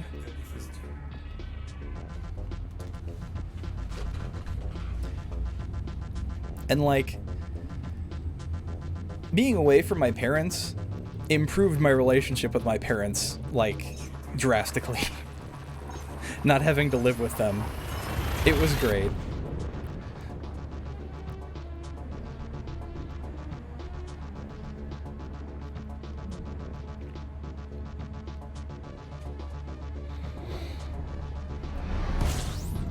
But, like, I have a, you know, you can do a whole day with her, but you can't work on things. Yeah. When you have, like, different objectives.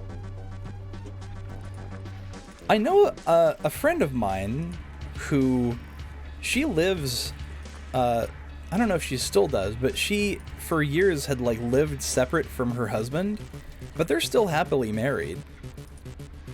But she was living in like a completely different city, mainly for work reasons. But not too far, just like the neighboring city. But she was living in, you know, I think like 30 miles away in a completely separate house. That's you and your spouse right now? Yeah. It's interesting to make that work. But, you know, different couples require different things, you know? You might not need to live with your spouse. I thought about getting a co-working space once COVID is less of an issue. Yeah, those can be good. A friend of mine, for a previous job, like, he had a work from home job, but he was going insane, like, in his house. Mainly because one of his roommates was a giant piece of shit, but also, it's just, you know, it's hard to, like, live and sleep and work in the same spot. So, down the street, there was this, like, office space that he rented. It was like a co-working space, and you could just, like, rent a desk there and just work. And they gave you, like, internet and power. And it was really nice in there, actually.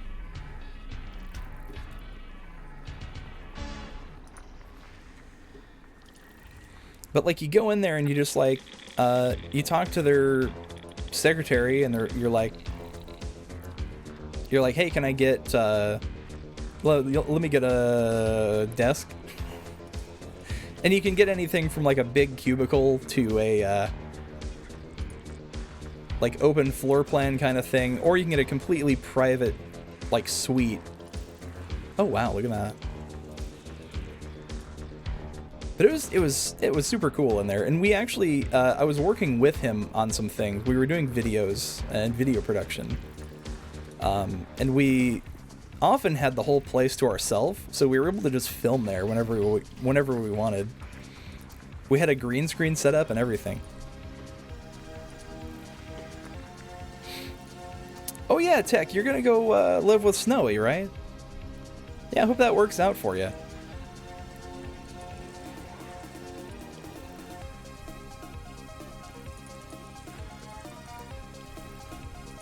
I know she can't wait either.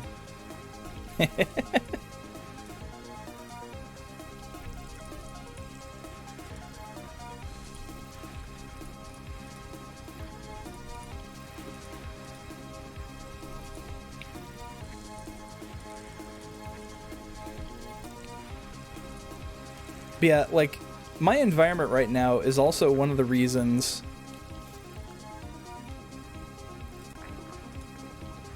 a lot of positives and some stuff to navigate too. Yeah. As with a lot of things, communication is vital. But especially with relationships.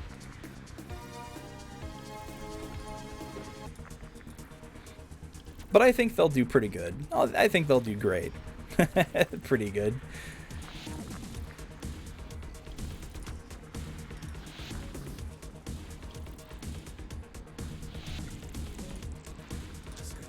Ah, there we go. God, these systems are big.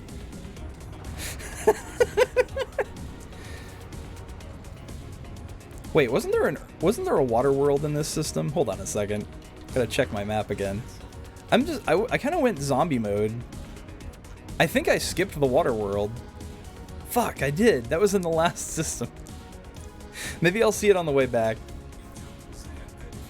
Still got my name on it though, even if I didn't, like, do a surface scan.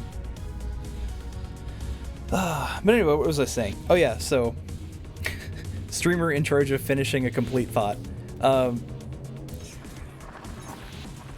My environment right now is the reason why I can really only do, like, I can really just stream games, and that's barely it. Like, I was having the connection issues earlier, you know, but, you know, they mostly iron themselves out. But also, like, I can't really do much more than just stream games because I just don't have the environment to be as creative as I want to be with streaming stuff, because there's all sorts of stuff that I want to do, but I don't have the access to a lot of things that will, you know, I guess, give me that ability to do things I want.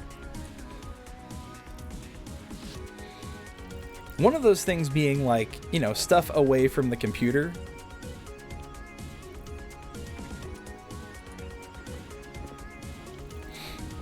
Back to DJing once a week and hopefully streaming a game. What part of the country do I live in? Pacific Northwest.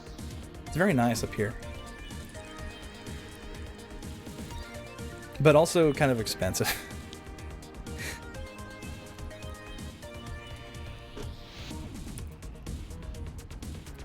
Detta, are you like me where it's like, where you have like, if you have like a weekly schedule, you just do so much better? Because, I know, like, I think I've improved mentally, like, a lot, just going like, okay, I'm gonna stream on this day, this day, this day. And it's just like, not only is it giving myself some structure, but I'll also, like, giving me something to look forward to as well. Instead of just going like, maybe I'll stream today, maybe I won't, I don't know. Like, I was kind of doing that at the beginning, and I don't know, I think that was kind of lame. Not start at 7, but this night or this night. Yeah, that's a good idea.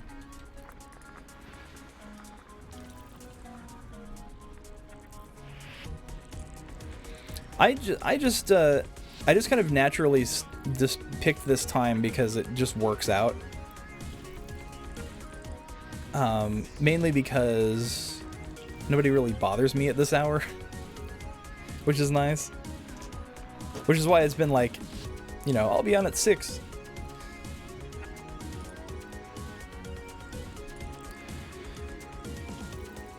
These days, the only part of the country that isn't expensive is the Deep South. Oh, geez, yeah.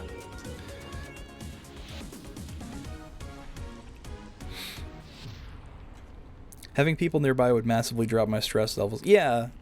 You know, it is really nice to have, like, when you come home from, like, a shit day at work or whatever, it's nice. It's a really great feeling to have someone, like, there when you get home.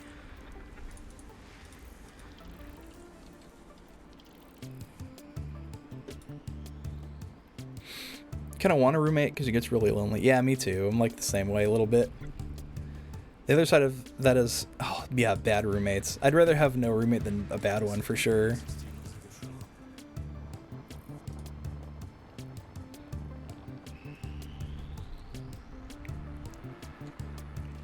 Oh, yeah, me too. Like, that's why I like these streams, because, like, if I have a regular time, I have a regular crew, you know, that comes in. All my friends regularly come in and they're like, you know, we just chat. And especially for a stream like this, where I'm just basically scanning planets for 3 hours, it really helps pass the time, and I just enjoy talking to people. I'm way too social for my own good, I think.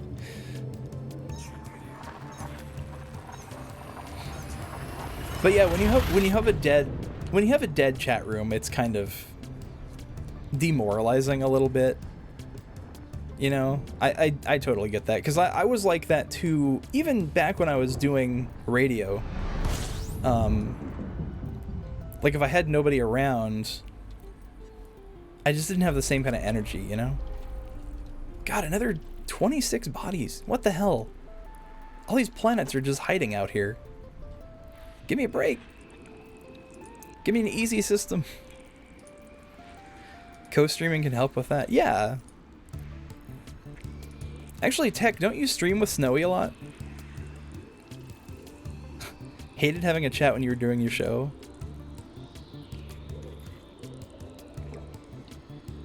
Yeah, actually, for you, since, you know, your thing is DJing, it would be kind of like being at a club, but having, like, people at your deck talking to you all night. And I could see that getting kind of annoying. Meowdycraft going up will definitely help your motivation. Yeah, I'm excited for that. I know it's gonna have mods, but, like, less mods. than the other server I was playing on. As cool as those mods are, I kind of like having the limitations more of the like vanilla Minecraft. Because this is like, I think this was like Feed the Beast or something. It was tons of mods. Yeah. But I really like the vanilla experience.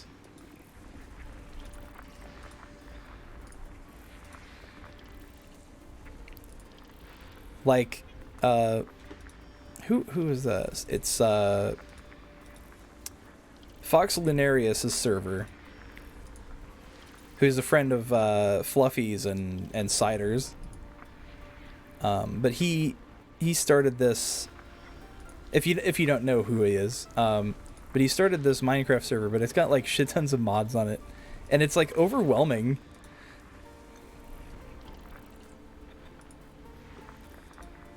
Vanilla Plus is good, yeah. Like, I like having, oh, here we go. All done. I like having, like, say a tree cutting mod is good, you know, where you just have to tap the bottom block.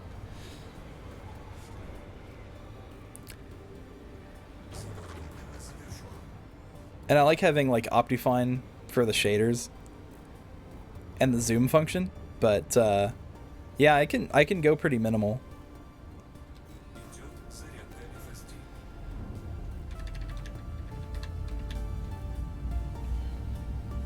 But yeah, like I log into Fox's server and it's like they've got like, what is it?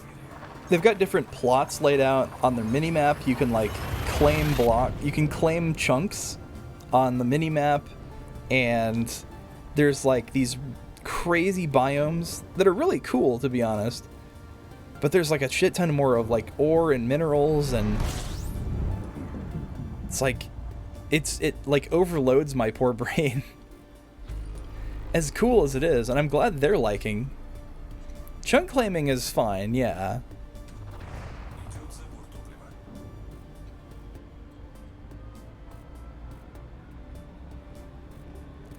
But yeah, it's just overwhelming. And there's so much stuff, and the crafting system got a complete overhaul, except I don't like it as much as the vanilla one. I don't know. Because you can't just click on a recipe and have it be done. You have to, like, find it in this huge list, and you have to, like, control click instead of just click to, like, build the thing. It's just really unintuitive.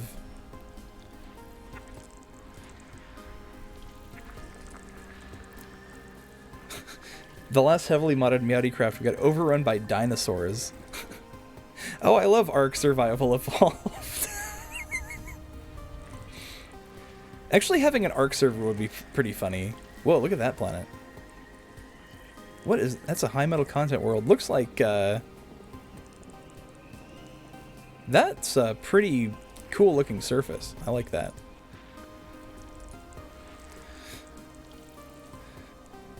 Oh god, hold on. Pupper and I had our bases connected by a subway, and we were filling it out with dinosaur exhibits, but the eggs started infinitely and recursively spilling out of the pen and into the overworld. So there were like 300 raptors. Oh no. God, that sounds like the two cat bug from Dwarf Fortress a little bit. Oh, that's funny.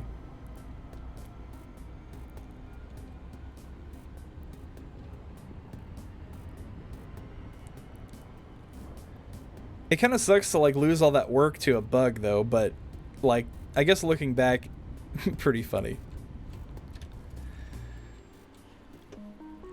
Plus you get to say like, oh yeah, our server was was overrun by dinosaurs. Oh, there's a water world. How far away? Which planet? 3. Okay, let's go.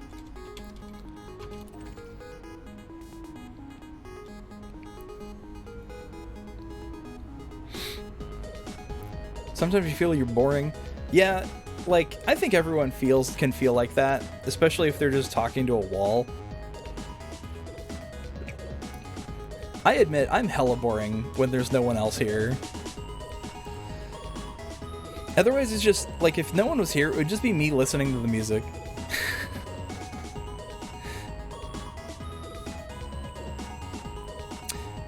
Yeah, Celine was feeling that too, but, I'm kind of impressed how much work she puts in.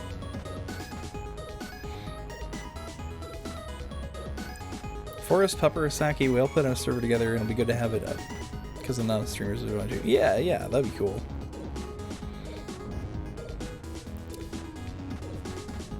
The current server I'm on is all streamers, I think, so most of us are, like,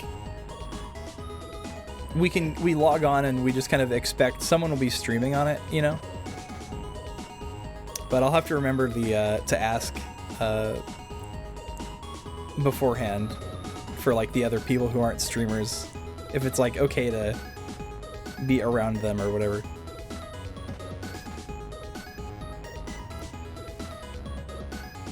OG Meowdy, okay.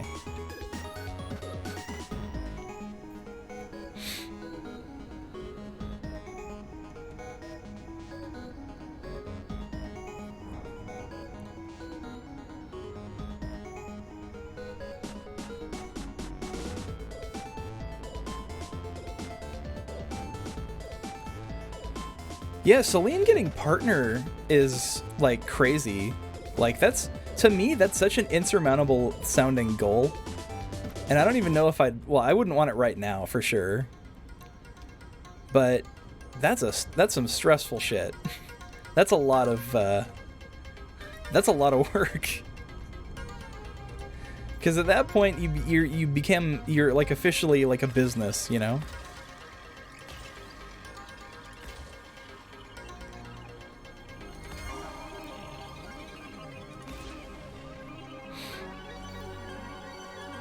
But yeah, I'm proud of her too. She put in the work, and she has a nice community.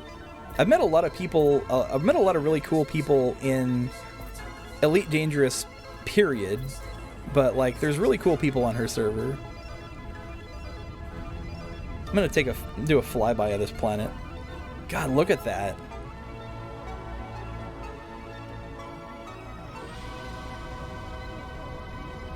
Just water and a lot of hurricanes. Look at beautiful. And it's all the way out here in the middle of nowhere.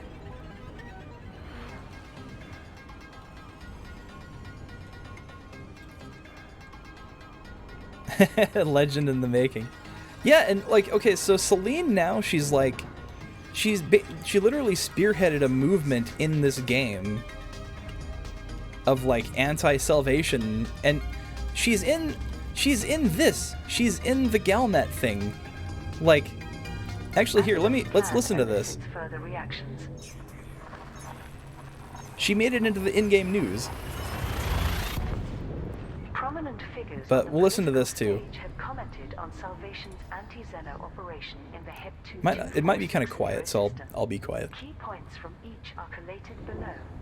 Archon delays. My opinion on the Thargoids remains the same. Burn them all.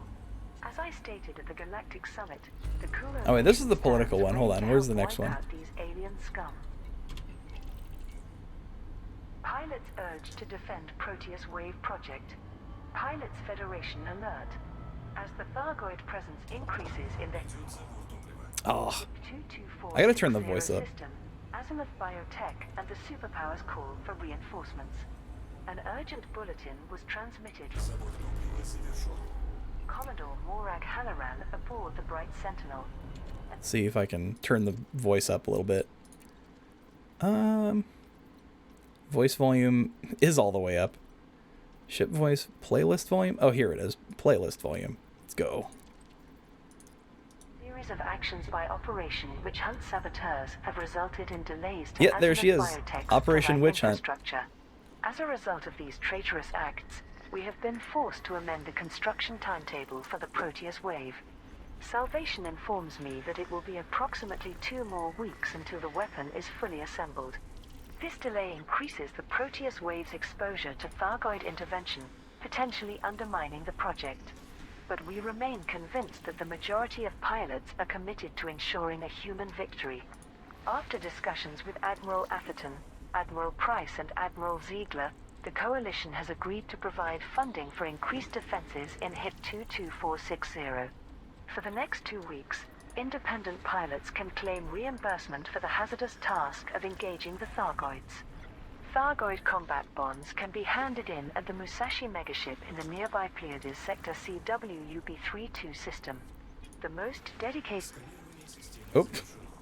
commanders by contribution will be rewarded with Salvation's pre-engineered. So basically, what's going on here? I can pause it now. So basically, what's going on? The Battle of HIP 22460. Shut up. Vox Galactica has published. There we go. Go back to the music. So basically what's going on is, in the lore, there's this guy named Salvation who's like, he literally calls himself Salvation because he wants to be the guy who saves humanity from the Thargoids, who are the, alien. They're not even really antagonists. They're just like another race. But there's like pro-Xenos and there's anti-Xenos. And the Salvation guy wants to like wipe them all out. But here's the thing. His history is complicated. And he's been around for a long time. And he's committed a few crimes against humanity to get where he is today. So basically, Celine and I think who else was it? Psychit had this idea. Oh, wow, another water world. Holy crap. Terraformable even, to like basically put a stop to this current community goal that the developers made. They want to make it harder for Celine, Psychit, and Katie Chaos. Yeah, girl power for sure. But they want to put a stop to Salvation by making it as hard as possible for the community goal to get reached, and aiding and abetting this, human rights abuser, criminal, human experimenter guy, right? Because a lot of things point to him being that person who, basically, he sacrificed, like, an entire ship and, like, thousands of crew to, like, get, I think some of his, like, Guardian artifacts or whatever. And now he's asking for like a shit ton of them to complete whatever this super weapon is. But now there's this thing called Operation Witch Hunt, and it's gotten so much traction that it's even made the in-game news, and like the developers have taken notice. That's one thing I really like about this game, is that the players do have an impact on the lore and the story. And there's a lot of locations in-game as well. Like Beagle Point, for example, that are there because of the players. Where are these last two things? They're not behind the star. What the heck? Where are they?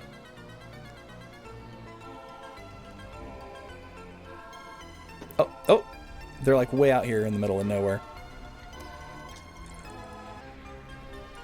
Yeah, so, Celine using her big community too to like spearhead this thing, and the other two commanders as well, kind of leveraging their fame to just do cool things in Elite Dangerous. I like that. Your small squad has participated in Warzone strikes against Azimuth when the wars crop up. We had a bit of illicit activity of our own when it first started. Yeah, I went down to the Pleiades to kind of try to do something, but then I ran into that weird black adder bug and I got kind of... Oh shit, I forgot about the water world. I almost jumped out on 5 mil. There it is. But yeah, so I ran into this bug and I got kind of disheartened. I was like, screw it, I'm just going to Colonia. So I literally, oh, excuse me. I literally fucked off to the other side of the galaxy, and I was like, nah, I'm not doing this. I'm not built for combat. I'm not built for these kind of things, you know? I want to be out here. Just look at this. Right? You look at this, and who the fuck knows where Earth even is in this mess of stars?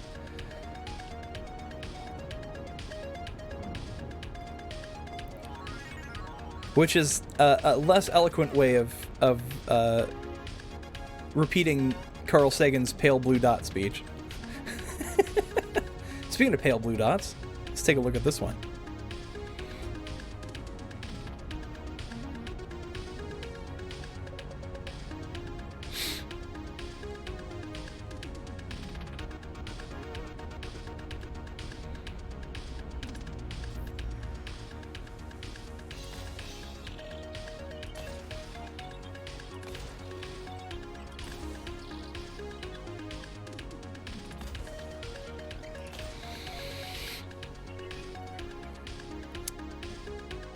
After a bit of encouragement and steeling myself, I just took my chieftain and went in solo against the Cyclops. Won on the first try and still super proud about that. Nice! I have not done a single Thargoid fight yet. And it's still kind of intimidating to me. But I also, I don't have the equipment for it either. I'd have to do more Guardian sights. But, you know, hey, when I get back, maybe I'll do some with Tech. And Terminal. Gonna take Terminal out there and do some Guardian sights. We can get the cool Gauss cannons. Terminal and Snow. Oh yeah, Snow is playing too. Hell, let's all go. Let's all go to a Guardian site. We'll all try to park in that mountain one. I wonder if it looks different in Odyssey. I'll have to look. But yeah, that site where Tech took a picture and that got featured on Stellar Screenshots, like that was the site we were at, and that's the infamous one that's like impossible to park in if you're in anything bigger than a Diamondback. But since all the planet generation changed in Odyssey, I'm kind of curious what it looks like now.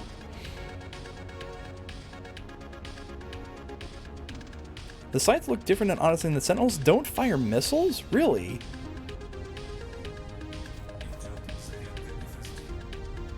Easier to find parking. Oh, yeah, okay.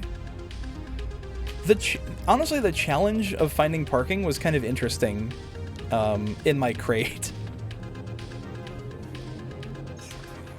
You recognize this music? Oh, hell yeah, it's Galaxy 2! This is a Amiga, certified Amiga classic. It's, let's see. Let's see if I can find any info on the sample list. I can't, there's no info on the sample list, so I can't even see who made it.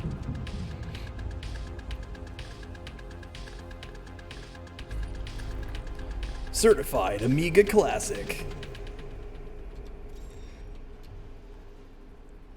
I need to get more of those, if I get a stream box, I'm just gonna fill it with a bunch of stupid sound effects for like that you'd hear in promos.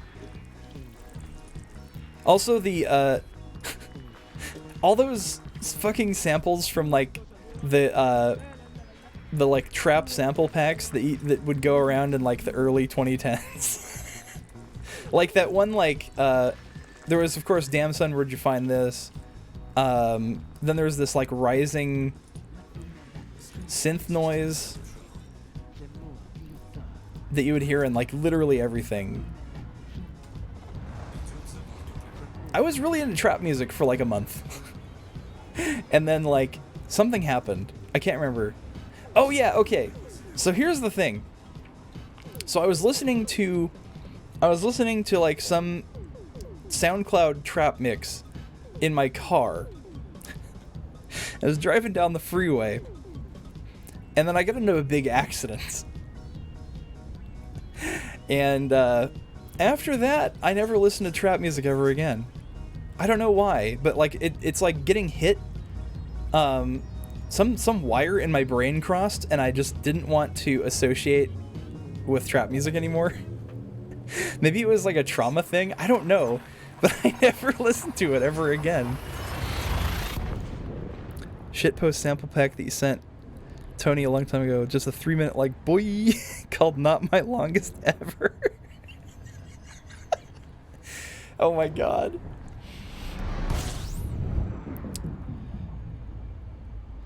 You're putting this to bed. If your wingmate shoots an enemy and you don't, it doesn't touch you. Okay. You're putting that to bed?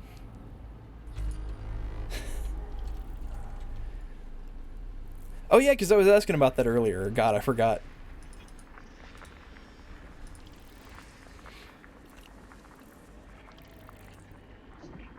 Next to the kind of he didn't care.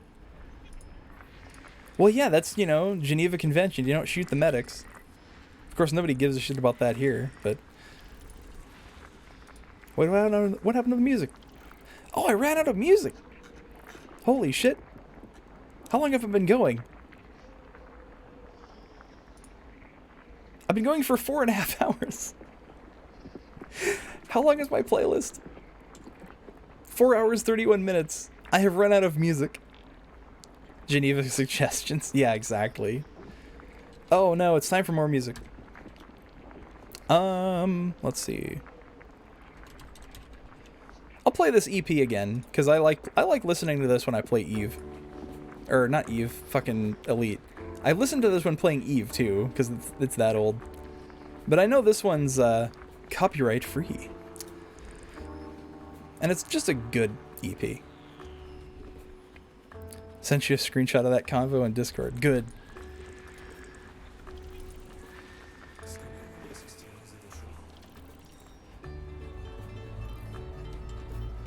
I will take a look.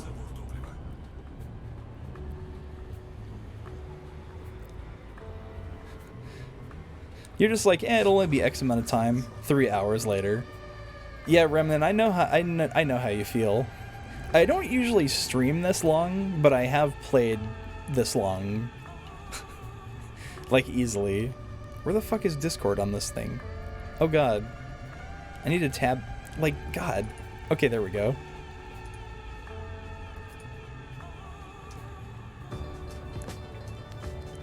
$3 GB meme?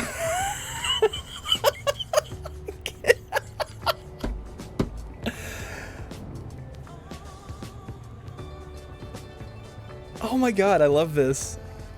Hold up, you have the getting jiggy with it a cappella? Oh, I have to hear that later. What the fuck is the Yu-Gi-Oh theme in here? I love this.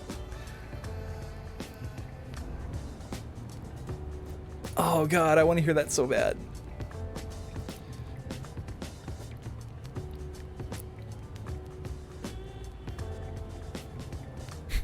Ari, please. Oh wow, it's so clear out here today.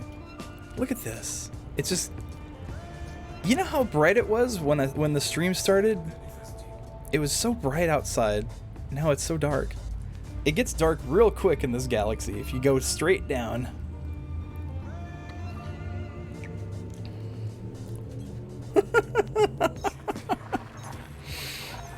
Oh shit, my phone's about to die because I've been streaming that long. I'm going to plug it in.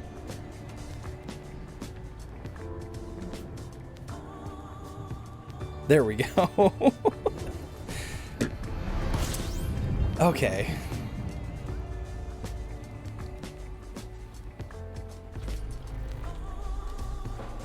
Wait, how many jumps do I have left? 16 jumps? Oh my god.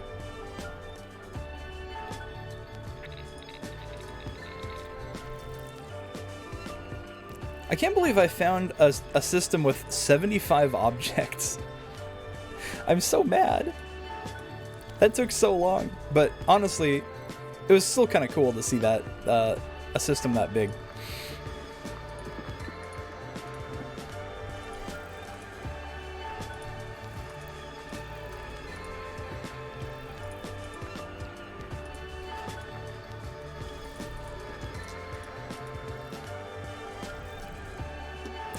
There's something there.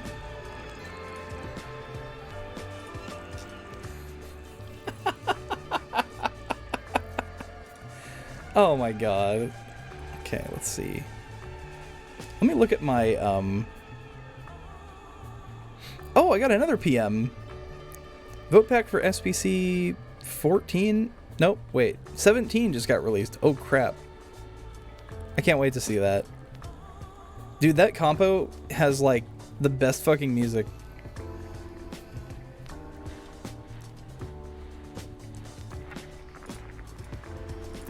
Like, the chiptune community is interesting, because it's definitely split into two parts. Oh, okay, so SPC is like a sample pack contest. It's kind of like a... I guess it's like... Is it chiptune? It's kind of like... You know, chiptune people will participate in it. But it's like the people in the chip scene that are like... The ones who don't go outside, I guess. But this is an observation I have about the chiptune scene in my history with them.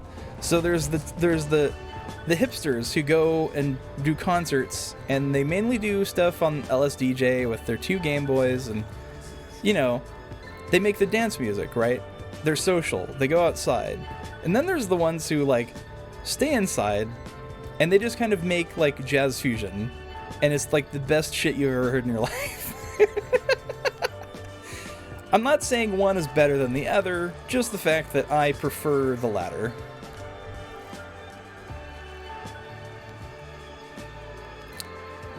Album preparation, release season, next round will be end up being all the more insane because of it. Yeah. Like, who was it that has... Like, Lunar usually makes stuff for this compo, right?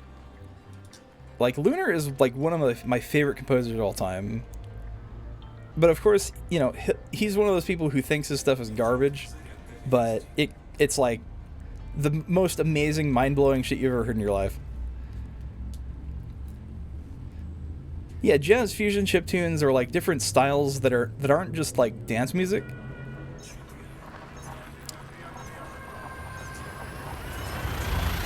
There's so much good stuff out there. A lot of it is on Battle of the Bits too. There's a pretty good scene of people there. It has a bad history, I think, with people, because there were a lot of shitheads on the site, but they were chased off. And it's like one of the last good-looking sites on the internet, by which I mean, Puke 7 has had complete reign over how it looks, and it's ugly as hell, and I love it.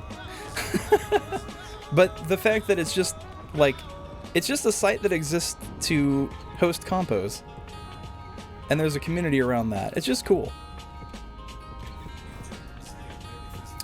Oh, this is a T-Tory star. Okay. I can handle one of those. 15 jumps left.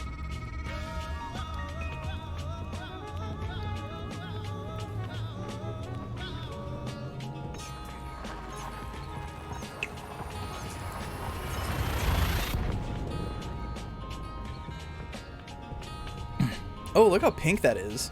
It's even making my dashboard pink. It's crazy. Whoa.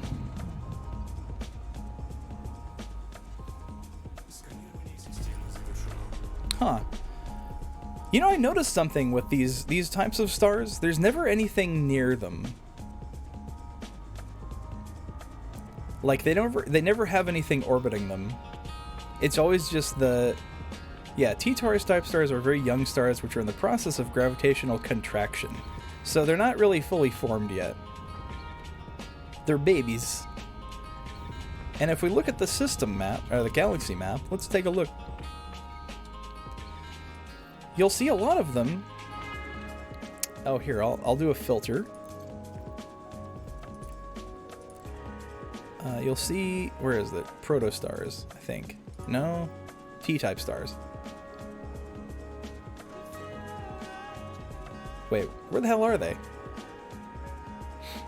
Not sure if Blitz has made anything since 11? Oh, man. He's got to get on that. I know Fear of Dark as well. He's another one of my favorites. He does those. Right?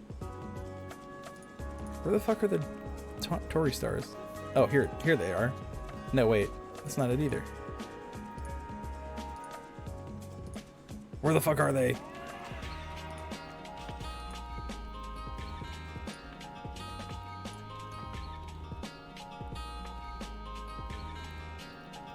I was going to be helpful and do a filter, but...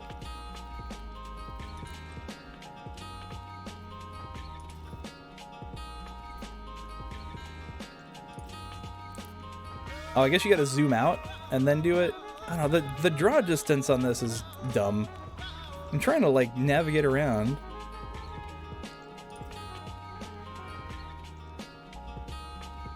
Oh, wait, I'm looking up here. Okay, this is where I am. Yeah, a lot of these stars are T-Tauri stars down here. I just wish the map was better at showing it. Okay. Hopefully we get an entry from him. Yeah, hopefully.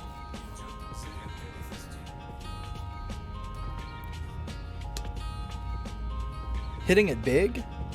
Wait. Did he have some sort of, like, breakthrough success or something? When did that happen? I'm happy for him, but man, when did that happen? I have not been in contact with a lot of those people for a long time. I know he has that, like, Katamari video that has like 50 million views or whatever on YouTube, but that's a pretty big deal.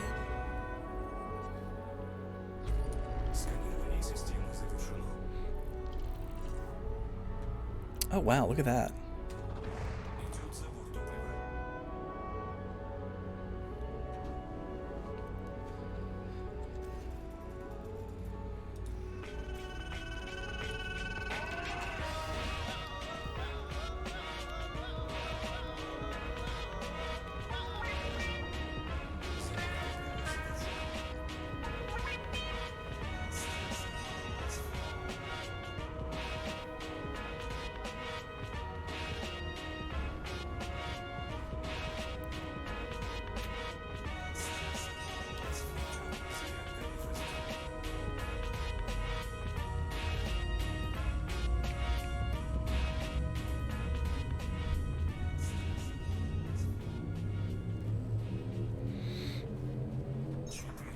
Oh god, my phone is burning up.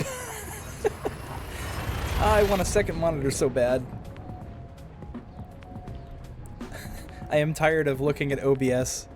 Or not even looking at OBS. I want to look at OBS at the same time I look at the same time I'm streaming. One monitor sucks.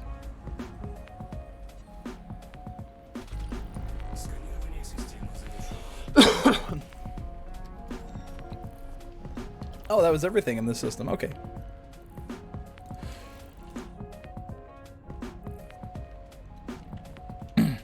What do you mean?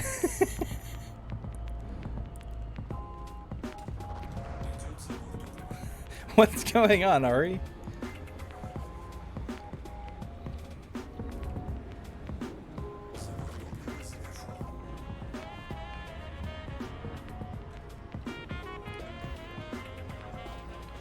There's 4 stars in this system, wow. You have 2 27-inch monitors. I have like, I have a pretty good 27-inch monitor, but yeah, money. I would like to, but... Oh, thank you, Data. I just saw the, I just saw the sample back. Thank you. I will look at it after the stream. Also, oh my god. I got another message from Ari, and oh my. You really are dancing half naked out there. You know what? You know what? More power to you.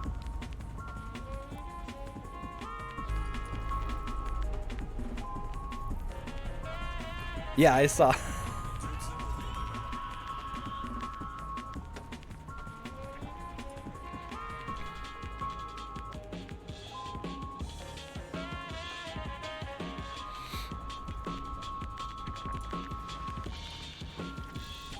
God, no one's been down here. Which half? Well, a little bit of both.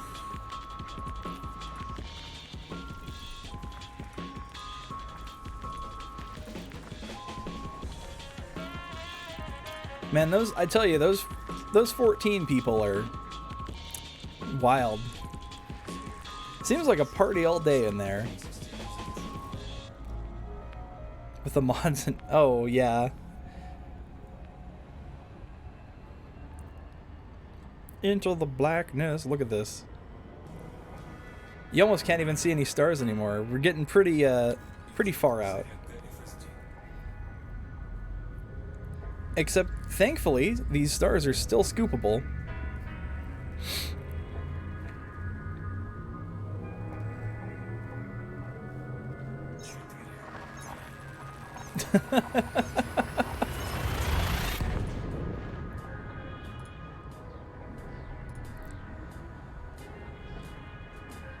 Oh my god, it really is 3.52 gigabytes.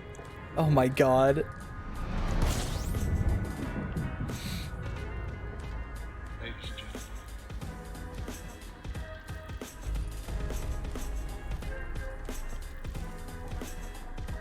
Watch it be like, it's a 3.5 gigabyte sample pack, but half of it is just like a 32-bit wave file, uncompressed, of getting jiggy with it a cappella. Actually, no, that wouldn't even be close to 3.5 gigabytes.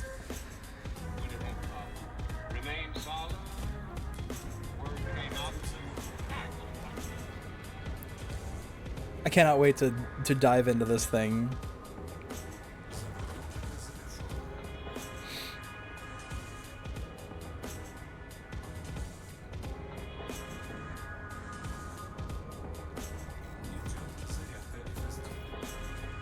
Okay, these last couple systems have been pretty unpopulated.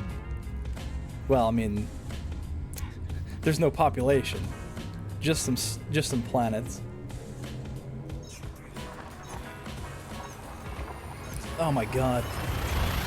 I want to see if I can hit the bottom, and then when I hit the bottom, I think I'll call it. For some reason, though, I still have a lot of energy.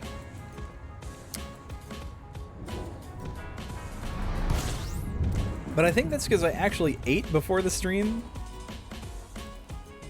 And it was like somewhat nutritious. I had a couple tuna sandwiches.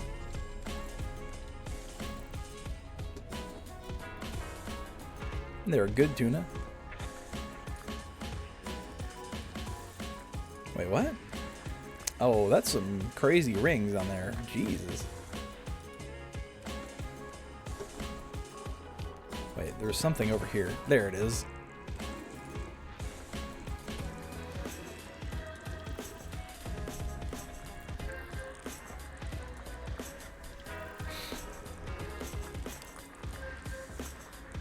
I like how, like, the further out you get into the galaxy, the more nonsensical these names are. What the hell is Pra? Pra?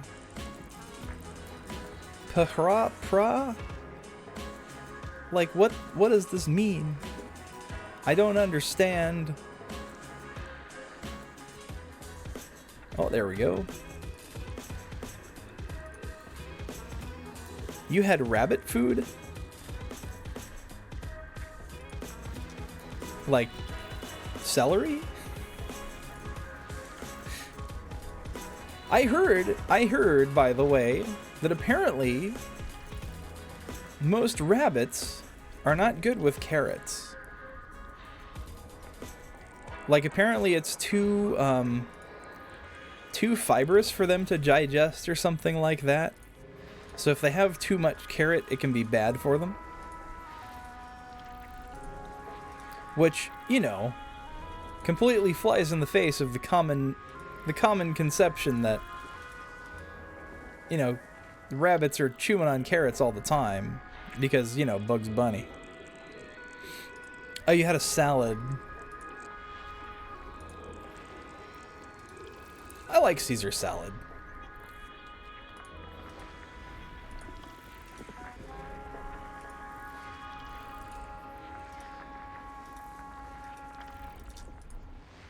Oh, with chicken. Man, that sounds really good.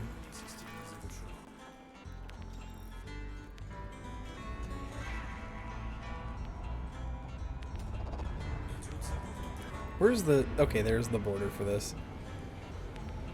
From Wendy's. You know, Wendy's...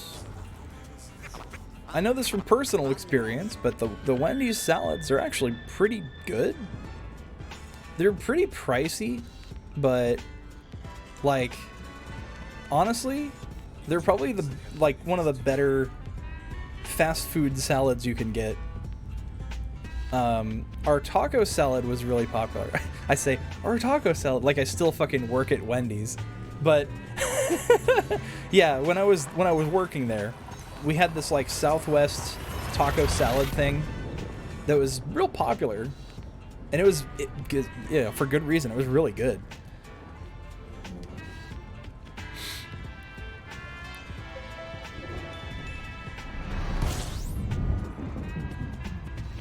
They still have it? Hell yeah. I haven't been to Wendy's in a long time. Mainly because the one near where I live is the one where I worked at. And if I see anyone that I worked with when I go over there, I'll just get really depressed, to be honest. But honestly, like, so I went there once, like, a year ago, and it looked like none of the people I worked with are still there. So, thank God. What does this yellow mean? Icy body. Okay.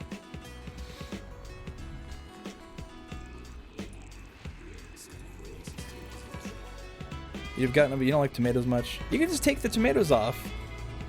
Aren't they like cherry tomatoes?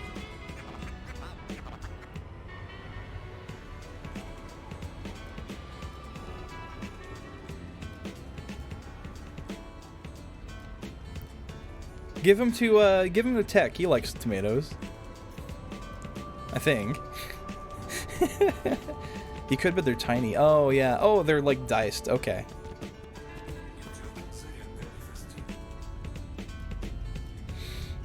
But, like, I remember...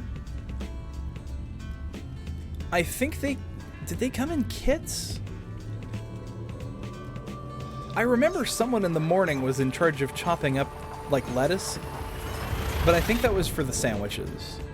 But they really did fucking, like, manually do a lot of stuff for the ingredients. And... You know, there's a lot of rumors about the chili being, like, week-old burger meat, but, like, that's mostly not true. Like, I think for the busier Wendy's, like the ones I was at, we had the meat at the end of the day that was still in the warmer, and that went in the chili for the next day, but it was never more than a day old.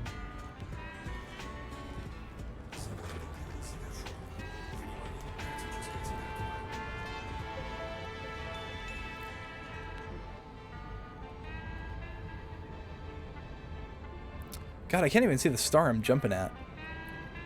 You could drink some of that slightly spicy movie theater nacho cheese. Hell yeah, that's the good stuff.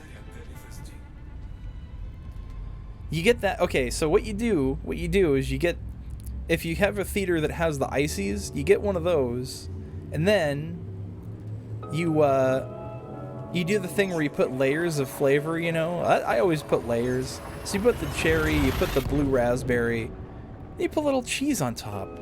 It's real good. You top that with a little bit of the cheese, and then don't forget the popcorn butter. You put that on the very top, and it kind of soaks through the whole icy. It's delicious.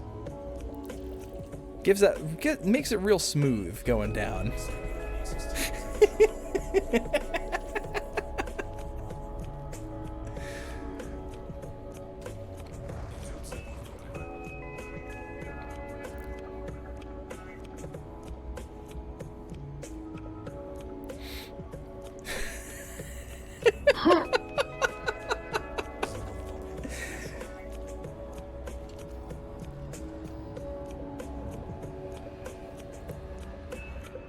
What, you've never had butter on your icy before?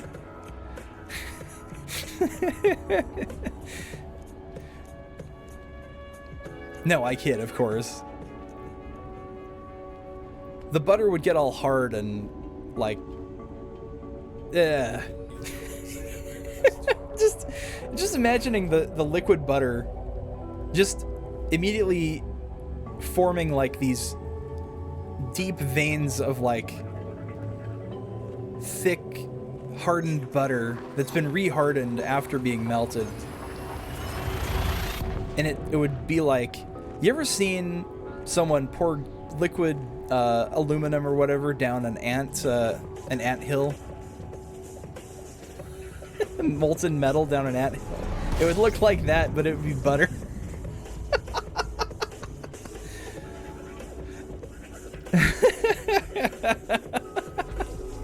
What is that emote? Hold on a second.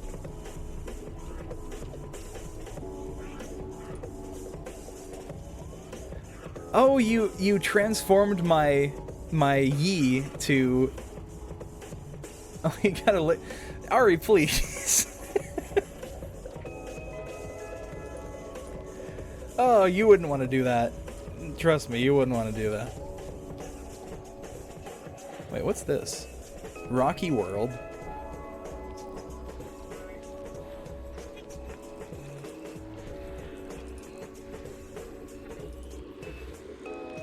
Gas giant with water-based life. See, this one... Oh, you squished it. That's what the SQ means. Okay, okay. The good kind of SQ. So this right here is... It says Rocky Ice World, but it's like right on the edge of Earth-like. So I got real excited for a second.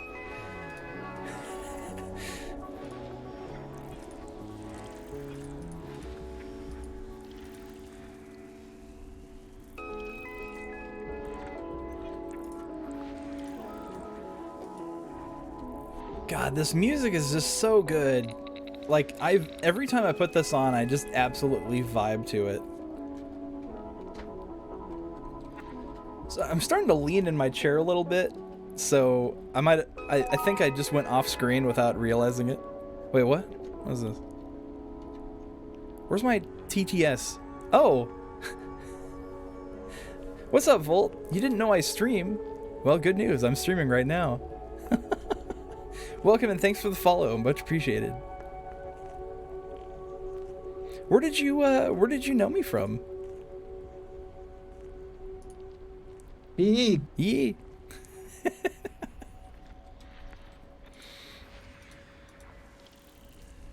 Oh, Celine's Discord. Oh, welcome then. Much appreciated.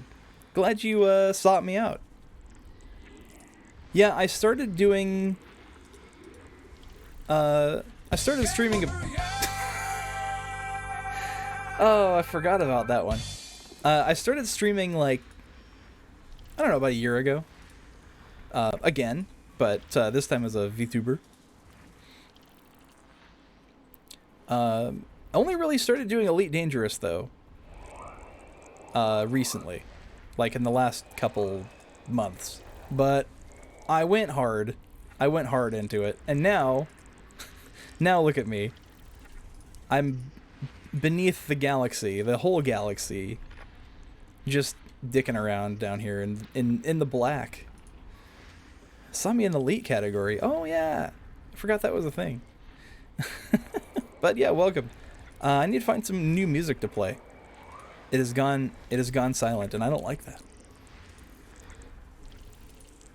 Well, I guess we can listen to the planets, the wind on the planets, as I scan them. Once this is done, though, I'm gonna get some more music going. Also beneath the galaxy soul. Yeah, I'm actually right under Sagittarius A, which I just reached. God, how long has it been? How long have I been streaming? Oh, I just hit the 5-hour mark. Oh my god. You stream other games if people know you for Elite.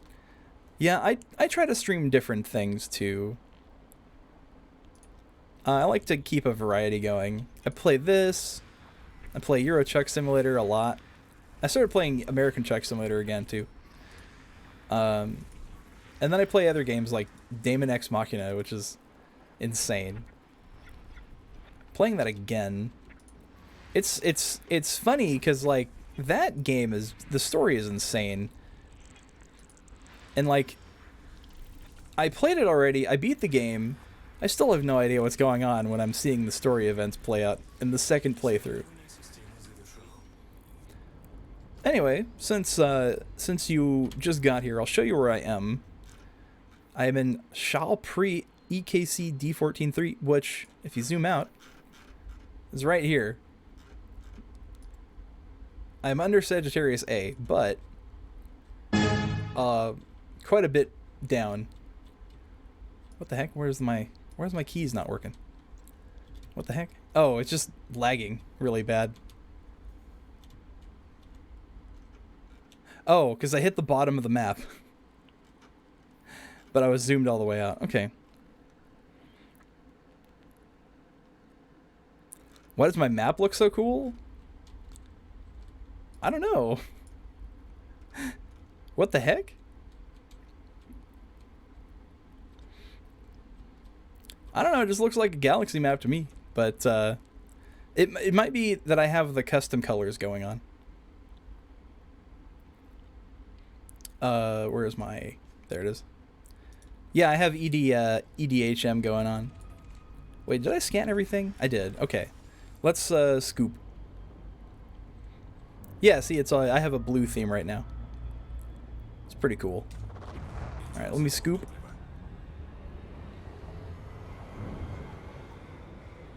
Oh my god.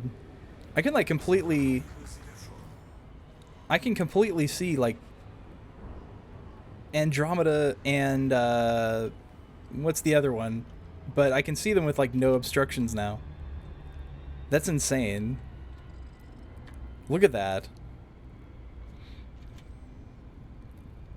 Your Type 7 back to SagA. That was a fun trip.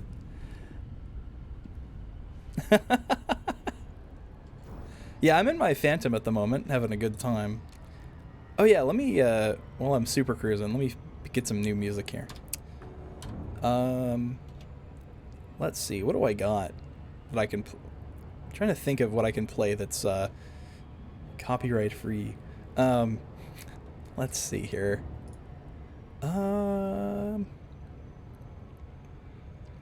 Let's see. I could always just play the EVE Online music again. Why not? Just to have something.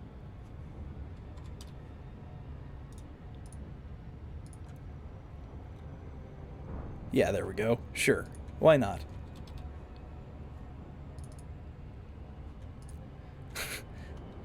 Yeah, sorry about that. I also have PTSD from EVE Online. The good news is I never listened to the music that much while playing, so I don't I don't associate the music with the pain.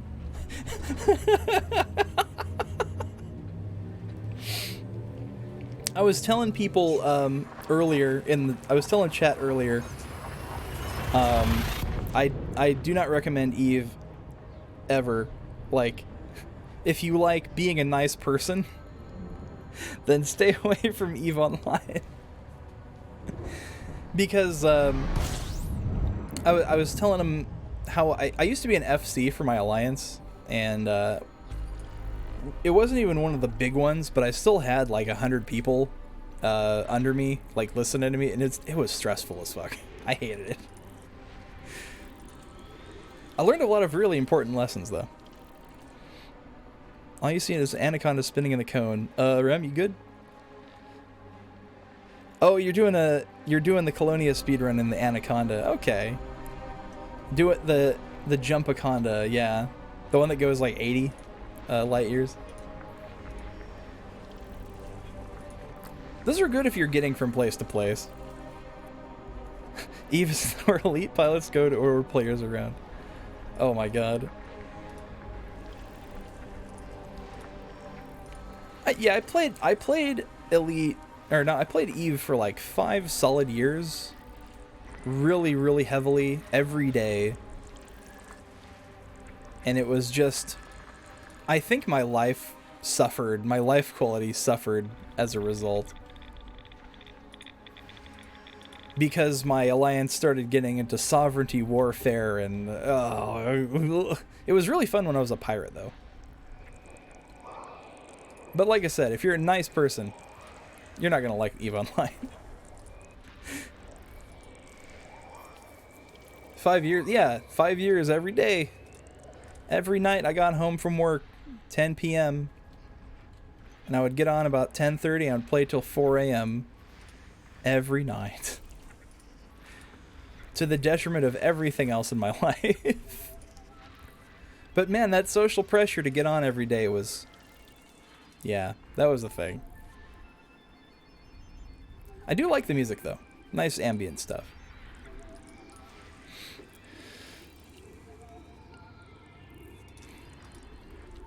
Oh yeah, there were some rotten people. In fact, the first guy I shacked up with in EVE Online, I found this corp like day one because he was checking out the starter system, and turned out he was a massive racist piece of shit. And yeah, I dumped him pretty quick after he called someone in our new alliance that we had just joined. After we had gotten kicked out of the one for like the fifth one, we found a new alliance. But I stayed with the new one after I learned that he was calling one of the guy's wives a couple choice racial slurs. And the cool thing about EVE, though, is that we could actually make it completely unplayable for him for the next month. So he could not undock from a station without one of our alts looking at the station and just suiciding him for an entire month. It was pretty funny.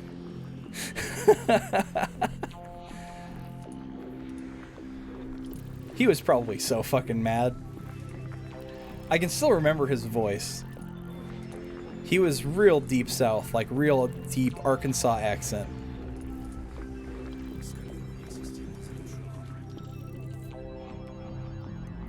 But the crew I ended up with after that was some of the best people I've met in my life. I learned a lot of things about, you know, social skills and how to deal with people, how to deal with assholes, people who deserve it, you know, instead of being timid and quiet.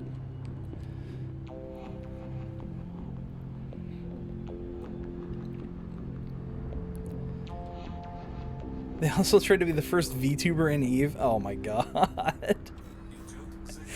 I can't even imagine. There's probably EVE VTubers out there, now that I think about it. Because I know multiple for Elite, and I'm one of them. So there's probably some EVE-themed VTubers out there. Oh, Jesus Christ, how terrifying. I'm not even really an Elite VTuber. I don't really consider myself one. My whole character is based on the Stalker universe.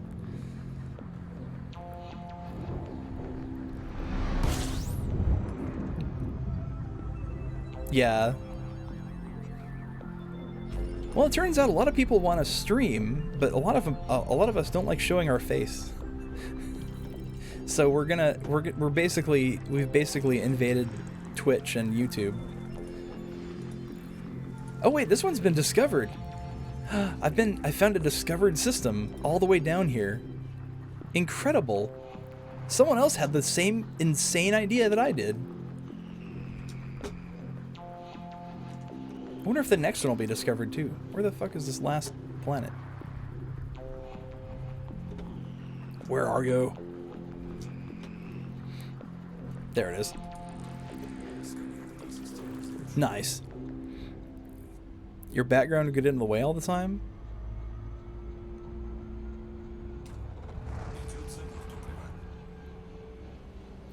VTubers and leader were common. A lot of the community said that person was the first one. The community despises VTubers. Yeah, I can imagine. They're probably pretty hostile to anyone who streams EVE in the first place.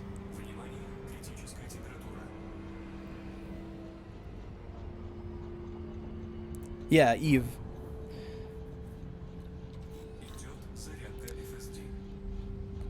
Okay, this one's only 40 light years away. So I'm 30 jumps out. So we're getting pretty much black now. No stars left that I can even see. It's weird that I'm jumping to something that looks completely black on my screen. Because usually you can see the star you're jumping to.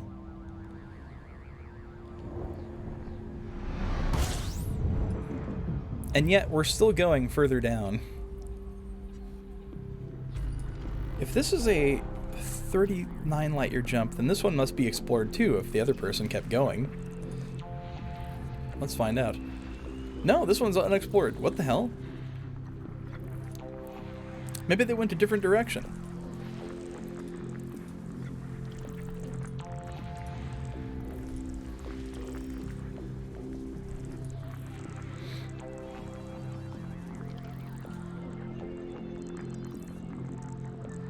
They literally got rated one stream for being the first VTuber stream elite. Wait, Ari, do you mean Eve or elite? Because I think we're talking about two different things. Who was they were? You said they were the first elite VTuber or first Eve VTuber?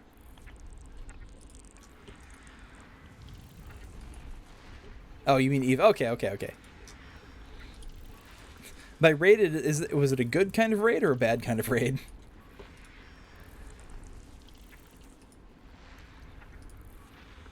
Because the thing about Eve is if you're streaming it and you have a big enough presence on Twitch or whatever, it's like telling people exactly where you are so they can gank you.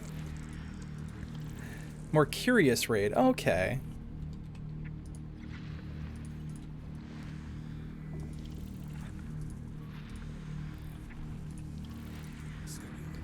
Whew. Okay. So now we're back into undiscovered territory. Again. Also, hold on a second. Don't those clouds look kind of dim from here? They were newly affiliated. Okay. Look at this. Look how dim these look from down here. I see one star below those. What are these clouds again? What do you call these clouds? What are these things? You can see them from the entire galaxy. Oh, Magellanic clouds. That's it. Yeah. Yeah, they're so dim down here. That's interesting.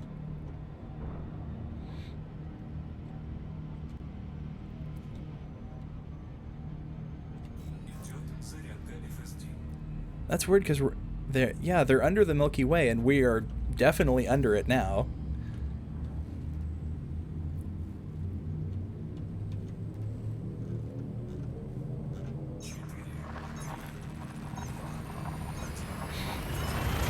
Is that a French ghost? This is the Russian one, Maxim. He's the least, he's the least grating one to me.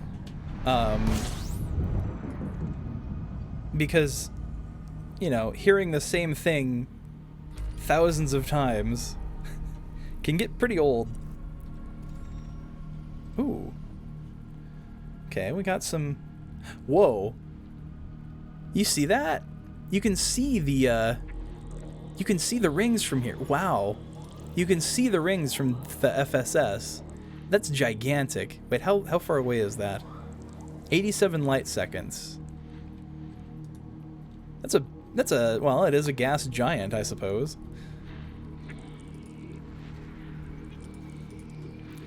Gas giant with water-based life. First discovered by Rummy. Oh, okay, so someone's been to this one. Someone's been to this system.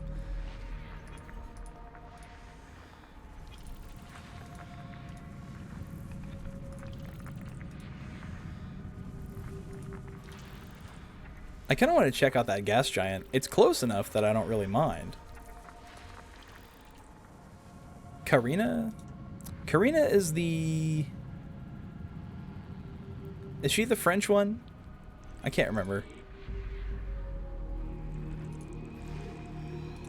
The one I really want to unlock is Leo.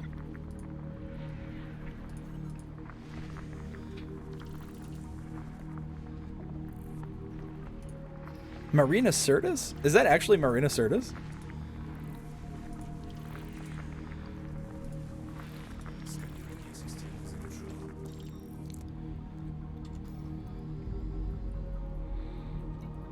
Where's that system map? Oh, Jesus. Okay, it's just planet 1. There's not much here. This is, like, very close to the, sun here. Oh, wow, it really is Marina Sirtis. Holy shit. Is this... Okay, so is this close enough to be considered a hot Jupiter planet? Because that's pretty fucking close. How did you never put the dots together? You know, I understand. I'm pretty bad with stuff like that. Celebrity voices and all that.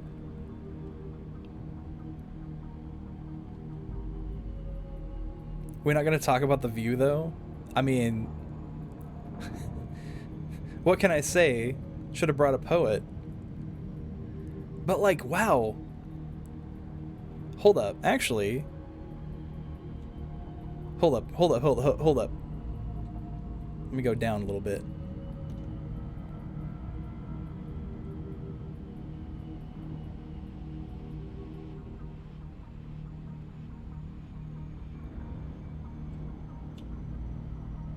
Maybe a little more. Okay. Jesus Christ. That's all I can say is Jesus Christ. Okay, turn off the orbit lines.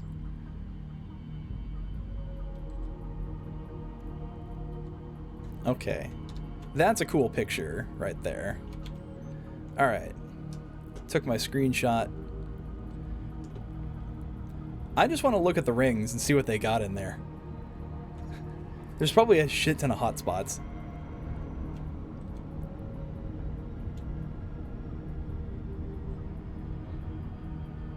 But yeah, does this count as a hot Jupiter?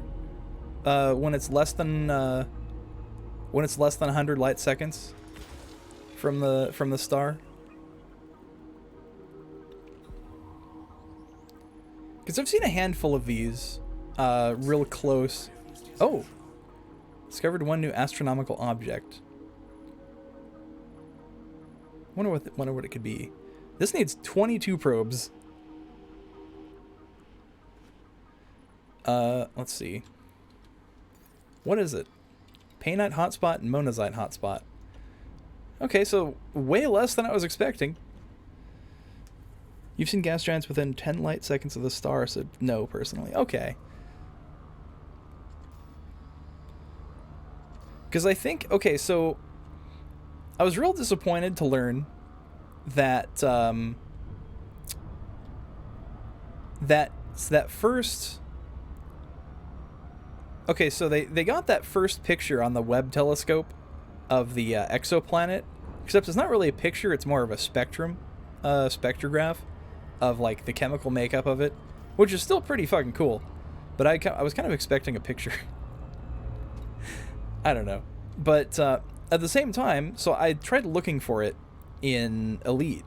Because it's WASP-69b is the planet. But it's not in Elite. The system WASP-69 is not in Elite. It might have been renamed to something, I don't know. But there is a WASP-67, but there is no 69, which is not very nice. I know. Okay, we're almost to the end of the journey. Let's see. Jump. Next one's a white star, I can scoop it. Okay, good. I think this might be the bottom. Maybe. If I see any more stars further down, then I'll know. But, oh yeah, throttle up.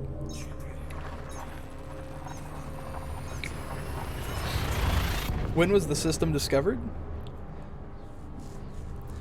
Oh, that's a good point, actually. I'm not sure. Because I know Frontier Dev probably doesn't update their data for the Galaxy, because that would kind of undo a lot of progress that some of the players have made.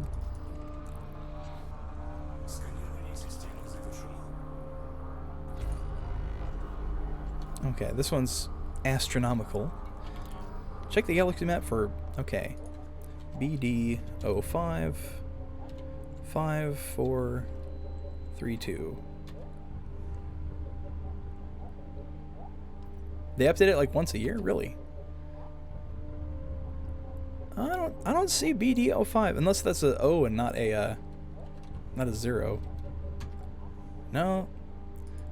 There's other BD05 systems.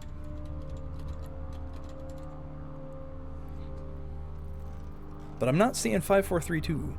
I see 5480. How far away is that? Oh, it's only 25,000 light years away.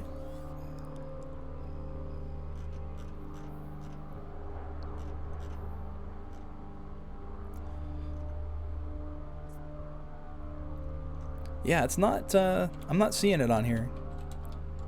Let me try again. 5432. Yeah, not here.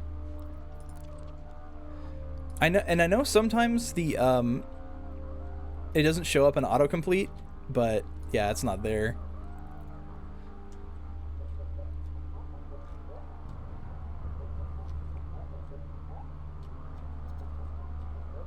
Oh my god, there's so many stars. So many stars on the way down. Wait a second. Oop. Oh no, there's still stars below me. Where the heck? Okay. Home. There we go. There's definitely stars down there.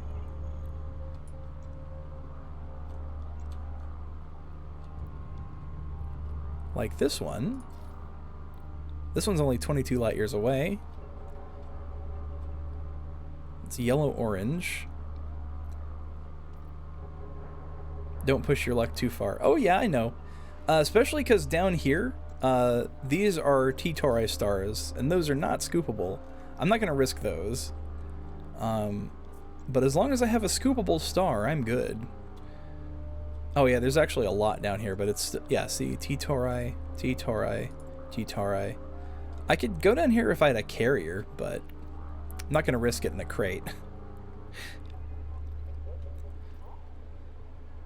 I almost got stuck north of Colonia because I almost took a neutron star to a system, and I realized literally halfway through my FSD charging that I was like, oh shit, is there a way back? And I stopped and I looked, and yeah, I would have been stranded up there. Wouldn't it take 57,000 years to visit all the systems? Yeah, that is true. Unless a shit ton more people play, which I doubt. This is a very special game for special people.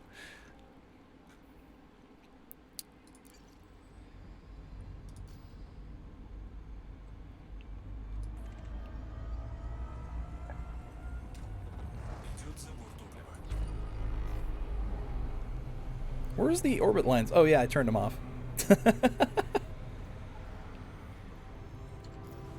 Okay, so we're now at the end of the journey for the journey that I have set. And I don't see anything.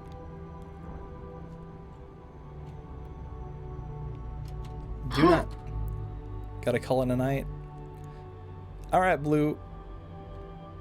See you around. It was nice chatting you, having you come by. I am blown away. Let's take a look. The other side. Holy shit. I guess I could take the wide... I can't even get this on the wide angle. It's just, there's too much. I can't see.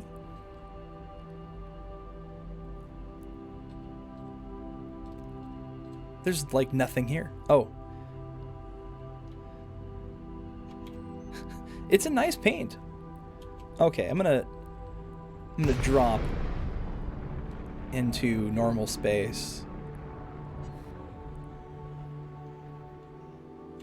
and just be completely still as I get some clear shots of neighboring galaxies with nothing in the way. I see one star in the in-frame. I really do want that paint job. It's nice.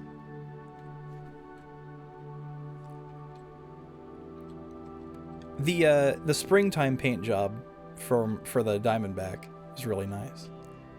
Okay. That's fucking incredible. Okay, so let's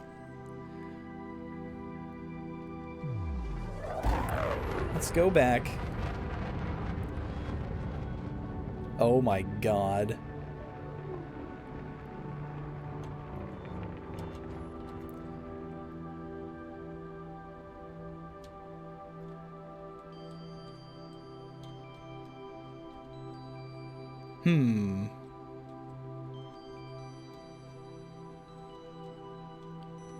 Let's see here. Oh. I'll pose. You've heard of asps in front of things. Now get ready for crates in front of things. Oh my god. Wait, am I moving? Hold on a second. There we go.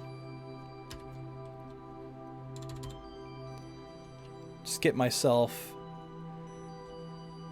Whoop.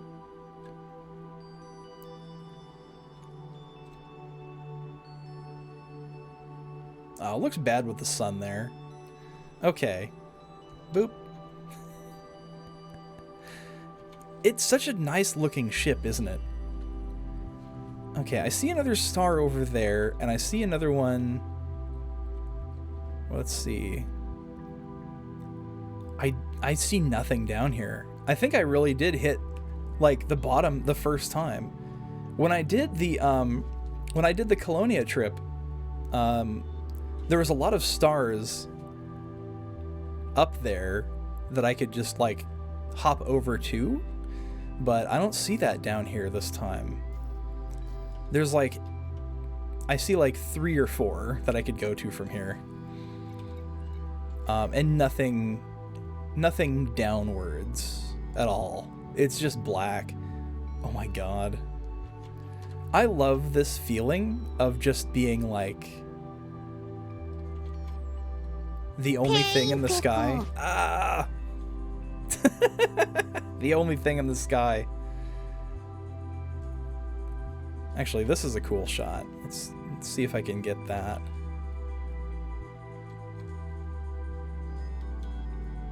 Nothing in the way. Just one star.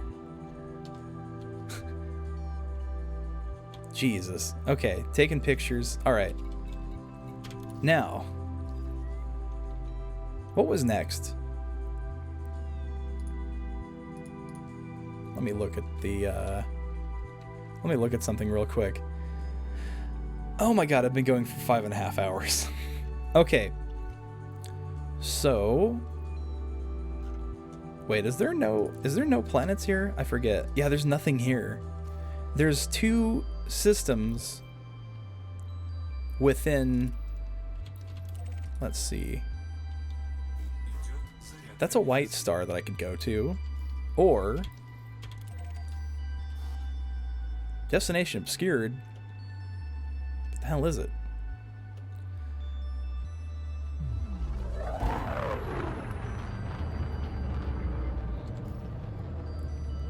Let's try going to this one, I guess. This one's a white star, so it's scoopable. Okay, this one's actually going further up, so might as well go. Can't remember if this is the one I was just at. Let me see. History. Sluma, AMC D16. AMC D11.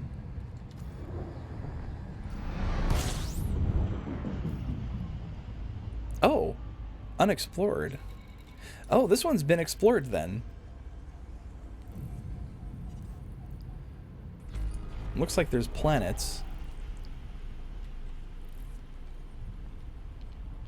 Oh, there's something right... There's a water world down here.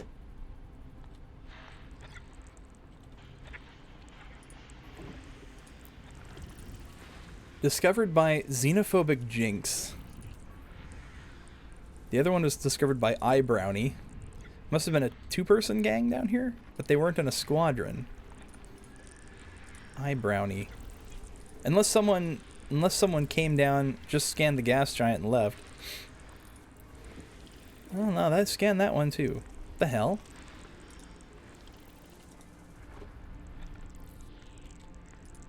So there's a water world here.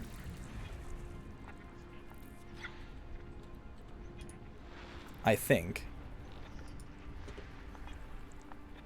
Oh my god. Okay, there we go.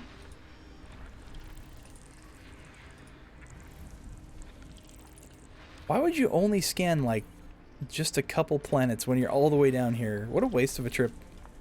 At least someone picked up the slack.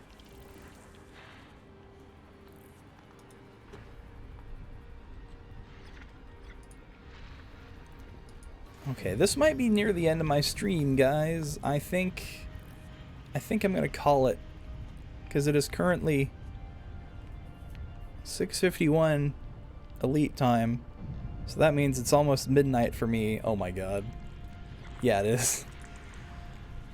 But you know what? We had a lot of fun.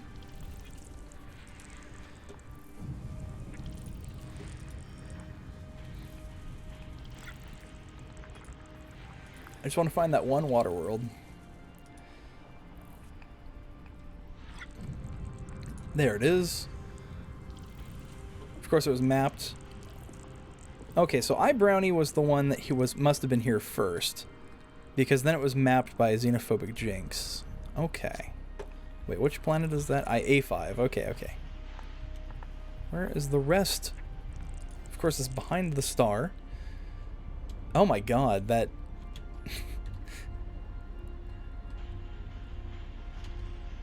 Just the fact that it's like yellow on yellow is insane. How come my shit's moving? Okay, there we go. This is a good picture, I think. It's almost like a view from a nebula that's yellow, except this is just the galaxy. This is bonkers, and I love it.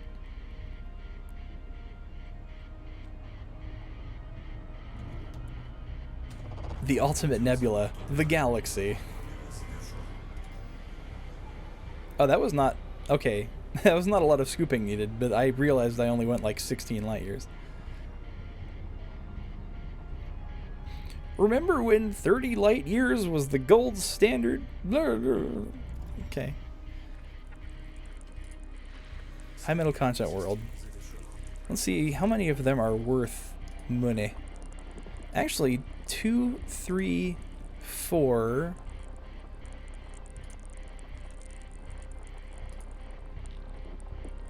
and 5. 2, 3, 4, 5 are worth money. 3 is landable. I'm gonna land on that to like end the stream. Okay, so 5, 4, 2, 3. I'll go 5, 4, 2, 3. Deputron. What's up, Deputy? How you doing? You're just in time for me to... Well, here, I'll show you. This is where I've been. This is where I am right now. There's a nice sun there.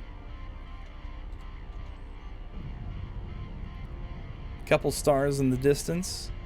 Just a couple stars in this distance here. Okay. Where was I going? Right. A5? Water world. Yes.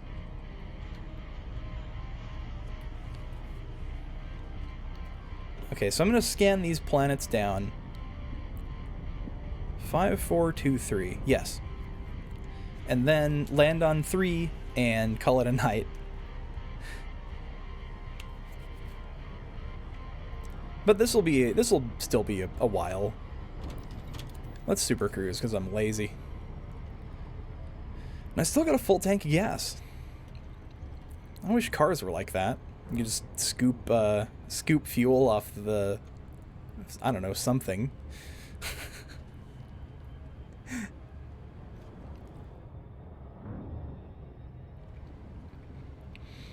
But that would also require cars to have like a fusion generator, I think, in them, and that's probably not a good idea.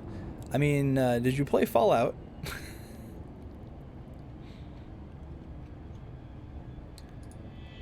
Okay, so this Planet 3 has a biological signal on it,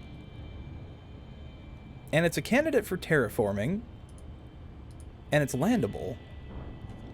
Sip, yes, okay.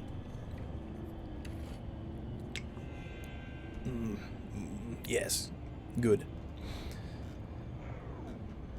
This system is pretty cool. I'm kind of sad that I wasn't the first one to see it. But I feel like a lot of these planets, or a lot of these planets that are, or these systems that have Earth-like worlds or water worlds, yeah, I think people have sought these out on purpose, looking for just these kind of stars that have these on them. But I am doing the dumb thing where I'm just going in a line and seeing what I can find. But you're not going to find Raxla just looking at K-type stars. Oh, why am I going so quick? Okay. Let's try that again. Slow down. There we go. Hup, hup, hup.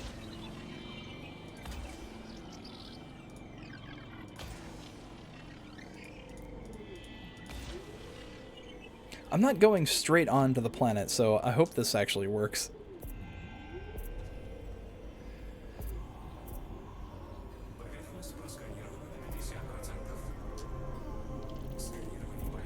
Oh, nice. Hit the efficiency target bonus on this beautiful, beautiful blue pearl in the middle of nowhere. Actually, let's see. That's a good picture, I think. Hup.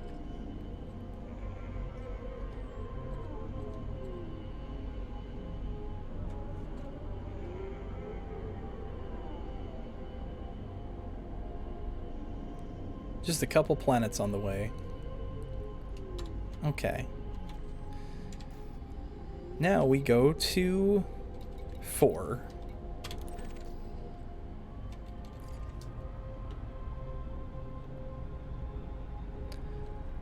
Oh my god. How come this one's so far? Where's the closer one? 2 is closer, actually, so let's go there instead.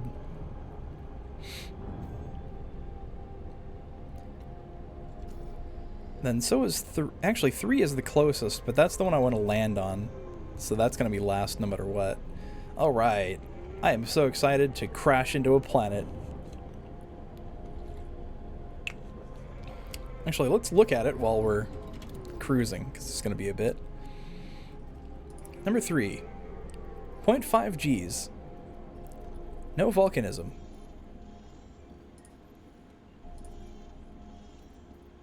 Planetary information. Features, biological 1. Wonder what that is.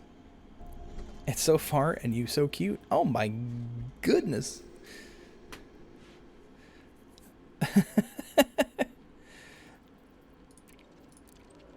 Organic information. At the B star you might find bios. There's 2 landable Atmo worlds. Oh yeah. I'm not looking too much at bios on this. Yeah, this one has geological. Nothing on this one. Nothing on that one. This has geological features. This one, nothing. Biological on this one. There is bio on this one.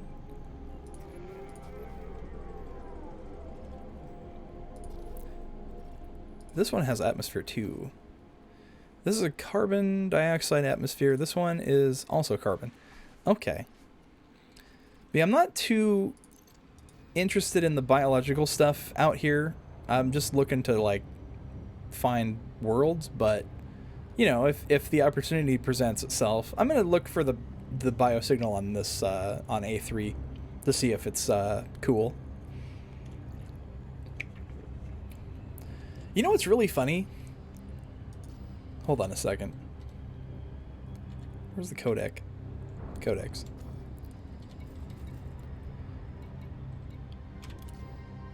We're still in the galactic center. Make it make sense. Also, check it out. See that? Explorer rank? Elite. I'm so proud of myself. Look how crappy my other ranks are in like everything. Though I made it up to soldier in mercenary. That's because I grinded out so many damn ground CZs. Now I get to elite 5. There's a guy who's, I think, almost done circling the galaxy, who I think will get to that. Probably in one go. Apparently he has several billion worth of exploration data. Hey Pixie, welcome in.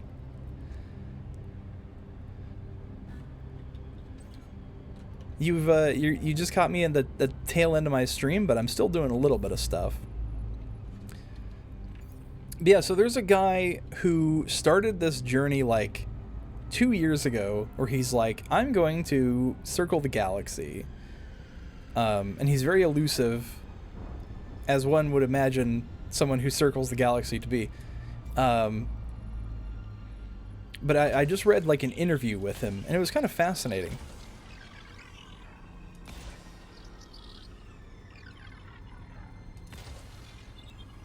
Almost to the combat rank after competent. I wonder what that is. Is that dangerous?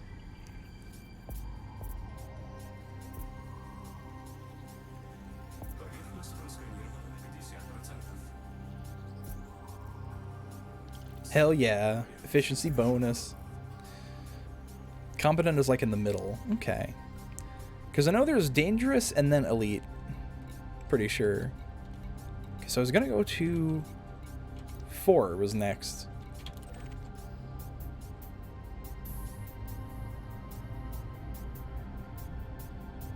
God, it's so bright.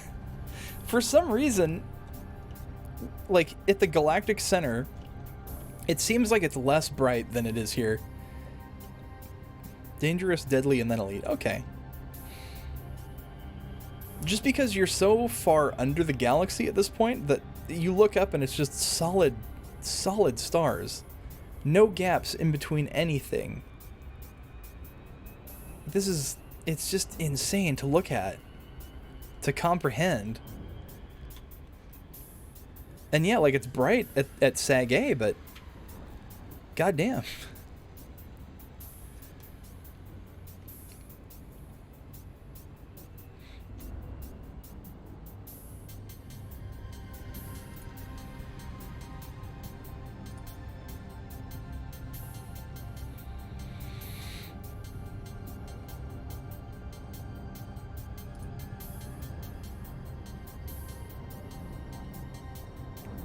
Just found a system in the bubble with a population of 226. Is that like with the settlements?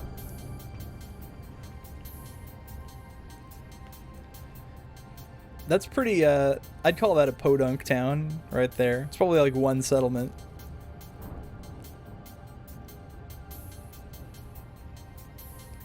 Though then again, each settlement only ever has like 20 people in it, I think.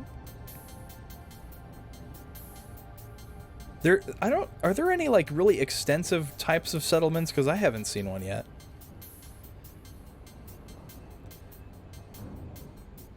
And they're an infrastructure failure? Oh no.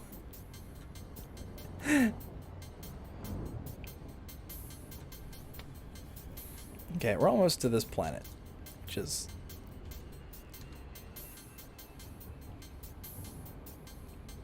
Okay, here we go.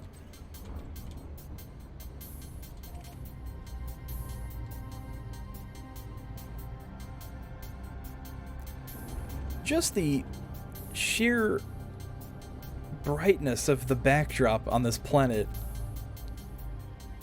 I'm just amazed. I love this game.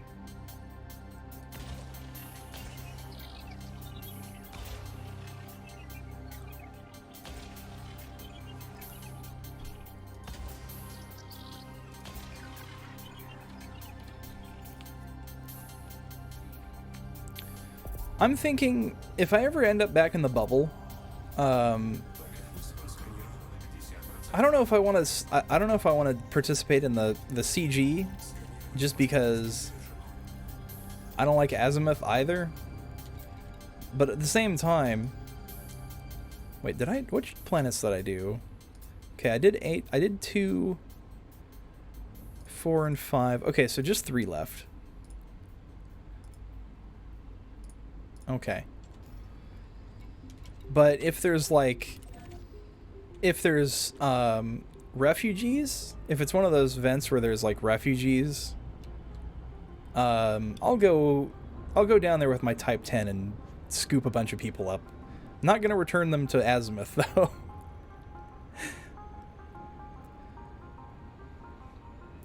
But yeah, like I'll go rescue people from Salvation's mess, but I'm not gonna help Salvation. Yar.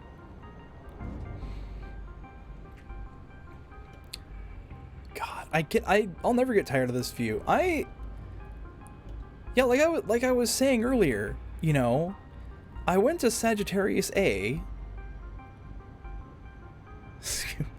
Oh my God, Ari.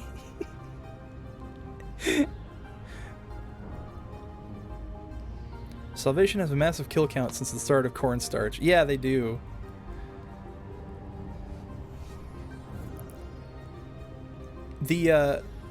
Okay, so like earlier in the stream, I went to Sagittarius A, and I was like, oh wow, that's cool. But it didn't really move me, you know? It just felt like I was going through the motions, like it was just something everybody does, you know what I mean? But this, very few people do this.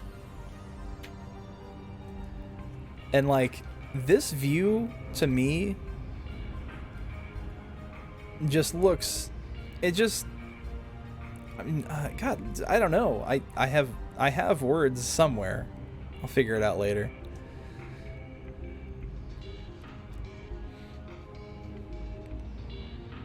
Space big. Yeah, it's just, these stars are uncountable. And just thinking about how little of them have been seen makes me want to keep going out there and seeing if I can find, I don't know, something. Something will happen if I keep exploring out here. I just know it.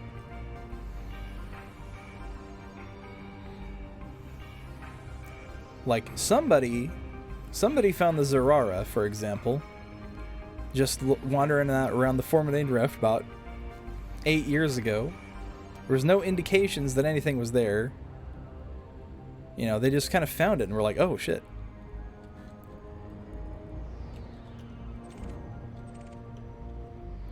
Okay, this is the landable one.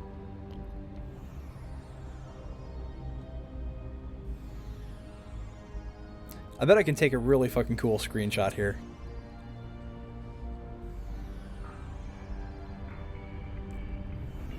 You really gotta wonder how some of the stuff was found. A lot of it was just purely by chance, to be honest. Like the Jameson ship. I think with the Jameson crash site, there were some clues as to its whereabouts.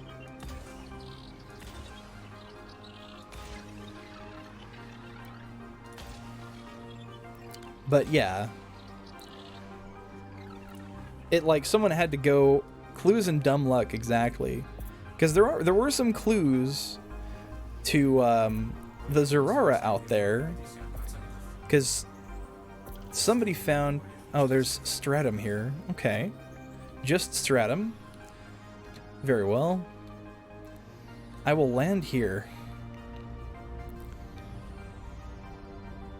But anyway, what was I saying? Yeah, like there was listening posts posted around the Heart and Soul Nebulas, I think. And every hour or so, that it would broadcast like a code, and you would have to, someone decrypted it, and it was just like this string of letters, and it would just, and someone decrypted that, and that turned into clues to find all the stuff related to Project Dynasty. And that's just so cool, how things kind of happen organically in this game. You're out towards the Collection of Wonders. Oh, you're 109 jumps out. Okay. Are you not doing the Neutron Highway? Or are you just doing like short jump exploration stuff? Because, you know, if it's that, you'll find a lot of new stuff out there.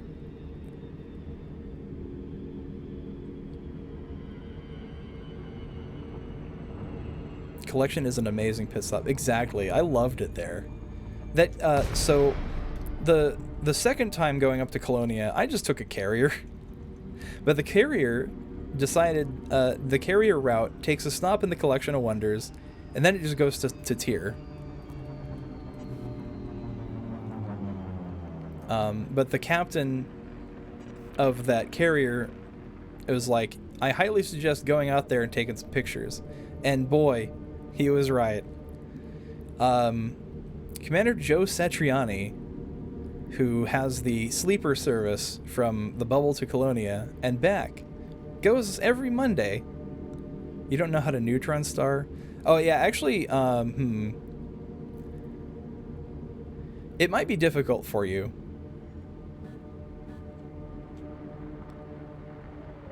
Oh, that must be the... Hopefully that's the stratum that I can see already. Yeah, carrier transports are so good. Oh! Oh! Oh! Okay, there it is.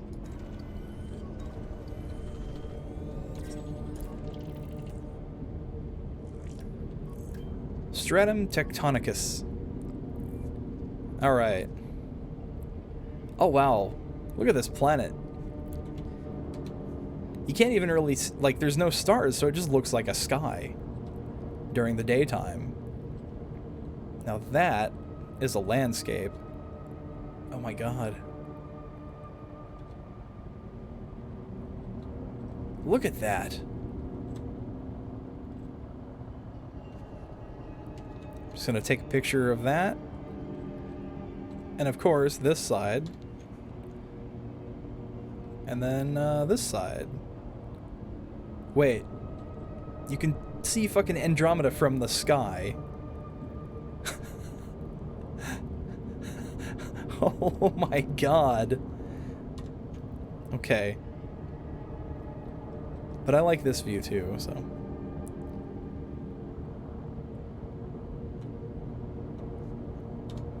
You rode one from Beagle to Waypoint, wait, in between it and SagA.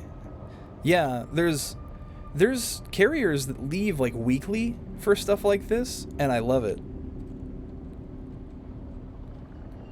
Like the sleeper service guy leaves every Monday, comes back every Friday, and does the same route every week for people to just go up to Colonia. It's great. And that means you don't have to, like, you don't have to worry about, like, how am I going to get my Type 10 up there? Though I did see it, I did talk to a guy who did fly his Type 10 up to Colonia. He has to have it automated? Maybe.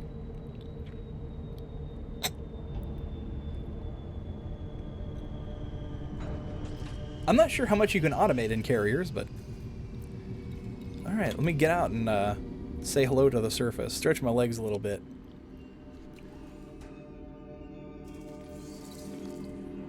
Secret supply ports? Yeah, there's usually like a DSSA carrier, for example. The last one I saw, it was in a system full of tritium. Like it was next to a belted or a ringed gas giant with like fucking overlapping tritium hotspots and shit. It was ridiculous. Wonder how long it took for that guy to find it. Wait, where's the...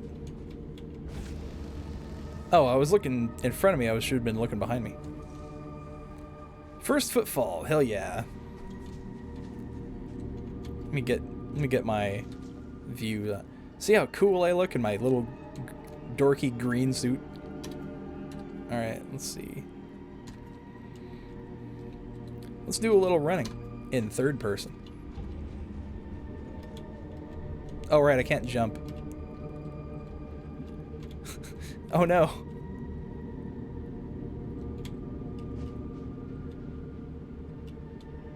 Bye. Okay. That's not gonna work. Okay, I'm gonna get in my SRV actually. I'm gonna do this. I'm gonna look for the... I'm gonna get the sample for the stratum and then log out. Cause I can walk all day, but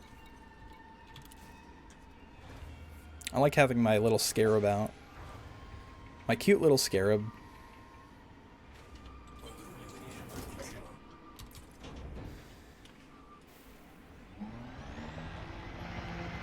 Whee!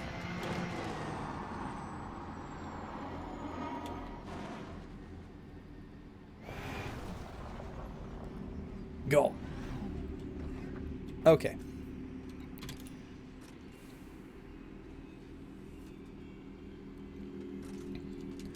Let me poke you with my stick. Stratum tectonicus emerald. Okay, so I gotta go further out for more. But first, do you bleed?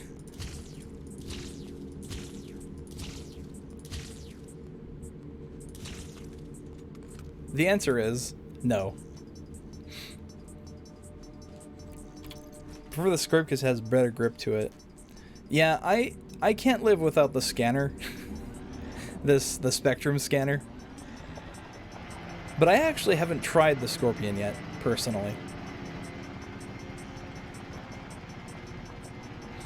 I could get a bigger hanger for this, but I don't know if I could go for less than 54 light year jumps.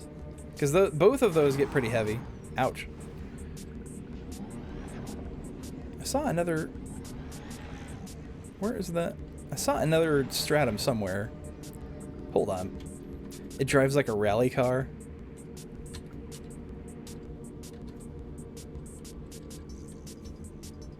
Wait, was that? Did I miss it? Was that it? Yeah, it was. I don't think that one's far enough away, though.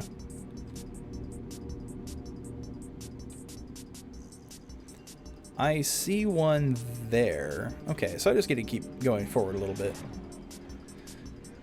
It drives like a rally car. This one drives like a clown car sometimes. Oh!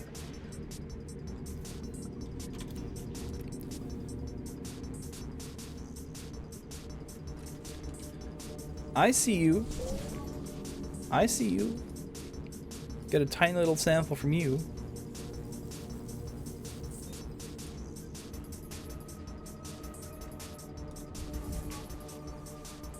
Very nice. Did you ever experience 12 identical twins coming out of your car? Sometimes in Witch Space, these things happen.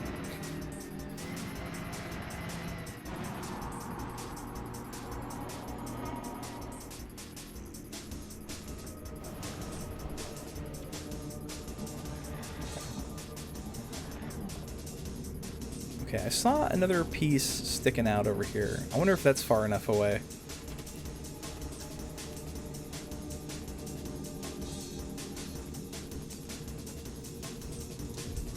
Shit. Not enough biodiversity, my ass. Plenty far away. God, I can't get over the skybox just being that.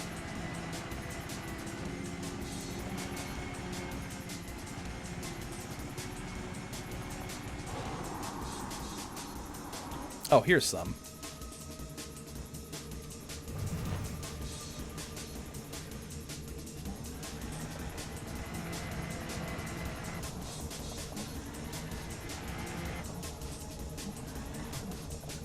So this is the only sample on this planet, so this will be done.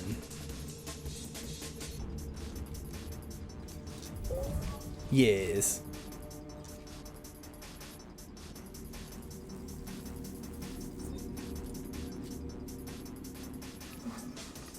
Sample complete. Stratum tectonicus.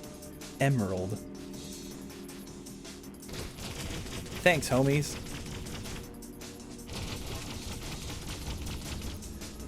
Huh. Pretty hard.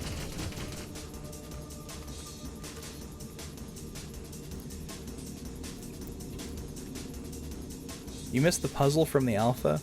Oh, is that why it looks like that? Because it was like a circular puzzle kind of thing? Because it looks like that's what it would be. I'm just gonna have it come over here. You used to have to match it. Ooh. It's rough enough sometimes just to find the sample. I was telling people in chat earlier that, like... Okay, here we go. From outer ring to inner. Jesus. I was telling people earlier that there was this one biosignal I was trying to lock down on this ice world. And it was... like, the ground was made of black ice. And this was a cobalt sample. And I looked so hard for anything, any instance of this bacterium, and it was flat, and it was dark blue on black, and it was a nightmare. And I can't imagine failing the puzzle after finally finding that. Oh, it's just gonna park right there, huh? Okay, sure. Just gonna go right on the ledge. Sure, thanks. It's a little rough, but I'll make it in there, I think. I feel like that's a lot more forgiving than in Horizons. Because it used to be in Horizons, at least in my Diamondback, I don't know, maybe it was a Diamondback thing, but it had to be really specifically like right, pixel perfect to get my Scarab back in. Oh my fucking god. This is like incredible. Okay, time for picture. Another picture with my crate. I like this view too, actually, because you can see a lot of the biological stuff over here. I just want to take so many pictures, but that's enough for me. Okay, so one more thing though. So I want to see okay, I promise you one more thing. I want to see this bookmark Blue gave to me. They've never let me down before. 7,000 light years away. This has some notable stellar phenomena. I'm going to see how much time that would take me to get to. Oh, excuse me again. How much time that would take to get to.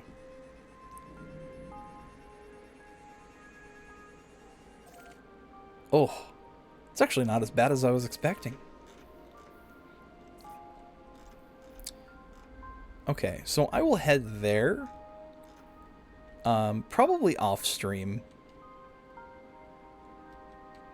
Be me approaching the mail slot. See a Type 10 slowly approaching from the inside. Yeah, get out of that thing's way. You will die. Okay. So there's this system here that Blue has been to. Then there's this one. This is a nebula over here. What else? What else does this? This is the Arcadian Stream. There's another nebula here that looks like pretty standard nebula. What else? There's all sorts of interesting things in this galaxy. That's a lot of stars out here. Okay. 12-hour stream? Absolutely not. Okay. But that was a very productive stream.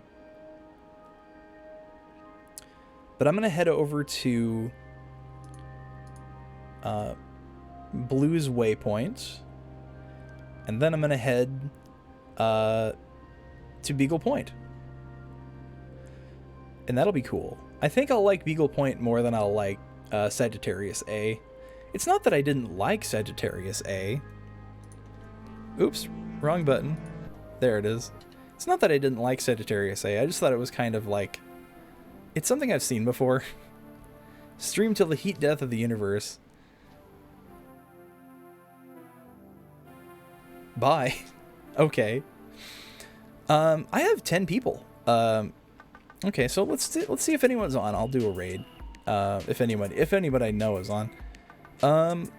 We got some shoutouts to do though.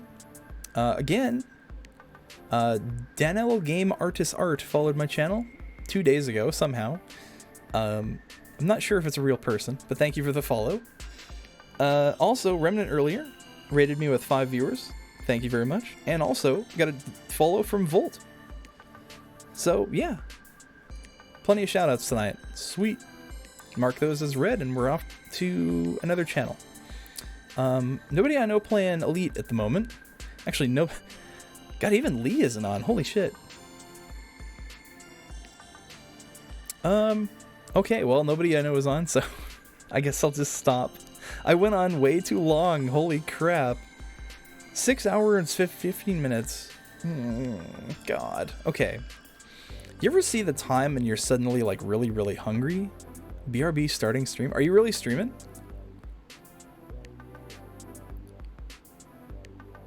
Because I'll raid you if you start streaming. I'll send people over to you. I don't know if you feel like it though.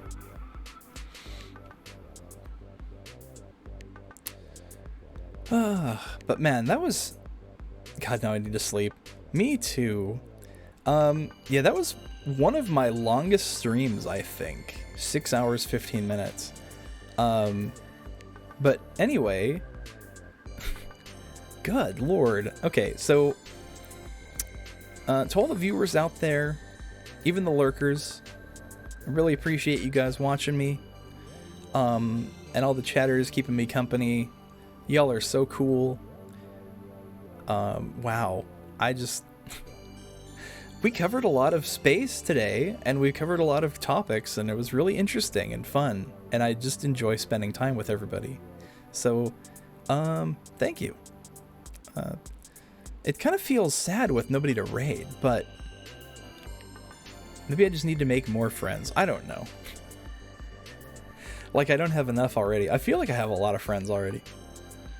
But of course, no one's gonna be on at 3 in the morning, because all of you guys are on the East Coast. Oh man, I'm gonna pig out when I get off the stream. I'm so hungry. Okay, good night everyone. I'll see you guys probably Sunday again. A suggestion.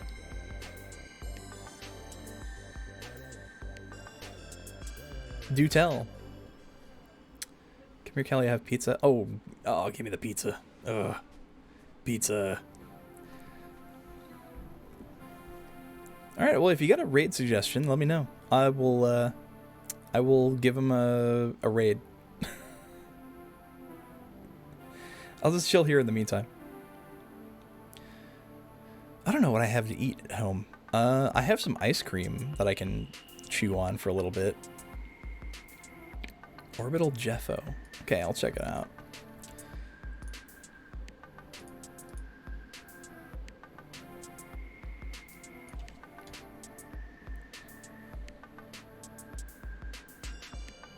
Oh, another Elite Gamer. Okay. Oh, he's doing Thargoid stuff right now. Alright. I might as well send the Elite crew off to another Elite stream.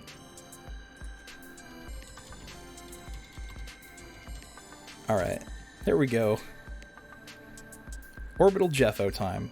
So again, thank you to everyone who stuck around for this abnormally long stream for me, especially me.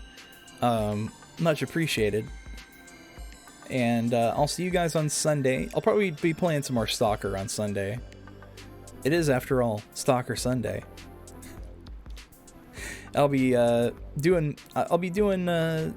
some house cleaning in the zone. Get my freedom jacket back on. I almost feel like I don't do enough Stalker stuff for being a Stalker-themed VTuber. But I also have my coat off because it's so damn hot right now. Anyway, I'm going to get out of here. Thank you all again. I'll see you Sunday. And if you don't raid Jeffo, have a good night.